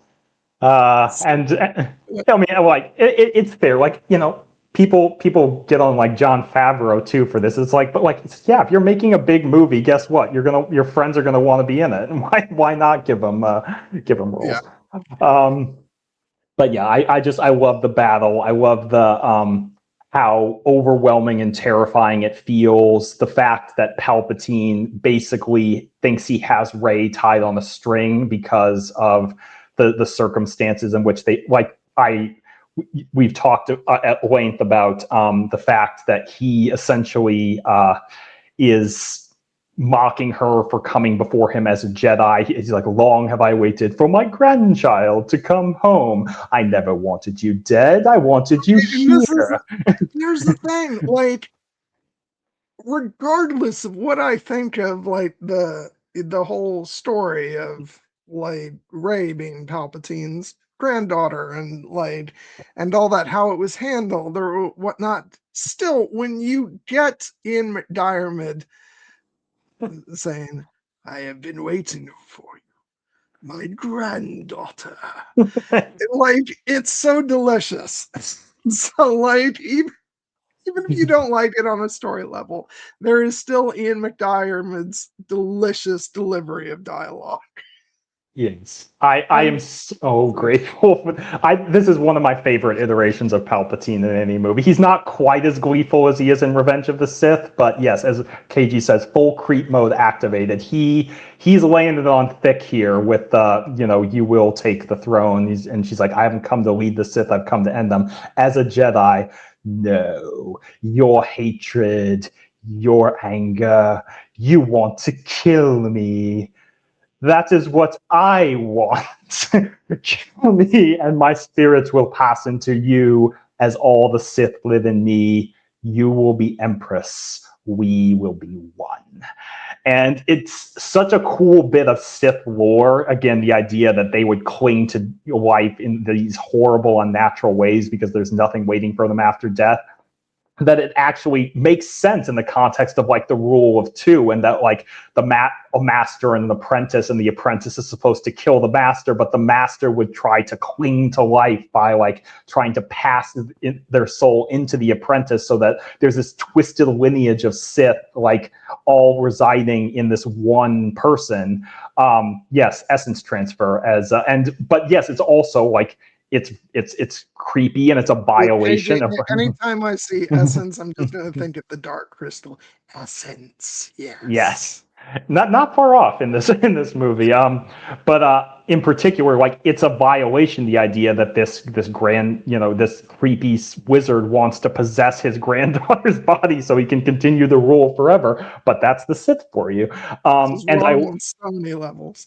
Yes, and ultimately, but what I love about it is that when Rey is resisting this idea, obviously, he tries to goad her into it, where he is, has his cultist calling down on her, and he's showing her friends in danger, but then she responds with one of my favorite lines in the dialogue in the entire movie, the one you used to promote this stream, where she looks up at this man who has caused her so much pain, and she says, "All you want is for me to hate, but I won't. Not even you."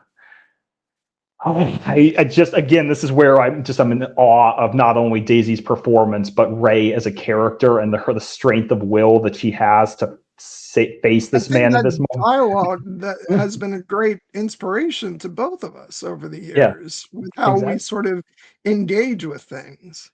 Yes. And I think it's a beautiful line. I love it, and even as my, even as stated, I've had my issues with the film. I think that that's a line of dialogue that has really stuck in my head as something I kind of try to live by, Yeah. actually. And so it's funny, like even if something's your least favorite Star Wars, it can still speak to you like all Star Wars does. And I think that's the power of the story. Yeah.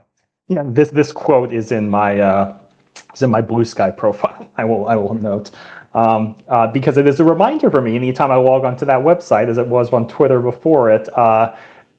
People are going to try to make you hate things on here, and you don't need to let them. You can lead with love. Palpatine, of course, being the twisted psycho that he is, still tries to twist it when he says, like, weak, like your parents, and she turns it right back on him. My parents were strong. They saved me from you. And again, that whole idea that like her parents. His line of Luke Skywalker was saved by his father. The only family you have here is me. Which, yeah. Which It's good. Like, it's awful, but it's a great line. It is, and it's the truth that Palpatine is trying to make. Again, they win by making you think you're alone. There's more of us. He's trying to show that, like, you're alone here with me, and yes, you brought people with you, but look at my forces. My Sith Eternal are just outnumbering them and overwhelming them, and they're all going to die. And you are the one who led them here. Again, classic, Revenge of the Sith. Once more, the Jedi shall rule the galaxy, or the Sith shall rule the galaxy, and we shall have peace.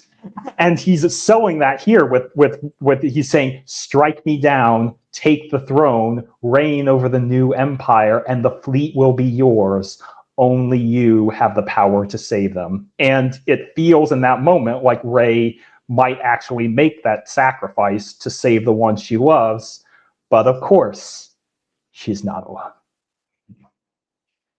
And here we get what we wish we could have more of, which is Ben Solo being Ben Solo. And he comes running in and, blasting things left and right, taking after his dad.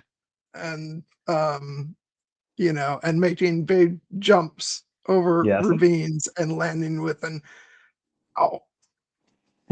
Which I love. I know people were mad that it's his only real line of dialogue as Ben Solo. I would obviously have taken more, but I do think it was a very. It's almost like George Lucas was inspired by silent filmmaking or something. Yeah, who knew? Yeah. And then, and another part of the film that I think could have been done a lot better, because the Knights of Ren are kind of like they're kind of non-entities in the film. At least we get them. But they do serve a function, and if nothing else, it gives some foes for Kylo to battle against before he gets to Rey and the Emperor, and just gets that great moment of when Rey, the wonderfully dramatic moment of when they're connected and she, drops the lightsaber behind her back and gives it to him. And then, he pulls it out and he goes, yes, in wonderful Han fashion, and then proceeds to kick the shit out of the Knights of Ren.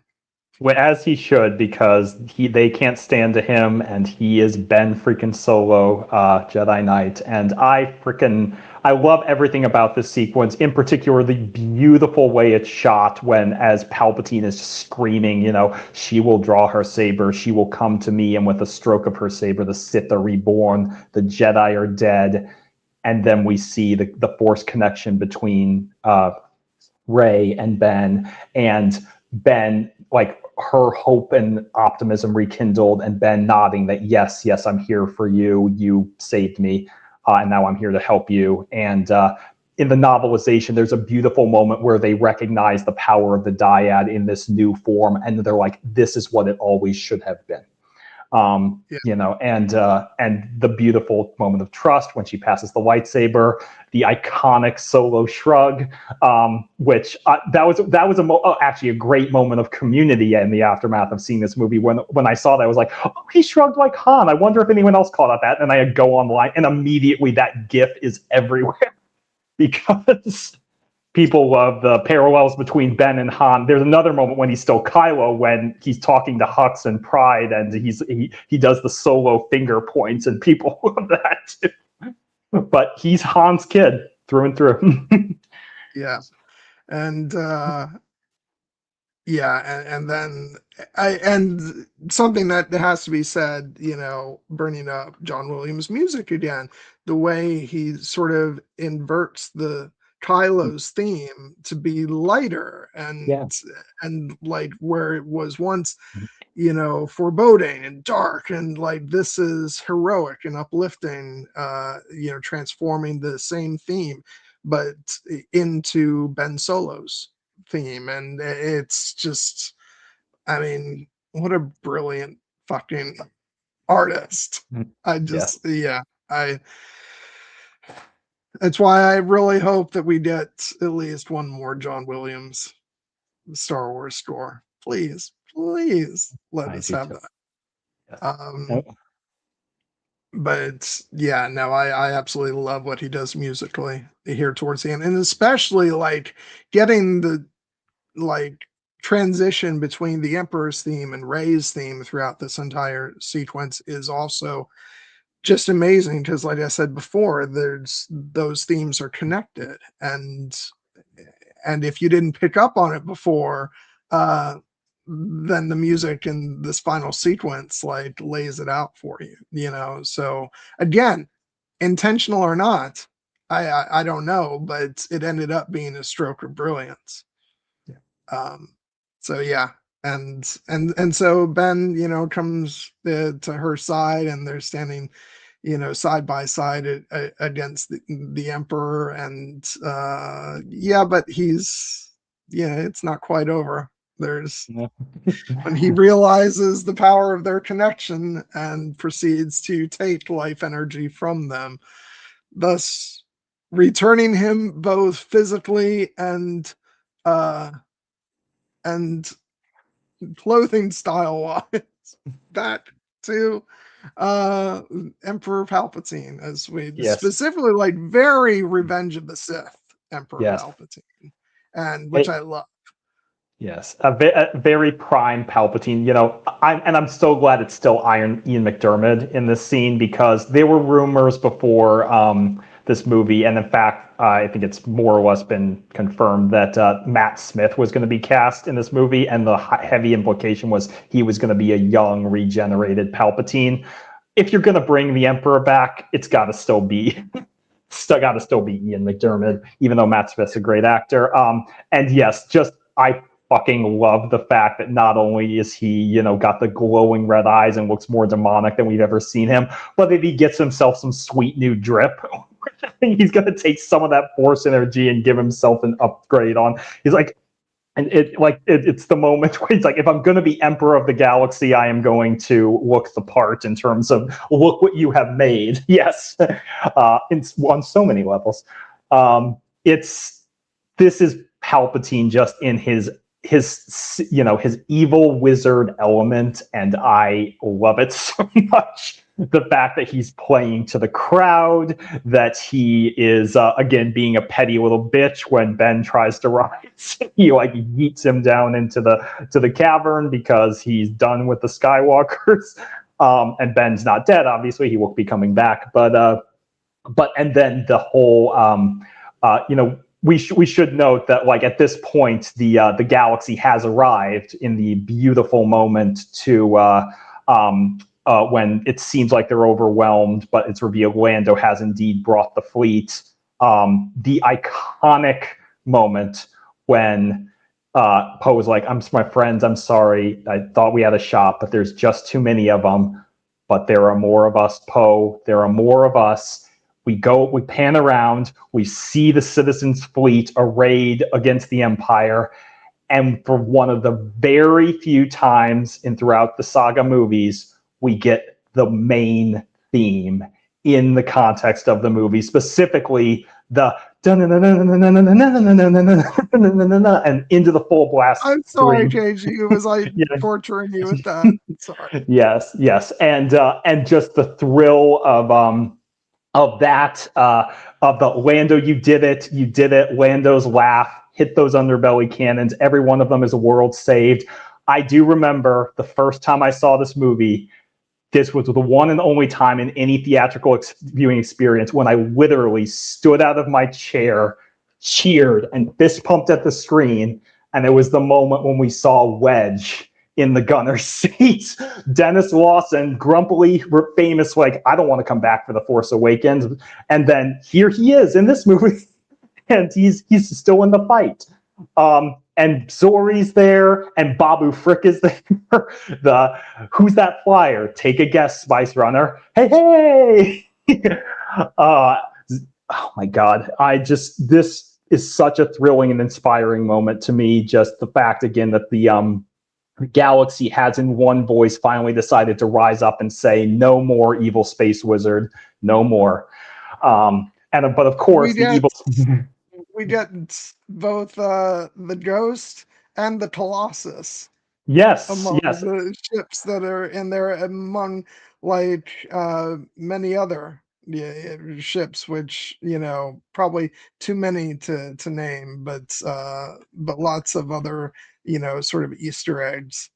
Yes, in the fleet, but in particular, getting to see both the Ghost and the Colossus, which was a real sort of Easter egg for those of us familiar with Star Wars Resistance. And justice for Star Wars Resistance, and then the novelization has a great moment where Kaz is chiming in on the chatter, and everyone's like, "Cut the chatter, Kaz," and you're just like, "Oh, Kaz, we love you."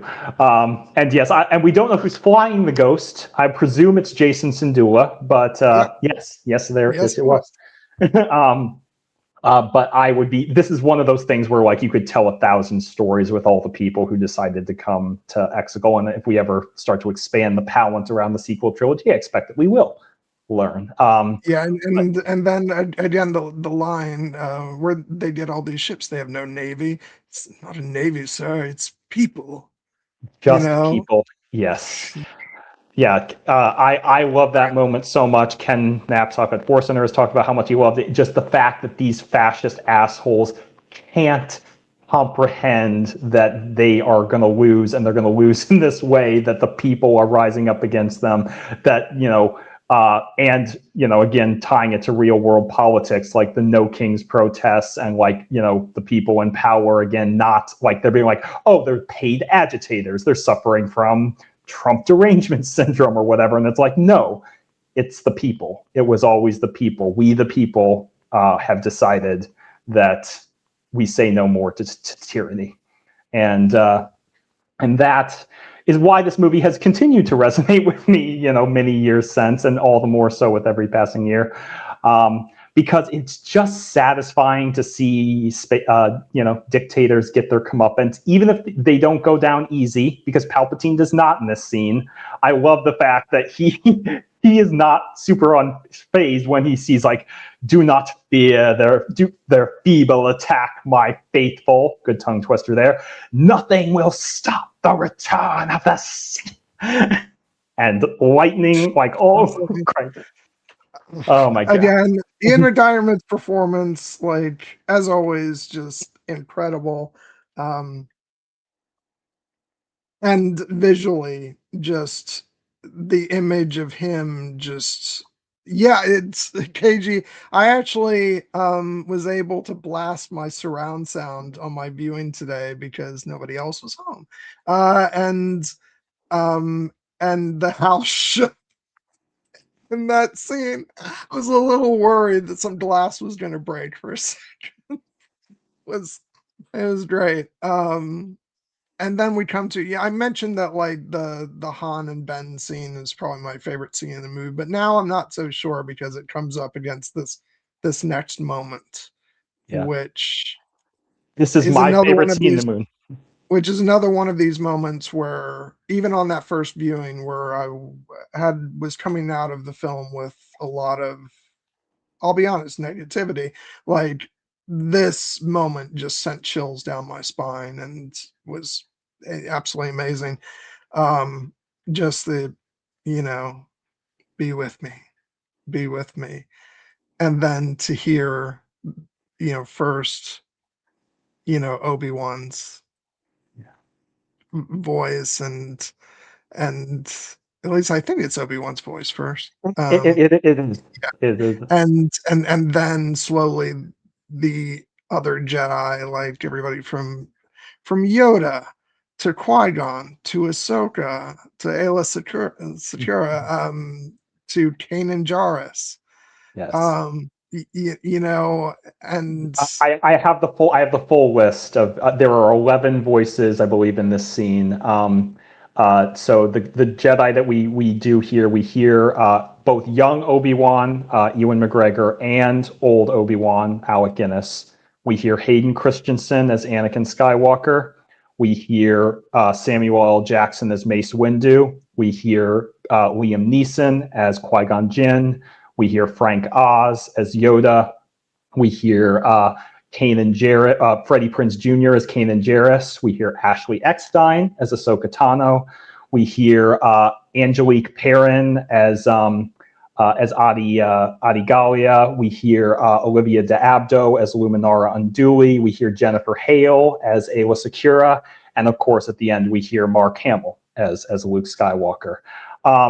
This was just Christmas to me in the theater. This is my favorite scene, not only in this movie, but probably in all of Star Wars, just because of what it means, what it signifies. Yes, the fact that it connects all eras with the prequel trilogy actors and Clone Wars actors, but just the beautiful way it's shot, as Rey is lying on the ground, the be with me, be with me, be with me, calling back to the earlier moment in the movie where she's like, they're not with me.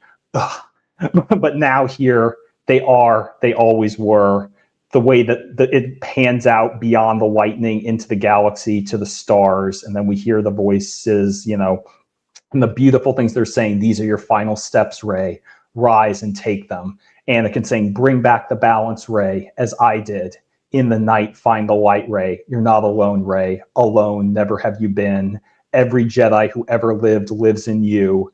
The Force surrounds you. Let it guide you as it guided us. Feel the Force flowing through you, Rey. Let it lift you. Rise, Rey. We stand behind you, Rey. The iconic line from Kanan, in the heart of a Jedi lies her strength. Rey, the Force will be with you always. And as she rises, she summons the lightsaber and she stands there against the Emperor of the Galaxy, the Dark Lord of the Sith. And she is all the Jedi. Yeah, I just want to say, so like there's a couple things about this. One is getting to hear Ewan McGregor, like, Yeah. voicing, Obi-Wan, and getting Ashley Eckstein as Ahsoka. A couple years later, this probably would not have happened. It probably would have been Rosario Dawson. Yeah. But I'm glad that timing-wise it worked out so that it's Ashley Eckstein. I don't want to say, and it always will be, because with the way these things go, you never know. There might be special editions of the Star Wars movies down the line. So like, I better hold on to these Blu-ray copies. But at least for the time being, and always in my heart, it's Ashley Eckstein as Ahsoka in a Star Wars film, in one of the main films. Like, that is so important to me, and it means so much. And then, the other big things that stick out to me are, something really big, I feel, is Freddie Prinze Jr. as Kanan, and his big line, in the heart of a Jedi lies her strength, which is one of the big sort of moments of this sort of montage of voices. And I love the fact that, like, it's giving like equal ground to these characters from animation in all this, the voices of all the Jedi. It's like, as sort of the proclaimed Force Center #1 fan of animation, as I've been dubbed by Ken. It just, that's a thing. Like, even if I have mixed feelings about the movie overall, like, that's always going to be extremely important to me, that like the filmmakers didn't scoff at the animation side of Star Wars. They embraced it for this, for this moment. But the big one that hits me is "We Stand Behind You, Rey," which is Liam Neeson as Qui-Gon Jinn. Because I'm really glad that even if it's just his voice, that he had a very important place in this ending, because we haven't gotten him. He died back in episode 1, and it just means so much, because that's the beginning of the Skywalker saga, and it's just, for so many years he was my absolute favorite character until Ahsoka came along, and then she sort of usurped the position. But Qui-Gon is still so very much in my heart, and I love Liam Neeson's performance, and I just, yeah, I think it's a great moment. I think my only quibble is that, and I probably wouldn't even think about this, but it's only because it was edited this way in the trailer. I wish the final beat of the word "always" was said by Carrie Fisher the way it is in the trailer, because in the film Luke gets that full final line of "the Force will be with you always." I kind of feel like it should have been Leia that got the last word there, but I'm not gonna, they make the choices they make, and I'm sure they had a reason for that. But yeah, I just think it's absolutely brilliant. It sent chills down my spine on that first viewing, and it's just, yeah, and it still does. It's absolutely incredible. And then just building up to, you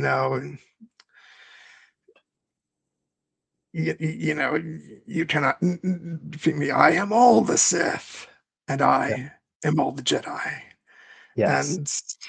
And the Force theme and all that. It's just, it's such a beautiful sequence. And like, I love the fact that we literally have to see Palpatine blown to smithereens this time. Because after his last death, we need the full physical proof. Yes, he's out of backup hard drives, so I do believe this is his final death. But yeah, the power of this sequence, the fact that it is Rey who is standing up to him in this moment, and while the the rest of the Jedi are not like with her physically; they are with her in spirit. Anakin in particular, I love this was before Hayden Christensen returned in Kenobi and Ahsoka. I love the fact that we get him calling back, bring back the balance, Rey, as I did.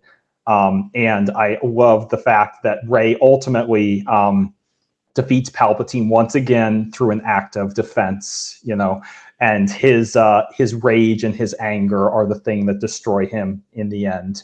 And it is, Hey, Starlight. I missed your entrance earlier. Sorry about that. Yeah. Yes, I'm very, very glad to have you here. Yes, I think we could, if Phas, again, I hope Phasma survived from the Last Jedi. Maybe we'll see her one day. There's at least one thing where Phasma gets gets her due of the amount of presence in a story, and I know there was a Phasma book which I've yet to read, but on screen, I want to see I want to see them deliver on the promise of Phasma, because sorry, you don't hire Gwendolyn Christie and then do so little with her. She deserves better. She does, and we deserve to see her beautiful face. But I would say that this final sequence where Rey defeats Palpatine, I do believe for good, in keeping with the idea that I kind of propagate, that it ultimately the true chosen one prophecy is referring in many respects to the entire Skywalker lineage, of which Rey is a part, and the fact that she is facing down her grandfather, the man who tried to kill her and then to possess her and to take her will and to destroy everything that she loved. And she just, defeats him by, again, Jedi using the Force for knowledge and defense, never for attack, but also making damn sure that this time he's gone. And that it brings his entire empire crumbling down around him, smashes all his cultists with the falling rocks, and then his fleet loses heart, and they start to take them down. The great moment with Finn using the Force intuitively to locate the source of the signal and take down the ship that destroys Pride and leaves the fleet stuck. Shout out again to the flowing and the organic over the rigid and mechanical. I love the moment when it's like, jam the speeders. I can't, sir. Why not? They're not using speeders. And but then it seems like Finn is in danger, and then he and Jan are about to die on the crashing ship, and Lando rescues them, and it feels like the battle has been completely won. But there has to be sacrifice. There has to be a cost. And I thought it was incredibly brave and incredibly, poignant to show that this incredible thing that Rey did, it took everything. It took all the strength she had. And after Palpatine is gone, she dies. She literally dies. And it seems like that is, what's going to, the sacrifice that had to be made. But of course, we almost, in the chaos and the thrilling of the battle, Ben has been working his way back up. And by the time he gets there, the battle is over. But Rey, this woman he has come to love, is lying there on the ground, having given her life. And this is the moment where we really get, I think, I found to be one of the most beautiful and poignant elements of this movie, which is essentially Ben's choice. Ben's choice to give his life for Rey, to Rey, basically in fulfilling, as I pointed out, the parallel arc of his grandfather, when he said, "I will finish what you started, grandfather." And what Anakin wanted more than anything was to save the woman he loved from death. And he went on down a dark path and did horrible things in the name of it. And then she died anyway. And the idea that his love ultimately had become selfish, and he had to live because she had to live because he couldn't stand to be without her. And in this moment, Ben, who has kind of gone on a similar journey, but is now, walking it in reverse, recognizes that he can do this selfless thing for Rey. He can do I will finish what my grandfather started. I will do what you could not. Give his life to the woman he loves so that she may live. And then the absolutely beautiful moment when we see that it worked, and Rey's hand, closes over his, and they share the look, and they share the kiss, which I know that you have some thoughts on. But yeah, well, they indeed. But like, I love the fact that when they finally, again, the idea that this is how it always should have been, when Rey wakes up and she sees him there, and just the look of like, delight and surprise, and just when she whispers, Ben, and like knowing that it is him, and yes, when she kisses him, it's a moment of emotional cathartic release, but there's also real love there, and the beautiful moment afterwards when she's like cradling his face and he smiles as his eyes begin to close.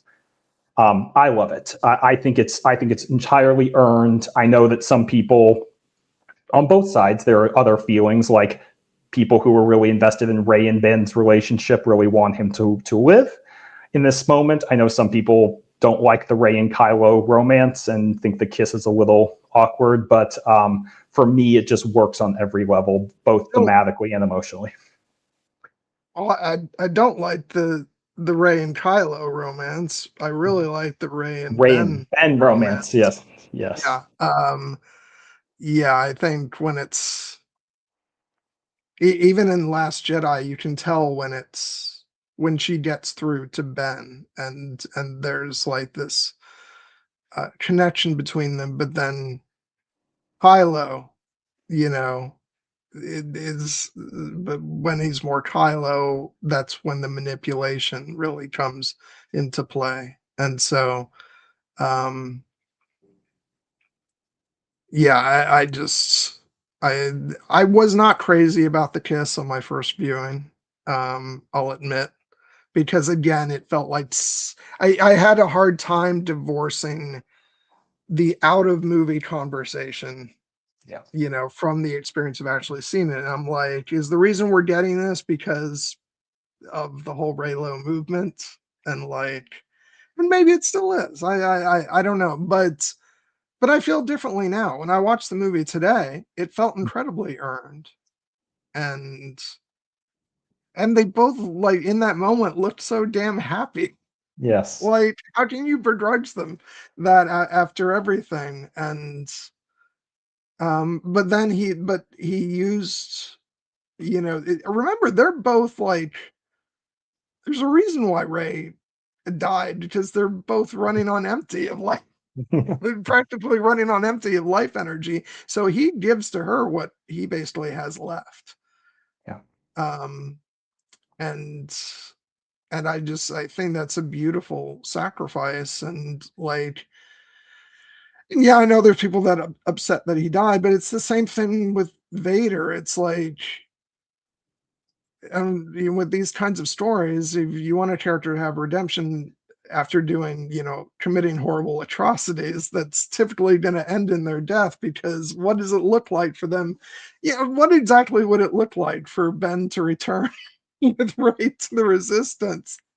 I don't think her saying, "Oh, he's good now," is gonna all of a sudden, solve everything. He did a lot of horrible things as Kylo Ren, and so I think the story naturally leads to him making a sacrifice to save Rey, and I think it's a beautiful, thing that he does, and at least they get the kiss before before he dies. So, and yeah, if I wanted to be more humorous, I could be really inappropriate and be like, after he falls down, her being like, "No, Ben, we can do stuff now." Yeah. Which, who knows? Maybe they will. Maybe they will still one day. Because I know that people are very passionate about wanting Ben Solo to come back. And to be perfectly honest, I'm open to that possibility, just as long as people recognize the emotional power of this moment and what Ben's sacrifice means. I think that what he did was incredibly brave. I think that yes, he did terrible things as Kylo Ren, but as I've been going on ad nauseum about redemption in Star Wars, redemption does not mean that you do one good thing and all your past crimes are forgiven. It means no matter what you've done, it's never too late to make a better choice, and Ben did. And that is why he is a hero in this moment. It is why Ben Solo, as a character, has an enduring legacy.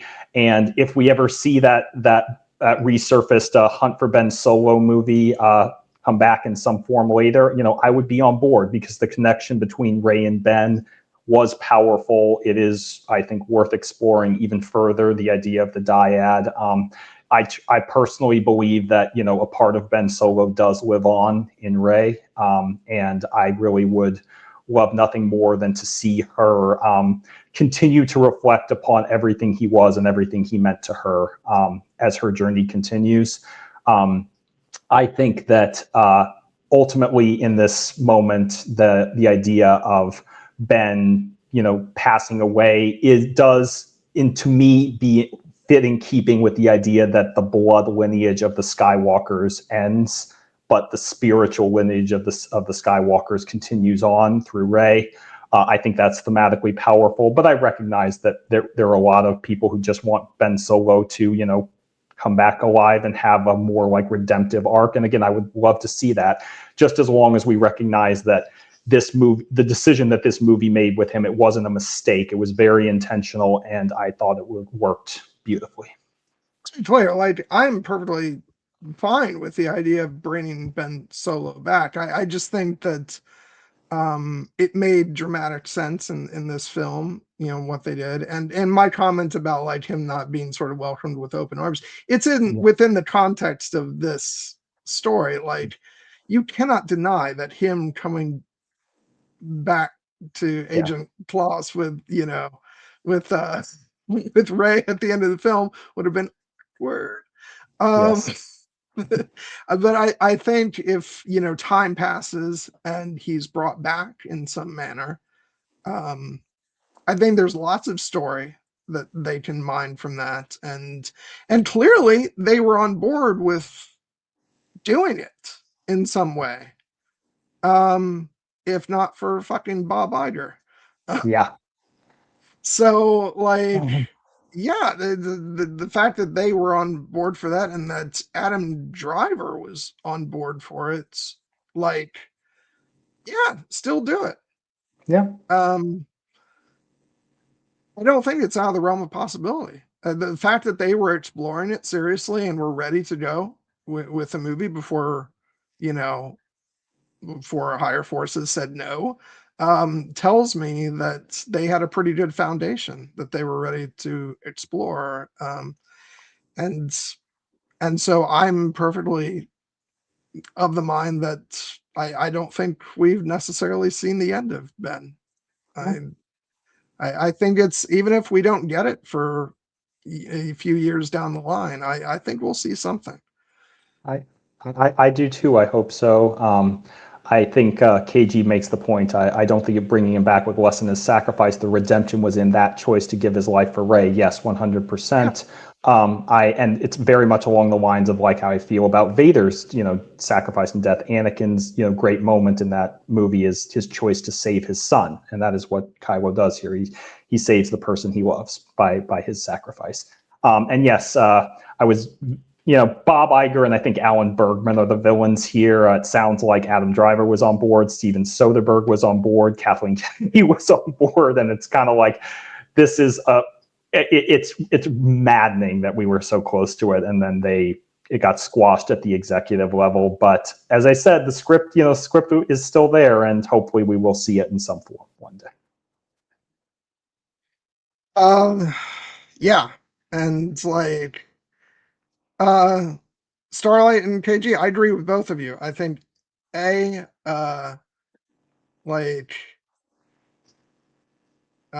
think an animated series would be awesome. But also, I get your point, KG. I don't think his talent would be lost in animation, because I actually think that I think it would still be great. I think you'd still capture the essence of the character. The question would be, would he want to do animation? You know, uh, and that would be totally up to him. But even though I would animated series would be fine by me, at the same time, like I get it, and I'd love to see Adam Driver, you know, actually playing the character done in live action. I think most people would prefer that probably. Yeah. I'm just a psycho for animation, so I'm always like, let's do it in animation. Uh, but uh, but yeah, so I don't know. I'm still of the mind that we see this in the future. Yeah. So yeah. Um, but speaking of returning, you know, Yes. when Ray returns and just there's that great celebration, we also see the First Order going down, you know, across As planets all across the galaxy, and and Wicket. we get Wicket. Wicket. Do I wish the Ewoks were in much more of this movie? Yes, I do. But I'll take what I can get. Yes. Yeah, no. So that was great, and we saw Bespin Yes, we too. saw Bespin, we saw Jakku, and it looked like they were doing like a hold-em maneuver over Endor of some kind, which was a nice touch. And Wicket has a son, Pommet, which is a lovely touch, played by Warwick Davis's son, I believe. Which again, a great moment for the Star Wars family as a whole. Warwick Davis is a saint, and justice for Willow. Yes, please. Yeah. Speaking of horrible decisions made by Bob Iger and the executive team. Yeah. But then when Ray returns and just the embrace of her, you know, Poe and Finn, again with John Williams music, you know, the theme for our heroes is I don't know what it's officially called. I think it's just called the main theme of the Rise of Skywalker, but as I said, I call it the friendship theme. So Yes. yeah. Yeah, the track on the soundtrack is called Reunion, but it's also echoing the titular theme called The Rise of Skywalker, and it's beautiful. Everything in this sequence, from just all the wonderful cameos in the background. Manuel Miranda is there briefly, but the payoff of seeing all the characters reveling in the joys of having done this impossible thing. Finn's look as he looks around at this place that has become his new home, and the his way he plays that. yeah, and just the smile that really starts to get me. And then Poe Poe and Zori, the very meaningful nod, that look that they share, and then the hey, you want to go hook up? And she's like, no, not now. And he's like, okay. The beautiful moment with where Maz gives Han's medal to Chewie. People thought it was like, oh, Chewie finally gets a medal. It's meaningful because she's giving Han's medal, the one that Leia was holding to him. The wonderful moment with Lando and Jannah. Yeah, we're going to get there in a second, Starlight. The wonderful moment with Lando and Jannah, where Lando is sitting there reflecting on everything, and Jannah comes up asking, where are you from? And he says, the gold system. Well, how about you, kid? She says, oh, I don't know. Well, let's find out. And just the look of warmth on her smile, which I will note that there was essentially a subplot that Lando had a daughter who was kidnapped by the First Order. This is addressed in Shadow of the Sith. And so this is a meaningful thing to him, that Jannah, what's happened with Jannah. And I know that some people are like, well, could Jannah be his daughter? No, I don't think that's what the movie is saying. I think it's saying that Lando is going to devote the rest of his life basically to helping families like hers reunite because of what was done to his own. And I think that that's beautiful. But Starlight was right. The hug between Rey and Finn and Poe, when she arrives and she fixes BB-8's antenna again, but then she's looking around for him, they're looking for her, and just the way the tears well up in her eyes the second she sees them, and then the embrace that they share, the way that John Boyega's Finn just like clings to them for dear life as tears are streaming down his face, and Rey and Poe grasp hands behind his back. Like, this is the moment that has made me cry every single time I've watched the movie, and I will probably seen it 50 times. It's incredible and it's emotional, and I just love it so much. Yeah, I think that it would have been a perfect beat to end the movie on, frankly, but there's an even better one that I think the movie ultimately chooses. Yeah. I just, yeah, I know that this is the final scene of this movie is a big bone of contention among like many things in this movie. I never had a single solitary issue with it. And I've raised a number of issues throughout the stream, but the ending of this movie is not one of them. I just love the way it starts off with delicately just returning to the Lars homestead, and and Ray, uh, sledding down into the homestead, which call back to Force Awakens, and yeah, and then when she buries the lightsabers, I thought was just beautiful, and and then I don't know the character's name, but the old woman who comes across was very, and she was like very reminiscent of, again, I don't remember the character's name, but in episode 1, the old woman that Anakin stops to talk to as they're making their way back to his home. And she talks about the fact that there's a storm coming, Annie, and so it was evocative of that for me. And oh, I don't want to talk while you're drunk. No, I I just didn't had want to. to talk about this if you were going to take care of something.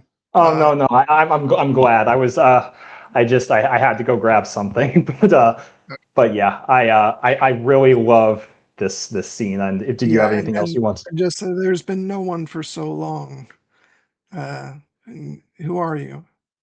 You know, mm, my name's Ray. Ray who? And then that, just beat as she looks off and she sees, Luke and Leia, you know, giving their blessing to, in case anybody missed that's what was happening.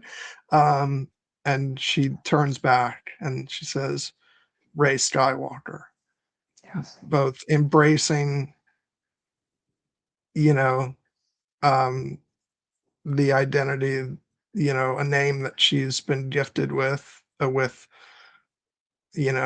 and Leia's blessing, and also a sign that she knows she will be able to use that to inspire hope in the galaxy, which is another big reason I think why she takes that on. And I just, the way Daisy Ridley delivers that line, I just think is beautiful. And then the swelling of the John Williams music as then she steps toward you know the the setting sun, and with her and BB-8, and the theme rising up, and then we get that oh so familiar dissolve Yeah. into uh into the end credits with the main Star Wars theme. I just, and the lightsaber, which is a big part of what I love. Yeah, I am in love with her lightsaber, and which is why like we have to get like Ray, the Ray movie has to happen, because like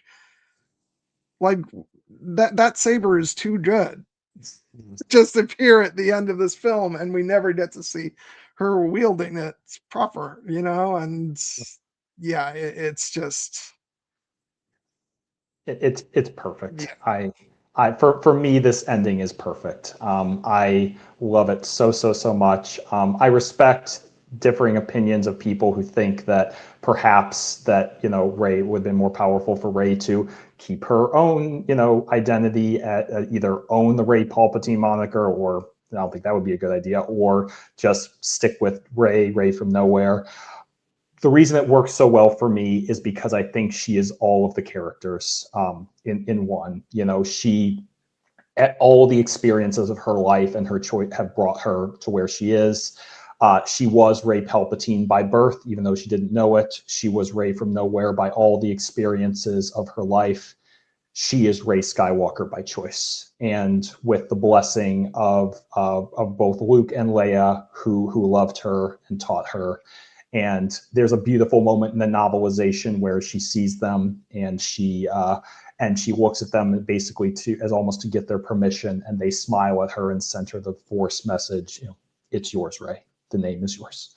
And I think that the idea of Rey taking the Skywalker name forward essentially as a tribute not only to her beloved mentors, but as essentially an enduring marker of what that name means to the galaxy and the good it can now do. Her, again, right to self-determination, turning her back on her Palpatine lineage and embracing the Skywalkers, but also embracing where she came from, her beautiful lightsaber with the hilt forged from her staff, the distinctive yellow color that I just think is incredible.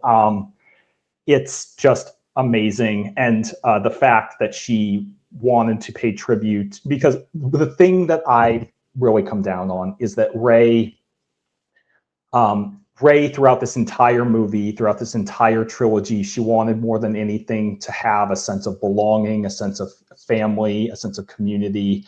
The beautiful moment from Force Awakens when Maz Kanata tells her, the belonging you seek is not behind you, it is ahead.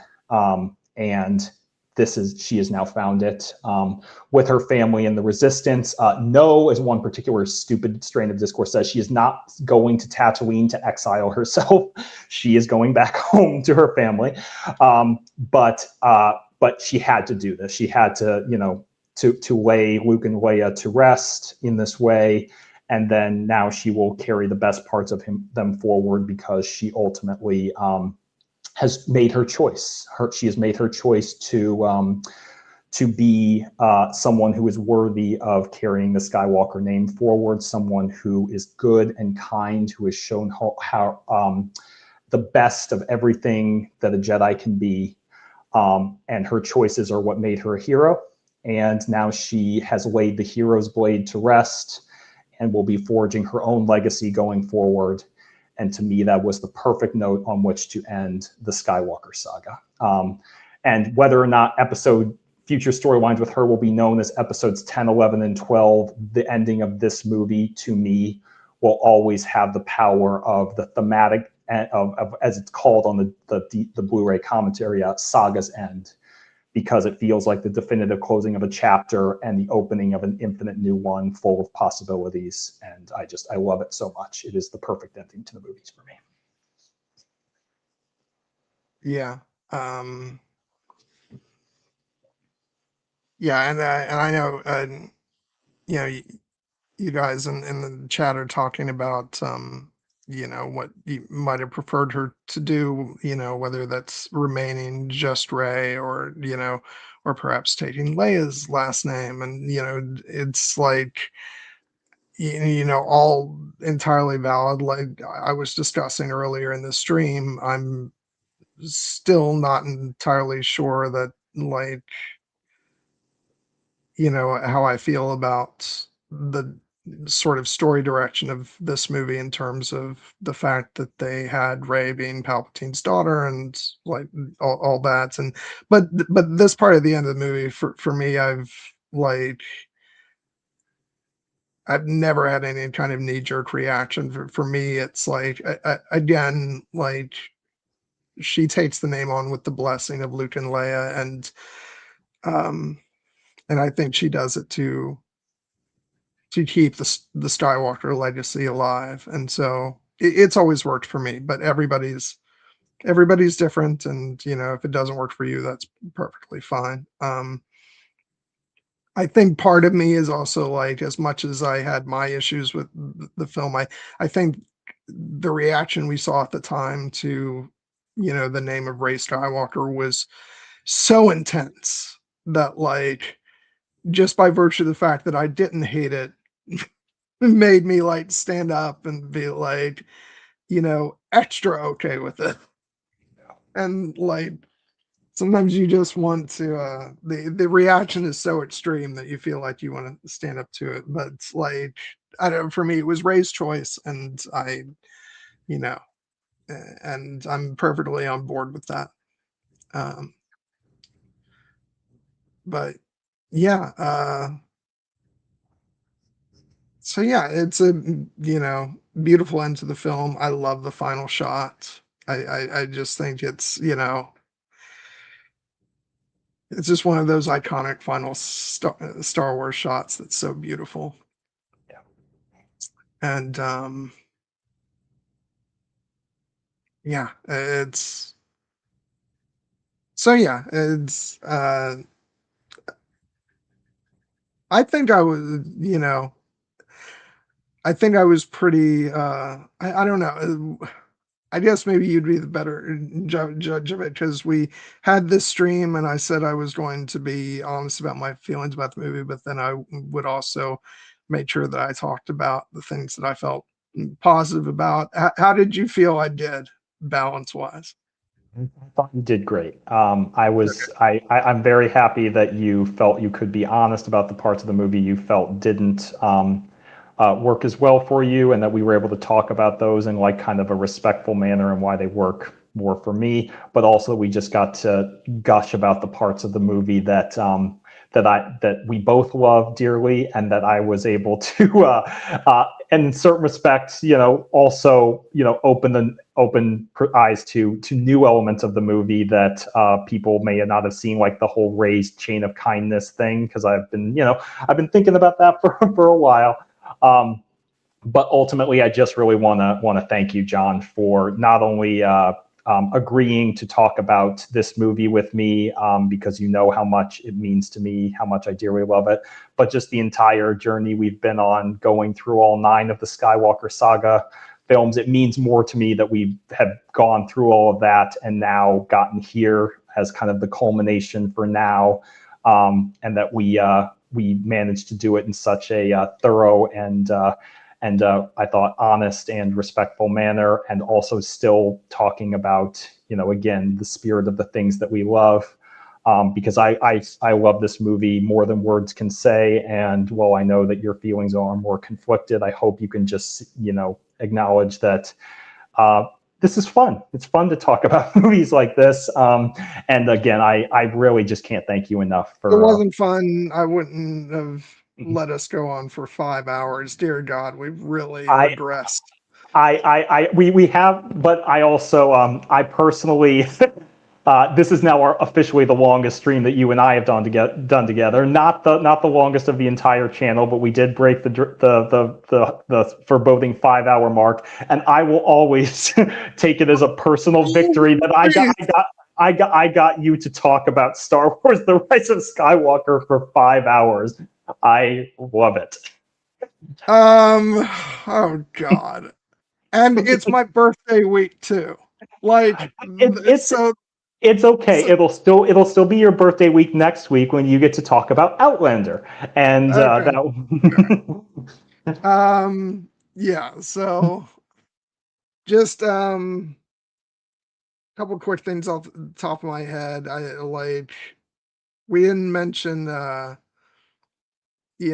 there's a moment with Dio that I really love, which is you know, after he gets, charged up by BB-8, and then, and then he gets introduced to Ray, and Ray, sort of bends down to like, touch him or pet him, and he backs away and he goes, "No, thank you."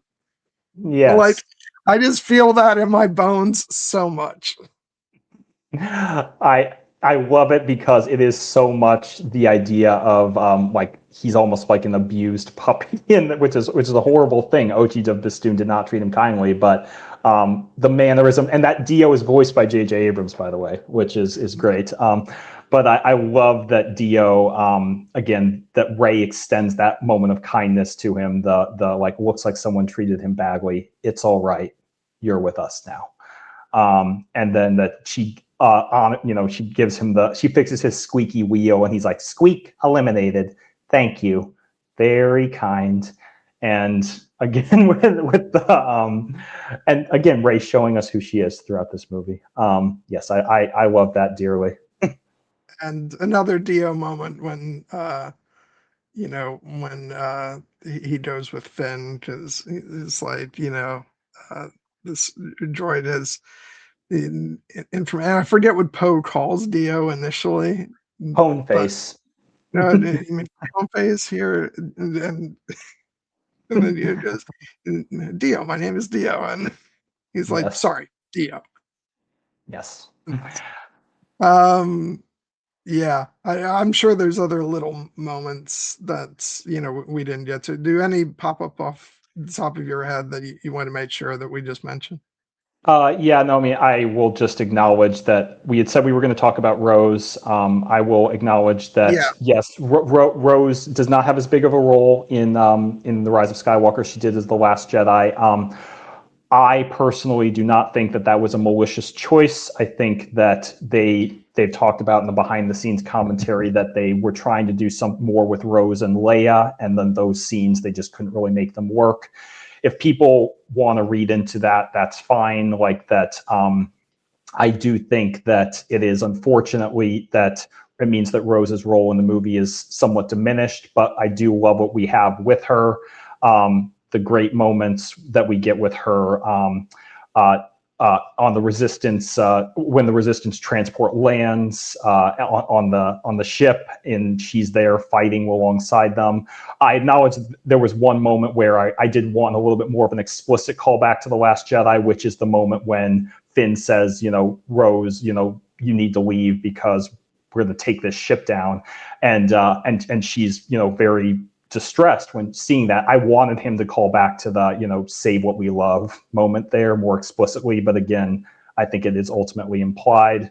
I get why people are frustrated that Rose not in this movie more. I just have to say that when JJ Abrams and Chris Terrio talk about the fact that they had alternative plans for the character that didn't work out, I do believe them because I believe they're good people. And while it's unfortunate that she's not in the movie more, I will never, ever for a single second believe that they caved to the backlash of basically saying Rose needs to, not be part of the group because we don't like that character, because I think that they could have easily not had her in this movie at all, frankly.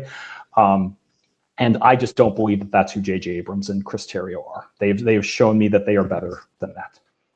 yeah, yeah. I think it was a result mostly of the fact that maybe they thought they had more footage of Carrie Fisher's to work with, and they had planned for stuff with Rose, pertaining to that storyline, and then ultimately they decided the footage wasn't good enough, so they didn't use it. So that cut down on the amount of screen time that she had, and um, these things happen.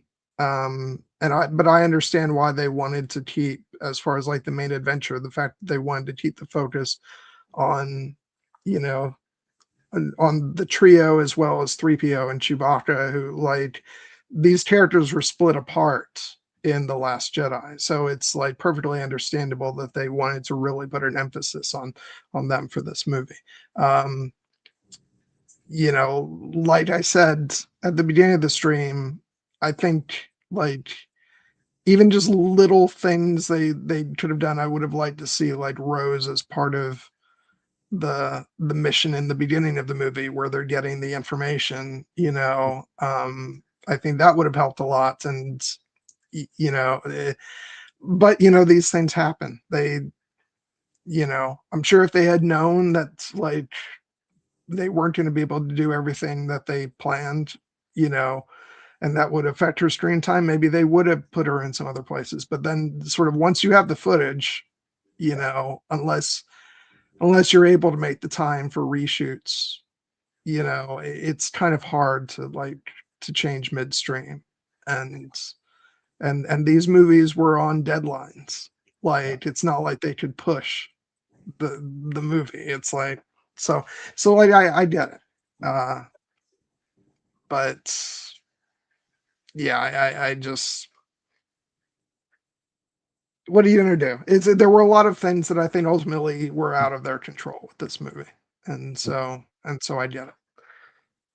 Yeah. Um, Yeah, it is just an yeah, acknowledgement from me that I know this movie is not perfect, but that does not mean that I love it any less because it has been made quite clear. The highs that this movie reaches for me are so incredibly high that it ranks among my favorite cinematic experiences ever. Yes, exactly, KG. We were just talking about yeah, that. Um, but I like you. I wanted to be fair and honest, and so I wanted to acknowledge, some of those critiques. But I just have to say that for me, I just I love this movie so much, and it is legitimately one of my favorite movies ever made. I think Empire Strikes Back is a technically perfect movie, so it is generally the one I cite as my number one Star Wars movie. But there are days when I have to be honest in my heart, and I do wonder, like, is this my favorite Star Wars movie? And I think that there are days when it is. It is a movie. It was the right movie at the right time for me. It still is teaching me lessons to this day, as the best Star Wars does.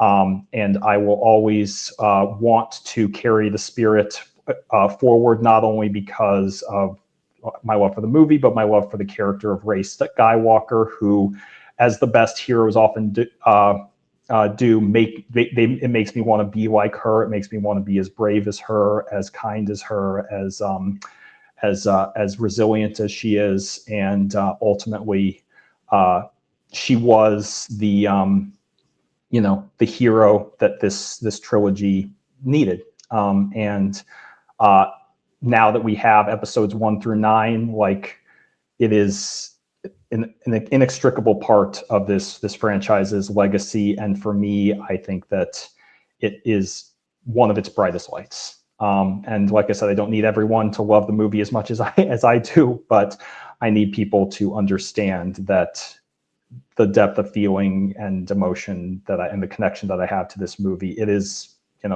one of the deepest I've ever had with any story. So, so again, thank you for being willing to talk about it with me.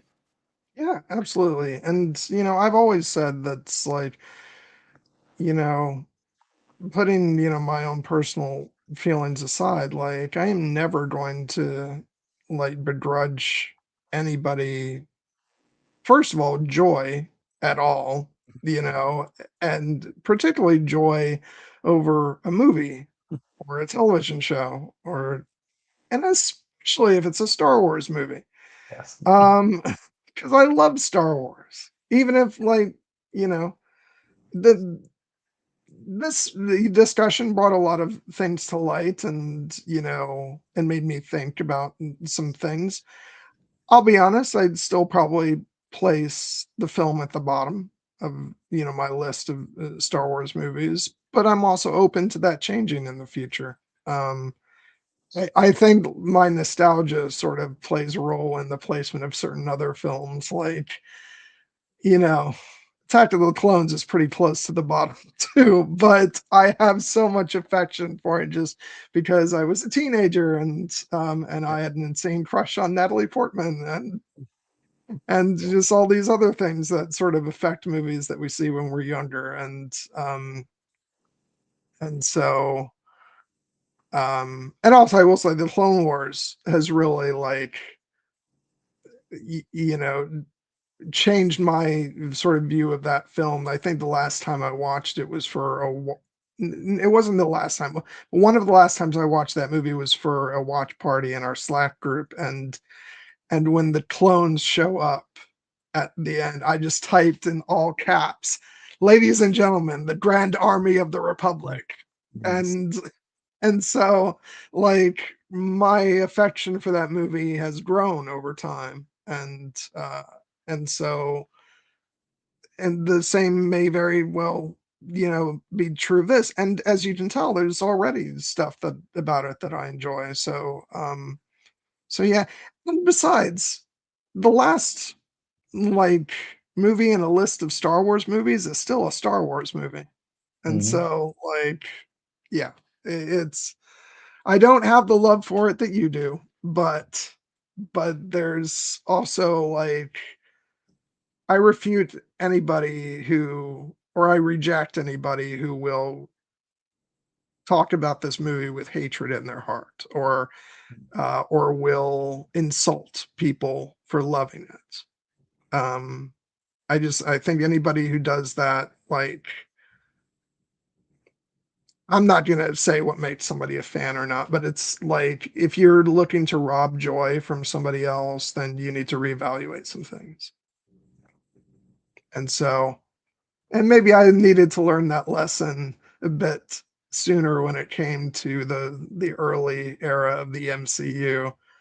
And when I talked to my friends who loved the MCU and I was more mixed on it, and I may have been a little more, I had some lessons to learn about comments that I made. That's why I actually I wanted to highlight what Starlight said here about they were toxic in the past when discussing the sequel trilogy. I think we all have our toxic phases that we hopefully grow out of. And yeah. Nothing wrong with that so long as you acknowledge it. Yeah.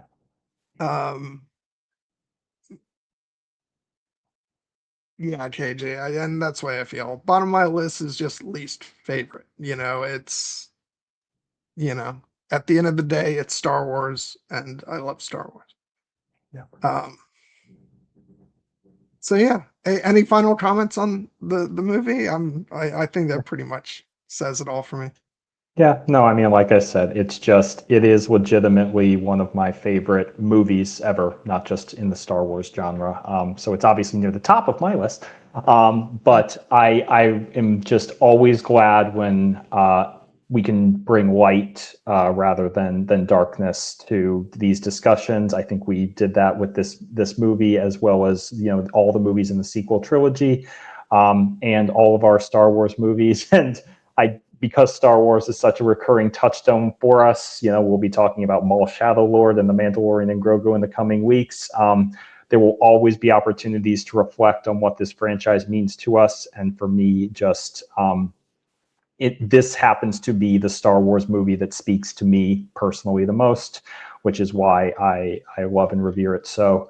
But I also just want to, again, reiterate one of the many thematic messages of the movie, when Rey's standing before Palpatine has the line, all you want is for me to hate, but I won't, not even you. Again, that is a lesson that I have taken into my actual personal life and tried to apply it even in contentious situations. And I do believe that I am a better person for it. And that when a movie can do that, I think it's a special one. So I love it more than words can say, even though I've talked about it for 5 hours.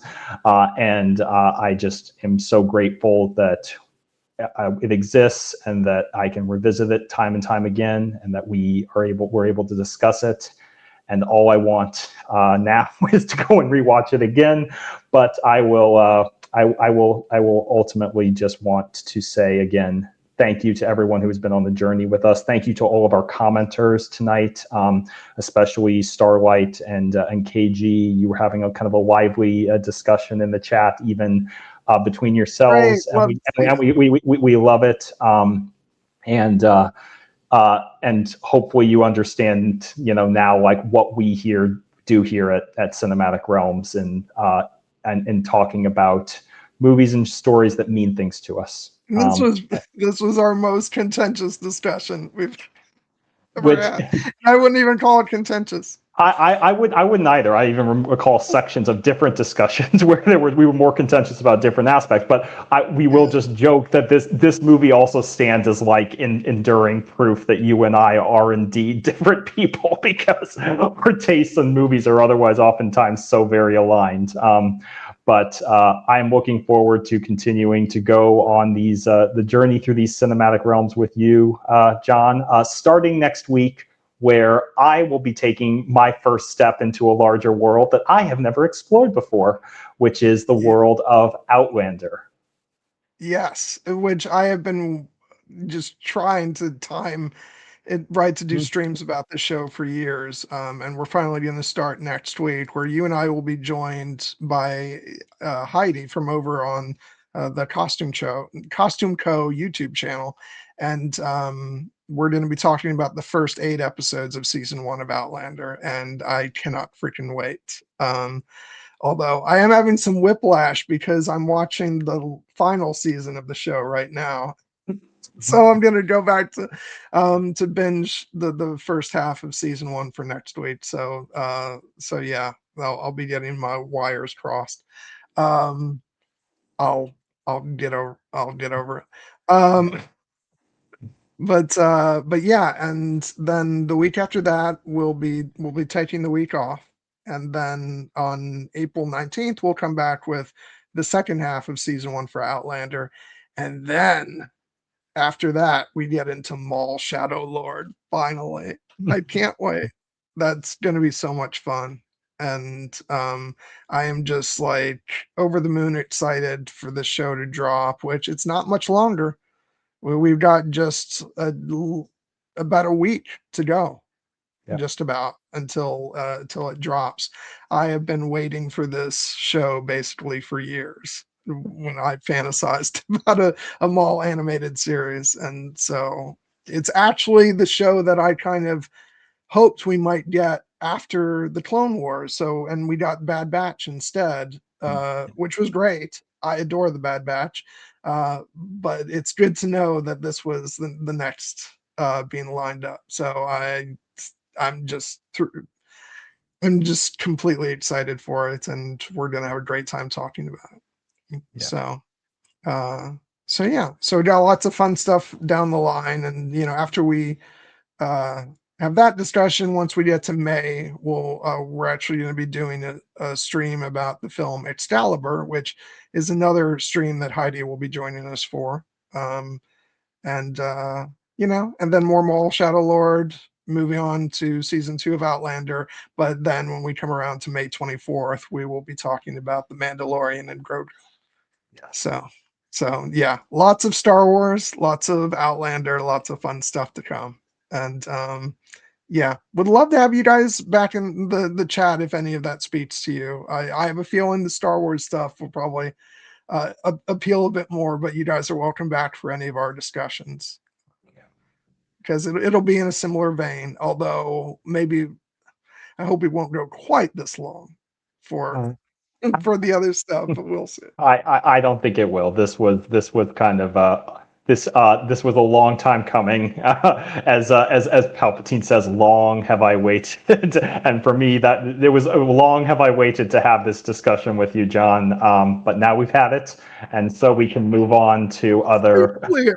Like the only other stream that has gone on this long, which was before you were my co-host, was when we covered the entire Hobbit trilogy in one stream.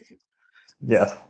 So it took up the real estate of 3 movie discussions.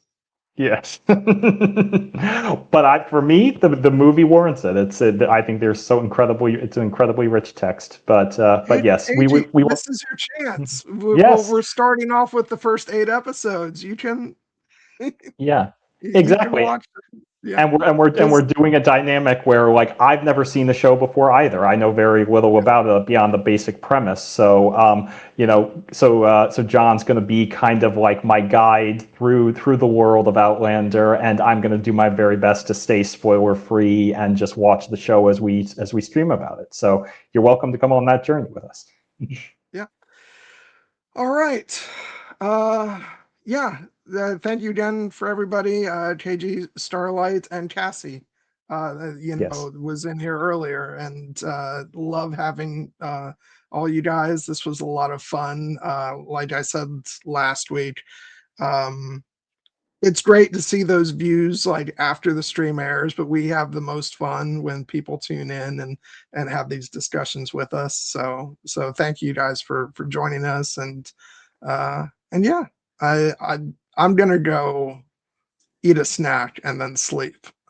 You deserve it for not only for sticking with this discussion with me, but also for how hard you're working. And again, thank you. This has been a blast. So thank you again, KG. And I will just say as my closing words, always remember they win by making you think we're alone. You're alone. There are more of us, but we have proven today that we are not alone. And as long as we have each other, that's how we'll win. So, amen. All right. Have a wonderful night, guys, and we will see you hopefully next week, but if not, sometime in the future. Have a great night. Bye. bye bye.